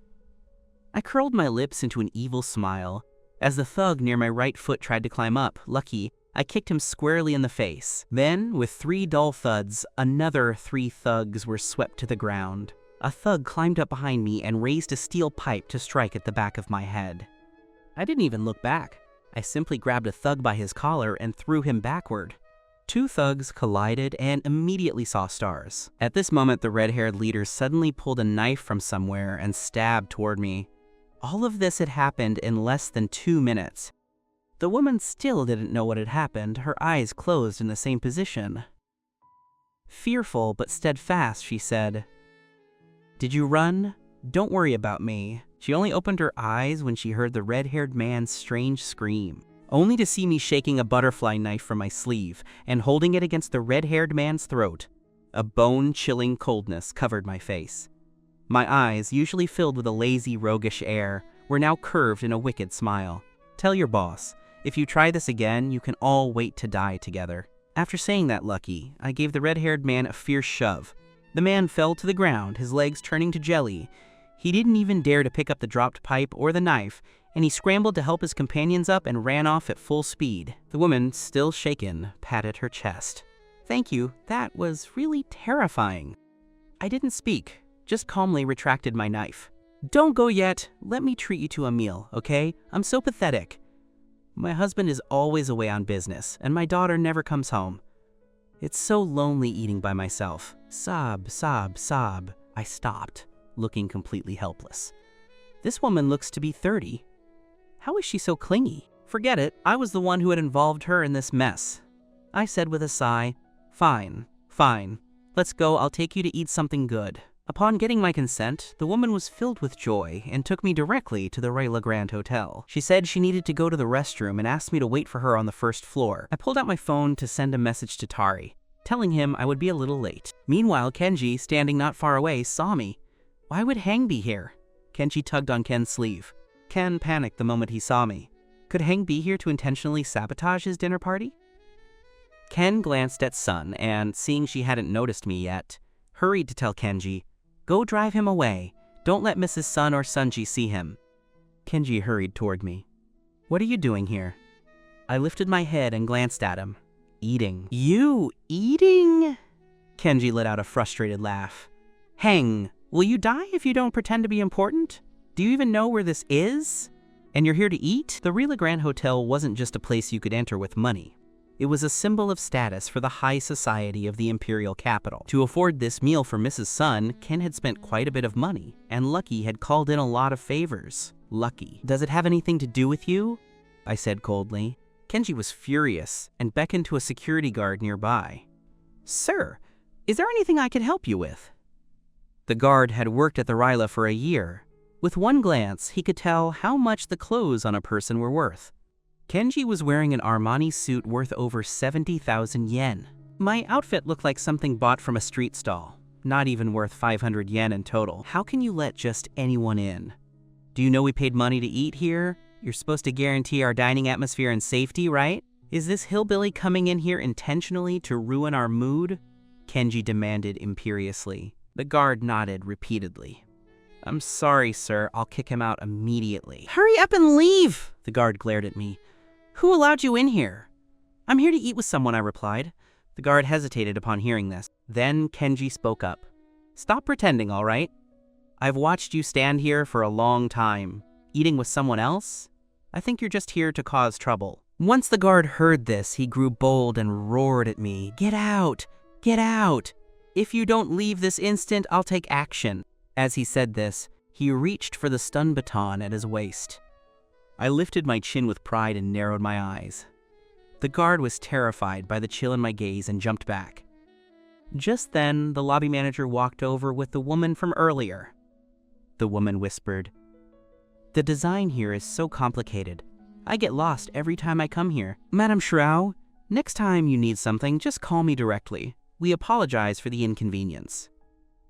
The lobby manager nodded and bowed. This woman, Shirao Bunze, was their gold VIP. She was just a bit absent-minded. She had been here hundreds of times and still managed to get lost. Shirao Bunse saw me from afar and waved happily. Student, over here!" She jogged up to me and grabbed my hand. "I'm so sorry. I went to the restroom and got lost on the way back. Have you been waiting for me a long time?" Upon hearing this, Kenji rolled her eyes. Getting lost going to the restroom? It's obvious she's never been here before. What is going on with the Ryla? Is this a restaurant or a public restroom? Why let any stray cat or dog in? How can you guarantee our dining experience this way? Kenji asked with her chin held high. Hearing this, the guard quickly said, "Sir, please don't be angry. Manager, I'm sorry. I don't know how these two snuck in. I'll kick them out right now." The guard started to push Shirabunse and me. The lobby manager quickly blocked him. "What do you mean, snuck in? This is Madame Shirao, our gold VIP. You dare to shout at a VIP client? Get out of here now. Don't bother coming to work again." The guard froze. "Are you mistaken? A woman who gets lost going to the restroom and a student dressed so normally? Are they Ryla VIPs? Get out of here immediately," the lobby manager snapped. Then, the manager quickly changed his expression to face Shirao Bunze. "Madam and this gentleman, please follow me. Your private room upstairs has already been prepared." Kenji stood dumbstruck, watching Shirao Bunse and me walk toward the elevator. She had only been to the Rila lobby 3 times, yet I was going upstairs to eat? At this moment, Ken walked over. "Kenji, what happened? Did you kick Heng out?" Kenji was still in shock and couldn't get a word out. The guard suddenly reacted, his eyes turning red as he lunged at Kenji like a madman. "It's all your fault! My job is gone because of you! I'll choke you to death!" Ah! Both Ken and Kenji were terrified. Fortunately, other guards at the entrance rushed over and dragged the crazed guard away. "You mean Heng went upstairs?" Ken stared at the direction of the elevator, looking lost. That was a place he couldn't even enter. Just then, Sunji walked over and overheard their conversation. Could Heng have gone upstairs to do some business? "I've heard there are women who specialize in connecting male college students with wealthy older women." He folded his arms with a look of disdain. After all, he didn't believe I was capable enough to eat on the upper floors of the Ryla. Mrs. Sun chimed in from the side. "Ken, what kind of son did you raise? It's truly embarrassing." Ken's face grew uglier by the second. No wonder he never gave me an allowance. I still had money to spend. It turned out it was all earned this way. Just then, the lobby manager walked out of the elevator. Seeing Kenji standing there, he suddenly remembered he had forgotten to do one thing lucky. He walked over hurriedly. "I'm sorry, sir." Although his words were polite, his tone was ice cold. "You showed disrespect to our VIP client earlier. Now, please leave immediately, or we will have to use force." "What are you talking about?" Ken panicked. "We already paid for our meal." The lobby manager pulled out a machine and operated it twice. "All right, sir. Your payment has been refunded in double. Now, please leave immediately." "What kind of service is this? Do you believe I can make sure your business fails in the future?" Mrs. Sun shouted. "Lucky. White." The lobby manager waved his hand, and 7 or 8 burly men immediately approached. Mrs. Sun immediately cowed. No one knew who was behind the Ryla Grand Hotel, but everyone knew they were not to be trifled with. Thus, Ken and his party had no choice but to leave in defeat. Upstairs, Shirao Bunse ordered a table full of food. "Student, try this dish. It's my favorite. I have to order it every time I come." Shirao Bunse placed a plate of baked crab roe in front of me. I liked this dish very much as well. Furthermore, I discovered that most of what Shirao Bunse ordered were dishes I loved. "Student, do you have many classes at Siri Academy?" Sob. My daughter doesn't talk to me at all, Shirao Bunsei said with a pitiful pout. She propped her chin on her hands and sighed for a moment. Right, student. Are you all playing a game now called King? What was it? Wang Jie Nong? Something. Wang Jie? Yes, that's it, Wang Jie Rong Yao. What is that? Is it some old man named Wang teaching everyone how to farm? I don't like being in the sun, though. Can you play it at home? Hearing this, I looked at her with a complicated expression. No, it's a mobile game, not farming, and it's called Wang Jie Rong Yao. Mobile game? Shirao Bunsei's eyes lit up. I love mobile games. Can you help me download it? I nodded and took her phone. During this meal, Shirao Bunsei was like a curious baby, asking me all sorts of strange questions.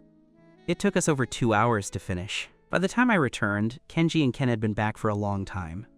Both were sitting on the sofa, fuming. Seeing me push the door open, Ken roared, Heng, give me a proper explanation! What was going on today? Too lazy to explain, Lucky, I said coldly. Let your good son tell you. Heng, let me tell you. You grew up in the countryside, so it doesn't matter if you aren't good at studying, but you don't even know basic etiquette? Now you're learning to do those filthy things? Are you disgusting? Do you have no shame? Ken bellowed. I turned my head to look at him. This man was my biological father, in the physiological sense. Because of the mix-up at birth, I hadn't enjoyed a shred of fatherly love in 18 years. Now that I had been brought back, he still never trusted me, always believing I was inferior to Kenji in every way. I was too lazy to even explain, and walked upstairs with long strides. Father, don't be angry. Kenji quickly helped Ken pat his back. Big brother might just be momentarily confused. I think he's just shameless. Ken complained of a headache. Regardless, Heng was his biological son with Nanami. Seeing him act this way, he felt both angry and ashamed. Even though Kenji was feigning defense for me on her lips, her eyes were filled with jealous light. She took advantage of Ken's distraction to send a message to Ricky. Hurry up, I've already bought the watch. As soon as you finish the task, I'll give it to you immediately. Ricky replied, tomorrow.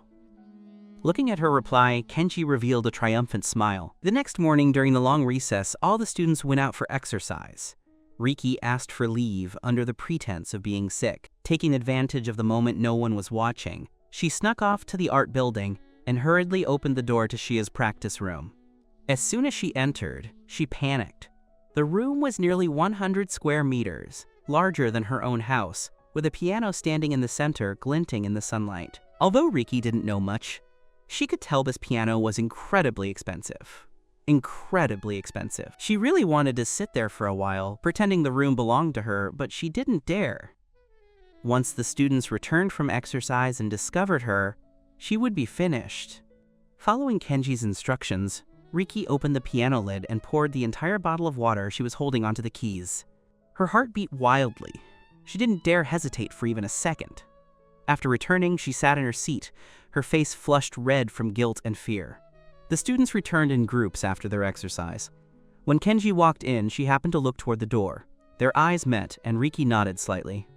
During the third period break, Kenji gave her the watch. She was ecstatic as she touched the watch, even wearing it during lunch. Nanami found it strange and took a few extra looks. Bought a new watch? Ricky lifted her chin, looking a bit proud. I told you. I'm not with you because of your money. If I like things, I'll buy them myself. I just like you as a person. Nanami didn't think much of it and, after taking a bite of food, said casually, buying what you like is fine, but even if you like it, you shouldn't buy a fake, should you? Did you get cheated? Ricky's face turned red instantly. This watch was fake? She had shown it off to so many people. Maybe it is. She pulled her hand back and hurriedly took the watch off. On the way, Ricky couldn't help but message Kenji. White. Kenji, what do you mean by this? Why did you give me a fake watch? Kenji replied, aren't you happy wearing a fake watch? My watch costs 30,000 to 40,000 yen even if it's a fake, okay? Hearing this, Ricky almost fainted from rage and fired back. Aren't you afraid I'll tell Nanami and Shia what you made me do? Nami saw her constantly looking down at her phone and laughed. Who are you chatting with? No one, Ricky said, hurriedly covering her phone. Forget it, I'll take this as a loss to Kenji this time. At least I still have a real bag. Once Heng is resolved, Nanami will only be good to me. By then I'll have any watch I want. If Nanami dumps me, I'll be left with nothing. The singing competition is the day after tomorrow. Heng will be in trouble soon, and she still knows nothing about it. Just as school was ending, I received Tari's message. Shirao Bunsei has actually placed a 100 million yen bounty on the dark web for King boosters. I followed the address provided by Tari and headed straight to Shirao Bunsei's location. After ringing the doorbell, a middle-aged woman came out to open the door for me. I explained the reason for my visit and showed her the information regarding Yuki Shiro. Please, this way, sir. The lady is upstairs. I will take you in. This middle-aged woman, called Auntie Wang, had been taking care of Yuki for many years. Auntie Wang led me to the living room and then went upstairs to call Yuki. Upon learning that the gaming coach had arrived, Yuki rushed down the stairs. Classmate, it's you! Yuki looked at me, sitting on the sofa, with pleasant surprise. I looked down and noticed that Yuki was actually wearing 2 different socks. This woman is so scatterbrained. It really is you, that's great! Yuki shoved her phone into my hands. Quick, help me see why I keep losing. The system just notified me that I was reported. Is it because I spent too much on in-game items and broke the rules? I took it and glanced at it. Yuki's battle record was all losses. She had bought all the heroes and skins, but in one match, she had managed to get a score of 0490. What kind of skill level does it take to not even get a single assist? I rubbed my temples. It seemed this money wouldn't be easy to earn. If she just wanted to climb to the diamond rank, it would be easy. I could get her there in no time. But when she placed the order, she said she wanted to be taught how to play. Let me log into my account so we can play together, I said, while quickly operating the device to add myself to her friend list. I'll play as support for you. Luckily, she hadn't played ranked matches before, only casual ones. So she was still at the bronze rank, meaning I could play with her directly. After entering the lobby, Yuki immediately locked in Haoyi. Picking Haoyi is fine. In the early game, I'll help you farm, and later on, you can just stand and fight. What is known as standing and fighting means that once the hero is fed in the early game, you can just stand still and attack. No one can beat you. There's no need to run. I chose Liu Chan, who has crowd control and is bulky, so I could absorb damage for Haoyi. Yuki blinked, looking completely innocent as she asked, "What is farming? Is this person's name Haoyi?" I just think this radiant skin is so pretty. Hearing this, I looked down and sighed. Just follow behind me for a while, I said to Yuki. Buy boots first, then attack speed items, and then build for critical hits. Yuki hesitated for a moment and leaned in. What brand of shoes do you like? I didn't know you coaches needed gifts of shoes. Should I have my regular shop owner come over with shoes for you to try on? What size are you? Yuki asked. I opened the shop interface, explained the items to her in detail, and simultaneously navigated my own game screen. Under my guidance, Yuki finally leveled up to 4 successfully.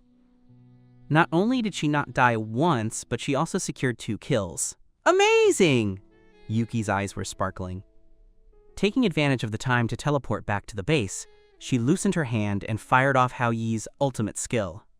A golden phoenix flew across the entire map, hitting absolutely nothing. Haoyi's ultimate should be used after you predict the enemy's position.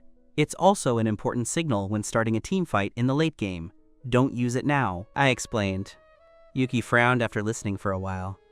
It's so hard. I just think the phoenix is beautiful. Every time it lights up, I want to click it. Isn't that for celebration, like setting off fireworks? After she finished, she realized she had probably made a mistake, so she pouted and asked, Is there something simpler that doesn't require so much input? I thought for a moment and nodded. Yes, ma'am. There are 9 other heroes as simple as this. In the second game, during the character selection phase, I decisively had Yuki pick Dunshan. After seeing her reach level 4, I said to her, See this? Just stand under the tower. Whenever it lights up, just tap it, and then stay here to charge the tower. Yuki became happy instantly. This is great, I love it! And so, for this match, Yuki kept charging the tower. Even though it was a 4 versus 5, because of my superior skill, we completely dominated the opponents. Before long, I had helped Yuki reach the gold rank. Koji, you're so amazing! Yuki clapped for me. This hero is so fun too. What was his name? Is he a charger? Just as Yuki was talking to me, the main door was suddenly opened. I saw Yuchu Shen open the door. Auntie Lai came out of the kitchen and said respectfully, "Young miss, you're back." Yuchu nodded faintly. At this moment, Yuki was clutching her phone, one foot in a shoe and the other just in a sock, running to the entryway excitedly. "Baby, look! Mommy reached gold! This charger in the game is so fun!" "What charger?" Hearing that voice, I froze instantly. I never expected that this person would be Yuchu Shen. My back went rigid. Yuchu had previously found out that it was the Singh family plotting against the Qin family. At that time, when she arranged a meeting, I went under the identity of Qi Yao, and Yuchu had guessed that Qi Yao was one of the Dark Sky members. She must also know that Dark Sky and the Singh family were related. At the door, Yuki was showing off her phone to Yuchu. Baby, look! Isn't Mommy amazing?" Amazing! She really had no solution for this scatterbrained mother of hers. After all, the person Father pampered the most was Mother, spoiling her so much that she acted like a child who knew nothing. Having no choice, as a daughter, she just had to indulge her. "You didn't want to play with me before. I'm going to complain to Brother Han," Yuki said poutily.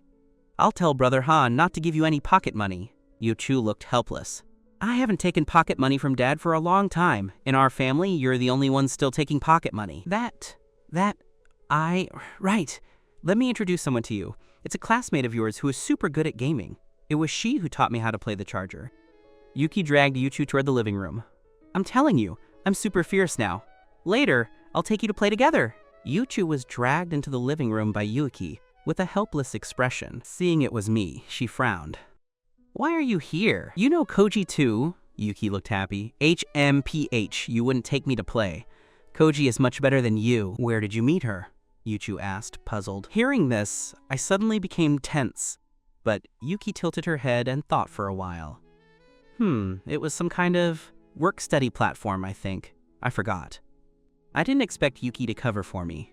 I looked at her instinctively, but seeing her confused expression, I felt she probably really had forgotten. "It was just a work-study platform," I said solemnly. Yuchu looked at both of us skeptically.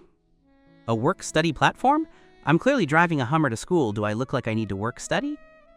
Yuchu didn't believe a word of it, yet both Yuki and I wore expressions of complete sincerity. Seeing the agreed-upon time approaching, Yuki invited me to stay for dinner, but I refused. Afterward, Yuki saw me to the door and waved. "Goodbye, Koji." She made a cheering gesture with her fist. "I'll practice the techniques you taught me these next few days." Forget it. I waved my hand. "Don't practice. Just wait until I come back next time to practice with you." If Yuki kept choosing Dun Shan and only charged the tower without fighting or joining team battles, she would probably be reported and banned within a few games. Yuki nodded obediently. Even until I reached the corner and looked back, Yuki was still standing at the door waving at me. I waved back. It's really strange. Yuchu and her mother are truly worlds apart. At the same time, in the Shen family living room, Yuchu sent a message to Tiyumo. "Check which platform my mother used to hire a gaming coach." Fengshu also had its own dedicated information search system. Before long, Tiyumo replied, "Boss, I've checked. The lady did indeed place an order on a work-study platform. Koji had previously taken a job as a piano tutor there. The day the lady placed her order, Koji happened to be on the site writing a review for the piano tutoring task, and just happened to accept the lady's order." Yuchu felt that every word of Chimo's message was normal, but put together, it sounded utterly ridiculous. But Chimo would never lie to her. Could it really be such a coincidence? How could Yuchu have known that just outside the Shen family gates, I had opened my phone and projected the virtual keyboard onto my left forearm? Then, using my right hand to operate quickly, I had already erased Yuki's order information from the Dark Sky system. I then replaced it with a record from a work-study platform. To make it more realistic, I also forged my own previous tutoring history and browsing traces of searching for jobs on that platform. With my level of skill, even if Reika Reize were to look, she wouldn't necessarily find any loopholes, let alone Chiumo. Yuchu was still a bit doubtful and opened the platform on her phone to search for Yuki. "Is this where you found Koji?" Yuki was stuffing her mouth with food, chewing slowly like a squirrel. "Probably? I don't remember." Yuchu looked at her with a blank stare, knowing that asking her was a waste of time. When I returned to the Yi family residence, although it was quite late, Both Ye Huiyin and Ye Jiangguo hadn't returned yet. Ye Zhuanan had gone to the music room to practice. Ye Jiangguo had gone on a date with Sun Shu. Neng Gongwenya had already arrived in the capital. Originally, Ye Jiangguo wanted to arrange a meeting with Neng Gongwenya to improve relations between the two families. But he was rejected by Neng Gongwenya. The Neng Gong family values Neng Gongyuan the most, followed by those who share a blood connection with her, which includes me. Now that Neng Gongyuan has passed away, and under Ye Huaiyan's smear campaign, the Neng Gong family believed I had been spoiled while growing up in the countryside and didn't resemble Neng Gongyuan in the slightest, so they naturally didn't want to see them. Ye Jiangguo was now busy trying to get on good terms with Sun Shu, hoping to marry her soon and obtain her financial support. Since they weren't coming back, I was at peace. Lying on the bed, I opened Weibo and found that recently, it was flooded with news about the Honor of Kings Autumn Joint Tournament. As the world's most popular mobile game, it held joint tournaments in East Asia every year, and it was rumored that this year it might even be held in Europe. The AJ team was the most popular team in the country in recent years and was considered the most likely to win the Autumn Joint Tournament. After all, the game was published domestically. However, since last year, the H-country team's momentum had been getting stronger and stronger. No one wanted to see the championship taken by another country. But in the previous few friendly matches, the domestic side had lost to H-country. Now, many netizens felt that the chances of winning the championship were slim, but they still went to the AJ team's Weibo page to cheer them on. However, among those cheering voices, there were also some mocking comments. When the game first came out, there weren't as many heroes or skin bonuses. Few people played it then, and everyone who formed teams just gathered to exchange techniques. No one expected that the original WZ team would gather the top players in the country. Back then, the joint tournament was only held domestically, and the WZ team would absolutely crush their opponents, ending the battle in under 10 minutes. Later, something happened within the team. The members turned against each other, and everyone retired one by one. Some got married, some went abroad, and the WZ team just dispersed like that. Only Aino remained, still insisting on playing the game. 6 months after the WZ team disbanded, the game suddenly became popular. Investors found Ino and formed the AJ team, intending to continue the glory of the WZ team. But even though they spent a lot of money to raise professional players and hired coaches from abroad, they were still no match for the H-country teams, even after becoming the #1 domestic team. Rumor had it that if they didn't win the championship this time, the AJ team would disband. Ino hadn't participated in the last few matches, and netizens speculated that he was training in secret in preparation for the Autumn Joint Tournament. But only a few people knew that Ino had an arm injury and had gone away for treatment. An hour ago, Ino posted a Weibo with only 2 words, "Waiting for you." I stared at the phone for a while and then tossed it aside. I took out the sheet music and looked at it for a while. The singing joint tournament was the day after tomorrow. Since I had promised Li Xia, I had to do a good job. The music wasn't actually that difficult. During early morning reading the next day, Yuchu and I were, as usual, slumped over our desks, catching up on sleep. Other classmates were chattering away about something. The homeroom teacher, Julie, walked in from outside, and everyone quickly stopped talking, picking up random books from their desks to look at. "Stop pretending," Julie said to a student in the front row. "You're holding an English book but reciting classical literature in your heart? Who are you fooling?" The students stuck out their tongue and quickly changed books. All right, everyone quiet down. I have something to say. Tomorrow is the singing joint tournament. This time, our class's Ye Koji will be performing as a duo with Class 1's Li Xia. Everyone must go and cheer for Koji. The principal said if we can place, we'll get extra points for the excellent class collective evaluation. The students started chatting again. "Teacher, stop dreaming. Class 1 doesn't just have Li Xia, they have Ye Zuan too. Even if we win, we won't get as many points as them." Exactly. And when have we ever been given the title of Excellent Class Collective? Julie straightened her face. No such lack of ambition. This competition will award a Best Individual Award. If Koji wins it, we'll get plenty of points. Why can't the Excellent Class Collective be us? That's true. Koji played the piano much better than Ye Juanan last time, but Li Xia is there too. Anyway, Koji, go for it. Julie and the students applauded together. Since the last incident, Julie had also changed her prejudice against me and was growing fond of Class 5. She hoped to be a good homeroom teacher, and strive for more honors with everyone. In a blink of an eye, the day passed. Li Xia, to avoid putting too much pressure on me, did not ask me to go to the art building to practice the day before the competition. No one discovered that there was a problem with the piano until the next day the singing joint tournament was held at St. Lily Academy. Students from other schools also arrived one after another. Li Xia took this competition very seriously, and especially had her piano moved to the venue. Be careful. Li Xia kept following the people moving the piano. She cherished this piano very much. Yu Yan Liu leaned in and said, "So this is your piano, Xia. I've never seen it before. You've hidden this better than you hide your boyfriends." Li Xia smiled and pushed her away, but Yu Yan ran over and opened the lid. "No matter what, I have to touch your piano today to see what kind of treasure it is that you've been hiding and wouldn't even let me see." After saying that, she pressed one of the keys. Instantly, Li Xia's expression changed. The sound of the piano was wrong. I, standing to the side, froze as well. Although Li Xia's piano wasn't as good as the one in my collection, it was still a top-tier instrument, and she cherished it deeply, maintaining it well. Only 2 days ago, the sound had been crisp and melodious. Why had it suddenly become dull and sluggish? Li Xia rushed over and threw herself onto her piano, reaching out to touch it. Her fingertips were stained with a trace of dampness. Li Xia had a very good temper and was the most approachable of the 4 campus beauties. She was a goddess in the entertainment industry. Yu Yan had never seen Li Xia like this. Her eyes were red, and she was both sad and angry, her body trembling uncontrollably. "My piano has water in it," Li Xia said in a hoarse voice. "Water in it?" Yu Yan was shocked and hurried to look. Even Yu Chushen standing nearby looked a bit surprised. The wood near the keys was slightly swollen from the water, and there was a bit of fog condensing on the piano lid. They were backstage, and with many people preparing to perform nearby, everyone looked over when they heard the commotion. "Oh my god, Miss Lai, what happened to your piano?" Yi Zuanan walked over, pretending to be surprised, covering her mouth. "This piano looks so expensive. It must have sounded great. I was planning on hearing it today. How could this happen?" Yi Zuanan looked full of regret. After she finished, she threw a look at Lu Yi. Lu Yi quickly said, "Miss Li, wasn't your piano always kept in your private practice room in the art building?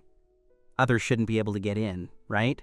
After she finished, she suddenly seemed to remember something and looked sharply at me. "Miss Lai, I remember hearing you and Yu Yan say that you gave Yi Koji a key. Could it be?" Yi Zuan Han also quickly looked at me. "How could you do this?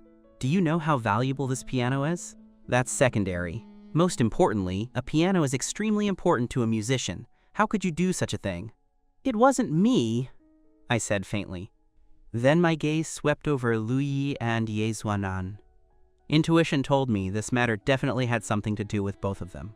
Lu Yi felt uncomfortable under my gaze and raised her voice to hide her guilt. "Who else could it be but you? Besides you, only Miss Li could enter the room. Could it be that Miss Li poured water on her own piano?" "Yu Yan, this Yi Koji is really too much. Miss Li trusted her so much, and you both treated her so well." Yu Yan kept a dark face and didn't speak. Li Xia just sadly touched her piano. Reiko Reizi, who had been investigating the god all along, just discovered something was wrong here. She pushed her lollipop to the side, puffed out her right cheek and said, "Go check the surveillance. Don't we know who did it then?" Lu Yi was shocked internally. Why check the surveillance? Who else but Yi Koji could it be? "You're so nervous. Could it be you?" I raised an eyebrow, looked at her, and smiled coldly. Lu Yi instantly hugged Yu Yan's arm. "Yu Yan, I'm your boyfriend. You and Miss Lai are such good friends. How could I do such a thing?" Not only did Yi Koji do something wrong, but she's also trying to frame me. Yu Yan just looked at Reiko and said, "Reiko, check the school's surveillance back end directly." Cold sweat began to seep from Lu Yi's forehead. "Yu Yan, you really don't believe me? I'm your boyfriend." "No one is saying they don't believe you," Yu Chushen, sitting on the side, said coldly. "There isn't only you and Ye Koji in this world. Who said if it isn't her, it must be you? Ye Koji isn't afraid. What are you afraid of?" Since being with Yu Yan, Lu Yi had intentionally or unintentionally shown herself to be very close with Li Xia and Reiko. But Yu Chushen was the only one she never dared to approach. She hadn't expected that Miss Shen, who always kept a cold face and disliked meddling, would actually speak up for me. Reiko held a laptop, her fingers flying as she queried the surveillance footage from the art building from the previous days. There is a period of surveillance footage from the day before yesterday afternoon that was destroyed, she said, speaking indistinctly while holding the candy. Hearing this, Lu Yi felt a momentary relief. Can it be restored? Licia asked. Her right hand was clenched into a fist. Usually such a gentle person, at this moment she was gritting her teeth. Yes, Reiko nodded.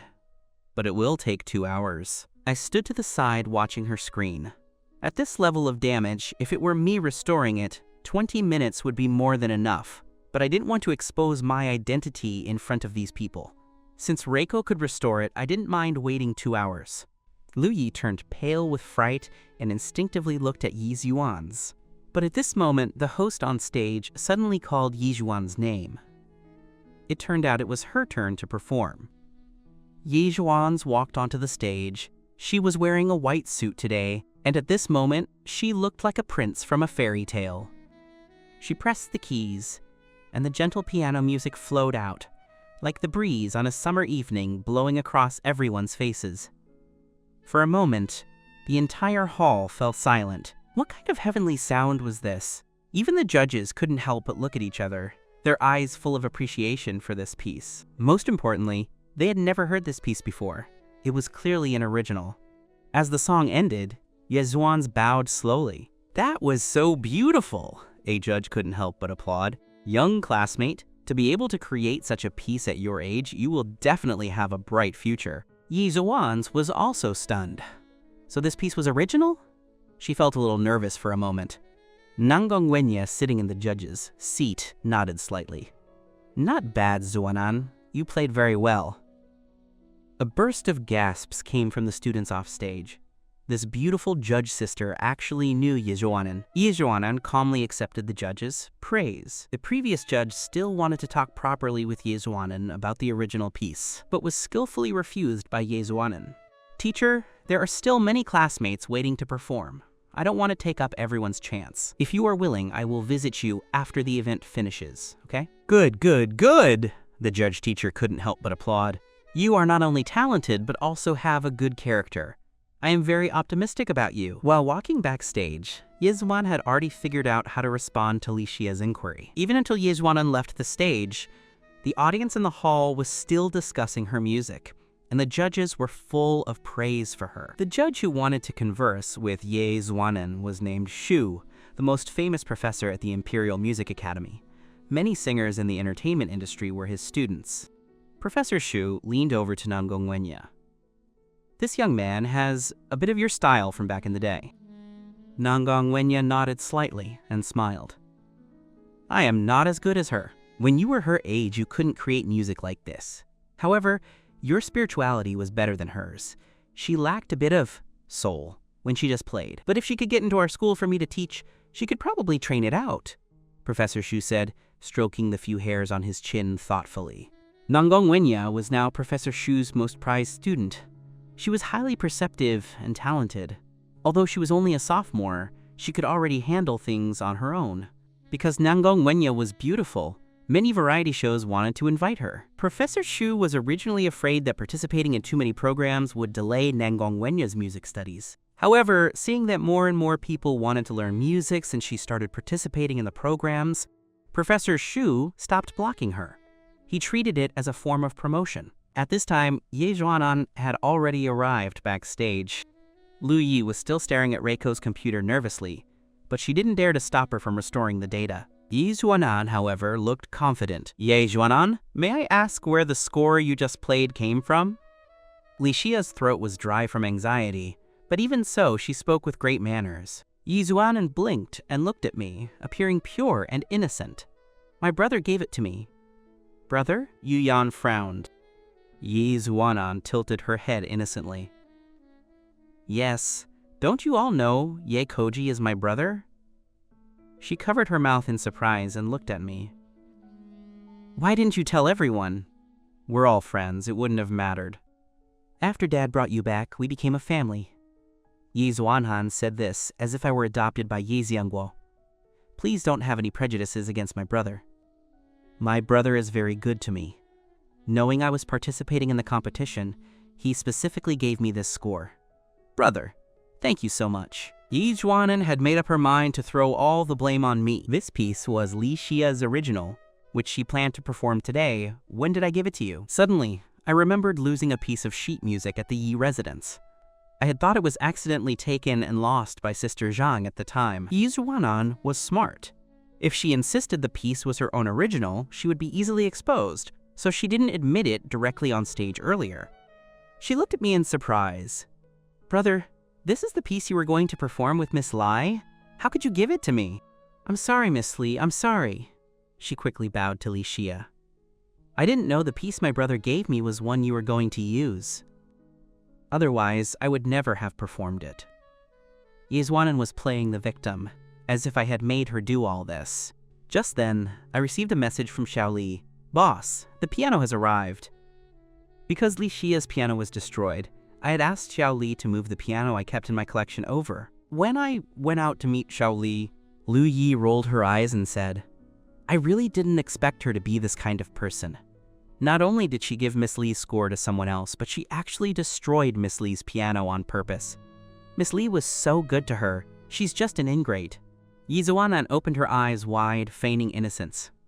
Why did brother leave? Shouldn't he explain? Even if brother made a mistake, he should apologize. How can he just avoid it? Yu Yan said to Lu Yi, "The matter hasn't been investigated clearly yet. Don't speak like that." Lu Yi was hoping Reiko wouldn't succeed, so she could use the fact that I gave Yi Zhuanan the sheet music to pin the blame for destroying the piano on me as well. "Yu Yan, you know I've never been able to tolerate hypocrisy. I hate ingrates like this the most." She had just finished speaking when I arrived with the people carrying the piano. "Put it there." I pointed to the open space in front and then looked at Lu Yi coldly. Lu Yi was startled and instantly tightened his grip on Yu Yan's arm. Li Xia turned around to look at the piano and was instantly shocked. "Is this Pray?" Her voice was hoarse, but it couldn't hide the light in her eyes. This piano, named Pray, was crafted by a famous 19th century Italian piano master. It was purchased by a private collector 10 years ago at an exhibition and had not appeared in public ever since. Its tone was as beautiful and moving as a sacred hymn, as if mortals were being bathed in divine light. Pray. Although Ye Zhuanan wasn't very familiar with it, she had heard of this piano, which was valued at 30 million yen. "Miss Li, didn't you see wrong? How could a hick like Koji have something so expensive?" Lu Yi was also stunned.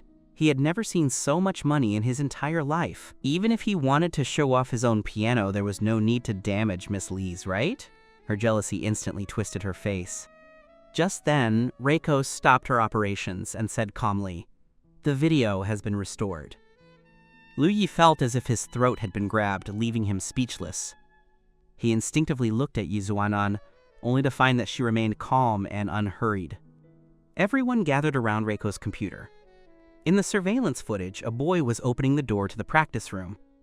As the door opened, he looked up, and everyone saw his face clearly. It was Yekoji. Although Lu Yi didn't know how that happened, he immediately pointed at me and cursed, "What else can you deny now? It was you." The students backstage also began to accuse me. How could this Koji be so heartless? Miss Li treated him so well, yet he could do something like this. A person like this should be expelled from St. Lili. "Shut up," Yu Chushen said with a gloomy face. The noisy chatter vanished instantly. I walked over to Reiko's side, looked at the video on the screen and confirmed, "That's right, that's my face. It's not someone pretending to be me." Let's take a look at the decoding format of this video. Reiko blinked. She had been too busy restoring files just now to notice this detail. He analyzed it carefully. 30 seconds ago, it was still in PAL format, but here it changes to PCL format, and later it returns to PAL. Aside from me, no one else present could understand what he was talking about. Yu Zhuanan clenched her fists tightly, thinking to herself, clearly, that person said it absolutely wouldn't be discovered. Reiko's fingers flew across the keyboard while I stood to the side, unhurried. I believed that with Reiko's ability, she would solve this problem soon. Sure enough, 10 minutes later, Reiko let out a long breath. Done. Someone used code and editing to cleverly cover up the traces of the video being modified. The original file for this segment should have been copied out several days ago. He displayed 2 video segments side by side. I went to the practice room with Xia that day, but at the time, Xia wasn't in the frame. She only appeared after I opened the door. Sure enough, my movements in the 2 video clips were identical. Maybe I just imitated my own movements and went there a second time? Lu Yi's face turned deathly pale, his voice trembling. Reiko blinked her large eyes and said firmly, "I can still find the original file that was deleted and hidden. Let's take a look." She quickly entered a line of code and pressed the enter key. A new video appeared before everyone's eyes. This video was clearer and smoother than the previous one, but the face of the boy in the footage had turned into Lu Yi. Everyone's gaze instantly focused on her. Lu Yi backed away in a panic, his voice trembling. "It's not me. It's Yakoji. Just a moment ago it was him. How did it suddenly become me? It must be her playing tricks." In his nervousness, he tripped over his own shoelaces and fell to the ground. Tears welled up in his eyes as he shook his head frantically. "Yuyan, you have to believe me." Yuyan looked down at the watch on his wrist. These past few days, no matter where he went, he brought it with him. "You said you bought this watch yourself, but it costs 100,000 yen in this country, and your family's annual income is only around 200,000. How did you buy it?" Yuyan's voice was cold. I had a friend bring it from abroad." Lu Yi's eyes drifted, not daring to look Yuyan in the eye. "Which country? The US? How much did it cost?" I used a lot of savings from my allowance and New Year's money to buy it." "Which friend? Do you have the receipt?" "Chat records will do too." Yuyan's questioning was like a sharp blade piercing into her heart. "Yuyan, don't you believe me?" Lu Yi bit his lower lip, his eyes turning red. "I'm your boyfriend. Just now you didn't question Yakoji. Why are you questioning me now? We've been dating for almost 4 days. Logically speaking, in 2.5 days, I'll be breaking up with you. But Lu Yi, if you can provide evidence, I won't break up with you. You would be the first boy in St. Lily's history to date me, Yuyan, for more than a week." The boys backstage couldn't help but gasp. Lu Yi was truly lucky. If he could date Miss Yuyan for more than a week, he would become the envy of every boy at St. Lily. Lu Yi froze, tears hanging on his face, looking at Yuyan with his mouth half open. I deleted the chat history because I trusted my friend, so I didn't ask for a receipt. "Which friend?" "Send her a message and let me see." Yuyan's tone remained stern. Suddenly, Lu Yi raised his head, scrambled up from the ground, and looked at Yuyan. "Yuyan, I know my family isn't as wealthy as yours, but it's not only wealthy people who have dignity. I don't want my friends to know that my girlfriend doesn't even have the most basic trust in me, and I certainly don't want them to know she has no respect for me at all." The crowd of onlookers began to lean toward him. A boy this strong shouldn't do something like that, right? Perhaps it was a misunderstanding. "Aside from yourself, no one has repeatedly emphasized your poverty," Yuyan said coldly. "I want to give you trust and respect, but Lu Yi, this watch model is a special edition for East Asia. You can't buy it at any retail counter in the US. How do you expect me to believe you?" In an instant, the crowd's sympathy turned into disdain. How disgusting. This person could actually do something like this? Yeah, he always acts so high and mighty, turns out it's all a pretense, showing off his watch every day. Puffed. It's just a 100,000 yen watch. It's not. Yuyan, it's really not. Lu Yi shook his head frantically, suddenly pulling a bracelet out of his bag and shaking it excitedly. It was all Yizwanan. It was she who told me to do it. She gave me this watch and also this bracelet. Yuyan, it was all Yizwanan's idea. Please forgive me, okay? This fake bracelet is what she gave me. Hearing this, Yizwanan blinked her eyes, looking completely calm. What are you talking about, Lu Yi? I don't understand a word you're saying. It was all your doing. You told me to go and steal Miss Lai's key, and then you gave me the duplicated key, telling me to go to the practice room and destroy Miss Li's piano to frame Ye Koji. This watch and the fake bracelet are the evidence. Although the bracelet was fake, it was very beautiful, and Lu Yi couldn't bear to throw it away. What fake bracelet? Ye Juanan looked innocent. She lifted her pants to reveal her ankle. This was brought to me by my father from the US. If you need a receipt, I can find that for you too. Hearing this, Lu Ye lost all his strength and collapsed onto the ground, his face full of shock. How could it be like this? I didn't expect my boyfriend to do such a thing. I quickly apologized to Li Xia. Xia, it's okay, it's not your fault. Li Xia waved her hand and turned to me, saying in a hoarse voice, Yikoji, I can't go on stage and perform with you anymore, but I still hope you can play this piece. I really want to hear the effect of playing it on Prey, especially the version we modified later. Hearing this, I nodded. Li Xia loved music very much. She had prepared for this competition for a long time. She had created this song, from the music to the lyrics, all by herself. She felt very regretful that she couldn't hear the song being sung, but her voice was already gone and she couldn't go on stage. Yuchu Shen suddenly snatched the sheet music from her hands. I'll go in your place. Yuchu? Li Xia was stunned. Yuchu Shen sang very well too, but she had never liked to show it in front of others. At this moment, the host on stage had already begun to urge them. Thank you, Yuchu. Li Xia nodded. Shortly after, Yuchu Shen and I walked onto the stage together. The lights dimmed. Only a single beam of light shone down from above Yuchu Shen's head. A gasp broke out in the audience. Is that Miss Shen? Miss Shen is actually going on stage to perform? To think I could hear the goddess sing in my lifetime. Yuchu Shen was wearing a black dress.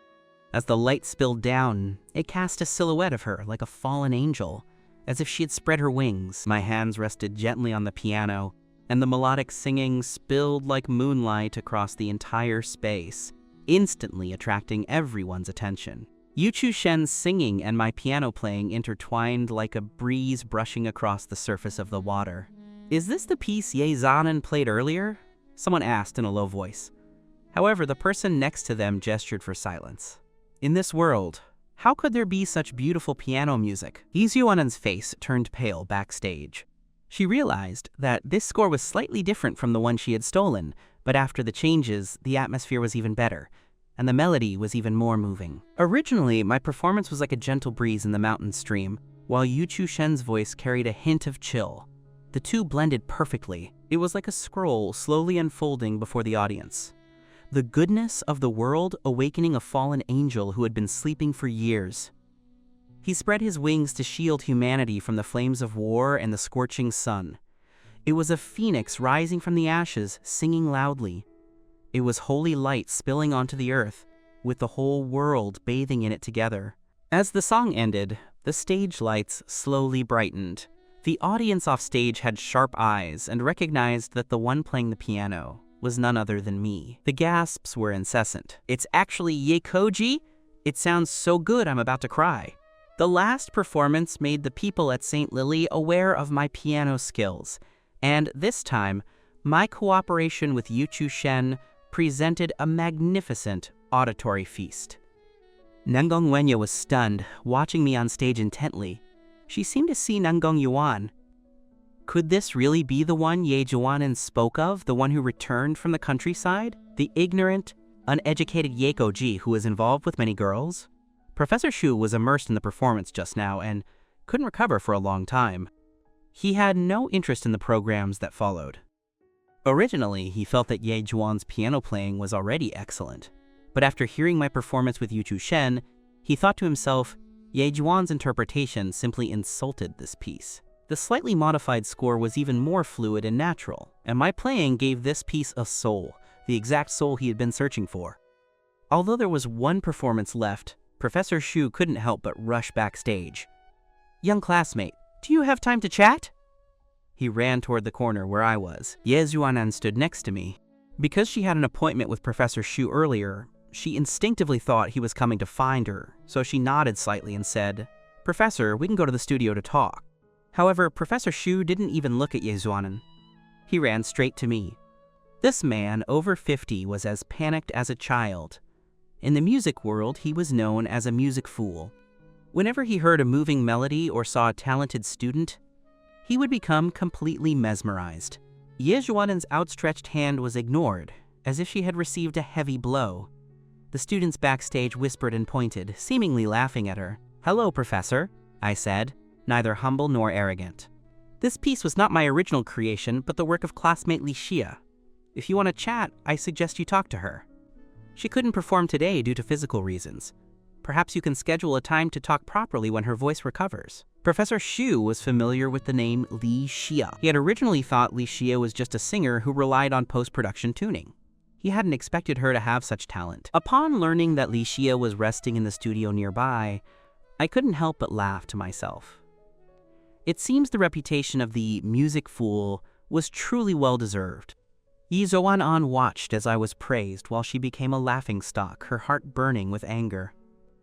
She forced a smile and said, "Brother, I didn't expect you to play this piece today too." "Then why did you give me the score at that time?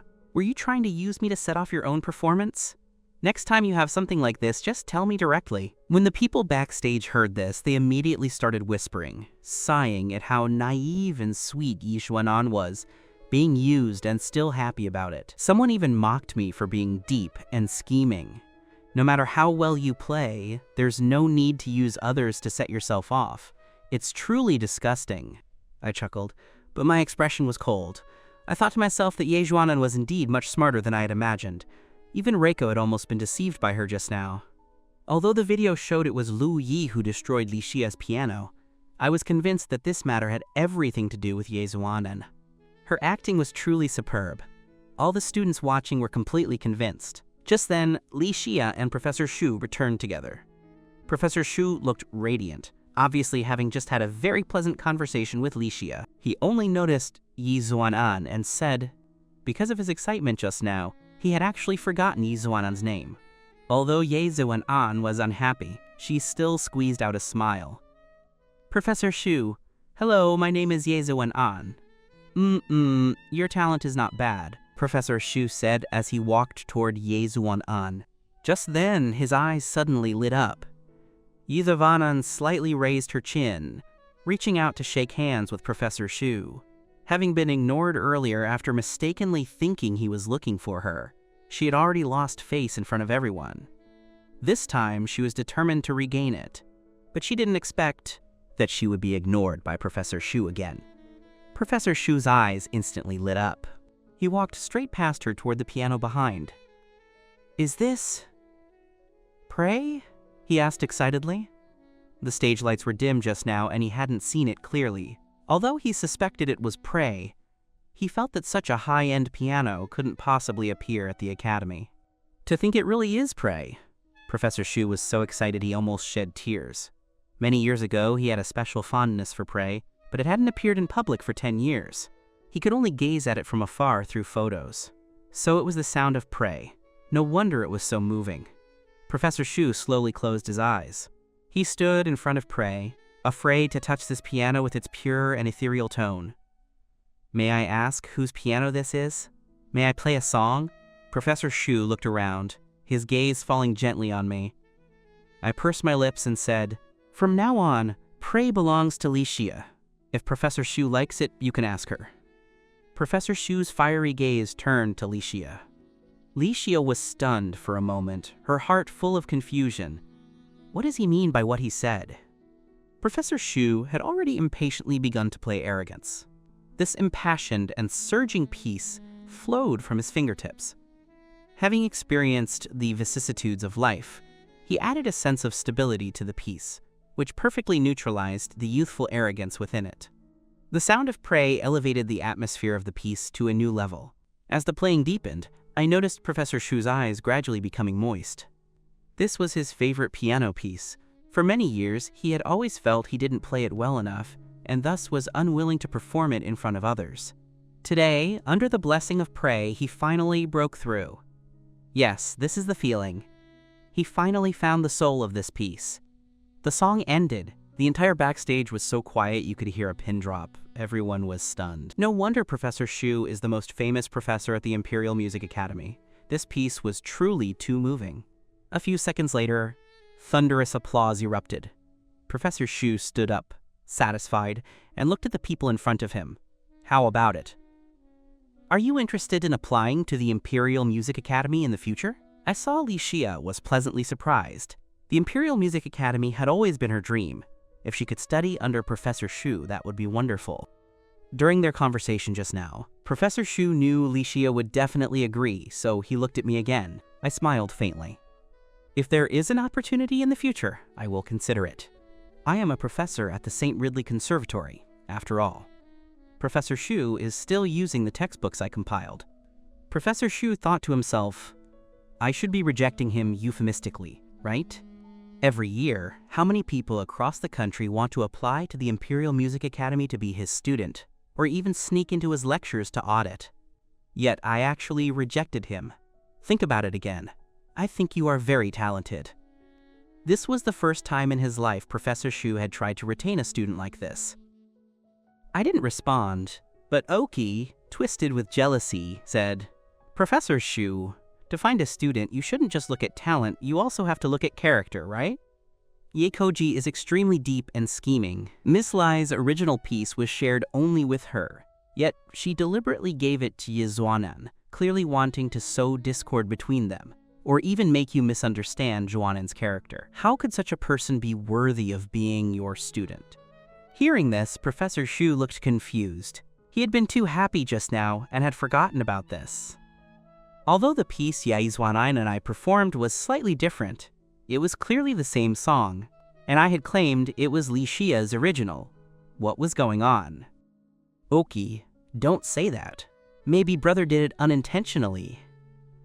Yizhuanan tried to defend me. Even now you're still speaking up for her? Yekoji isn't worth you being this kind. Oki said angrily, "I believe classmate Yekoji would not do such a thing." Li Xia stood up to defend me. She could even give me a 30 million yen. Pray, how could she do something like this?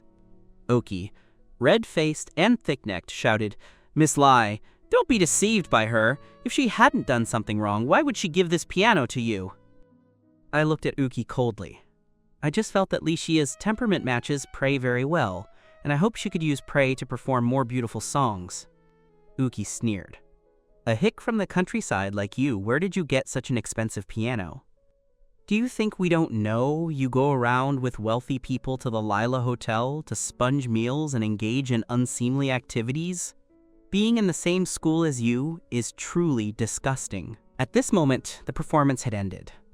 Nanggong Wenya came backstage to find Professor Shu and happened to hear Uki's words. She had clearly sent me an entry permit, so why was I participating with a girl? Could it be that I am really, as Yizhuanan said, maintaining close relationships with many girls? My sharp gaze fell on Yizhuanan, and I realized in my heart it must be her talking nonsense again. Yizhuanan recoiled, like a frightened little rabbit. "Don't be angry. I just saw you and someone else get into the elevator at the Lila Hotel together." Oh my god, going to the Lila Hotel, it seems the rich person Yekoji is sponging off really has a lot of money.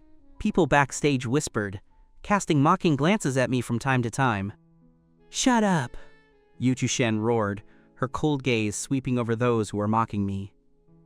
"That rich person is my mother. Do you have a problem with that?" Everyone went deathly silent. "She helped me with a lot of things. My mother gave her 100 million yen. Do you have any other questions?" Yu Chushen said coldly. Everyone was silent. The value of 100 million yen was like a heavy hammer crushing their hearts, enough to buy 3 praise. Ye Zhuanan felt instantly embarrassed, unable to even speak clearly. At this moment, Nanggong Wenya walked in, stood before me, and asked, "You are Yekoji?" My appearance was extremely similar to Nanggong Yuan's, only I appeared sharper. "I sent you an entry permit. Why didn't you use it?" Nanggong Wenya was full of confusion. Having just heard my piano playing, she felt that I could have easily achieved a high ranking by entering the competition alone. Why was I with someone else? Entry permit? What entry permit? I asked, looking confused. Yizhuanan hurriedly tugged at Nanggong Wenya's sleeve and whispered, "Father has been wanting to arrange a meeting with you. Do you have time today? Why don't you come home with me now? Father will be very happy." I immediately saw Yizhuanan's panic and understood in my heart that she was playing tricks again. "I didn't receive an entry permit. Who did you send it to?" My gaze fell on Yizhuanan. She looked as if she had been hit by a heavy hammer. Her face turned pale instantly. "Sister, I thought brother was already able to enter the competition, so he wouldn't need that permit. So I could let father and uncle both be proud of me." Yizhuanan bit her lip, tears streaming down her face, appearing extremely aggrieved. I looked at her coldly, crossed my arms, and said, "The Imperial Academy Singing Joint Tournament isn't something anyone can just enter." "Yizhuanan, you didn't have a permit in the beginning, did you?" My smile was laced with frost. The permit that was supposed to be mine was withheld by you privately. I didn't even know you were participating in the competition. Then what was the reason I gave you that score? The onlookers suddenly realized the truth. My logic was flawless. If Yizuan-an couldn't enter the competition at all, what was the use of giving her the music score? Moreover, she actually withheld the permit that should have belonged to me. She is truly scheming. She was just pretending to be pitiful, acting like a naive and sweet girl. She is clearly a white lotus, fake innocent, someone said indignantly. I gently shook my phone, a cold smile tugging at the corners of my lips. Perhaps I can make a phone call now and ask Sister Zhang how exactly you managed to get that music score. Hearing this, Yizuanen's face instantly turned pale. She managed to squeeze out a smile. It might be a misunderstanding. I saw Sister Zhang holding that score and thought it was something you asked her to give to me. She knew her explanation was pale and weak. Heh. I let out a cold laugh. The staff came to call Professor Su and Nangong Wenya, asking them to return to participate in the scoring, as the results were about to be announced. Before leaving, Professor Shu frowned as he looked at Yizuanen. A piano player must have a pure heart. It seems you are still far from that. Yizuanen's eyes turned red instantly.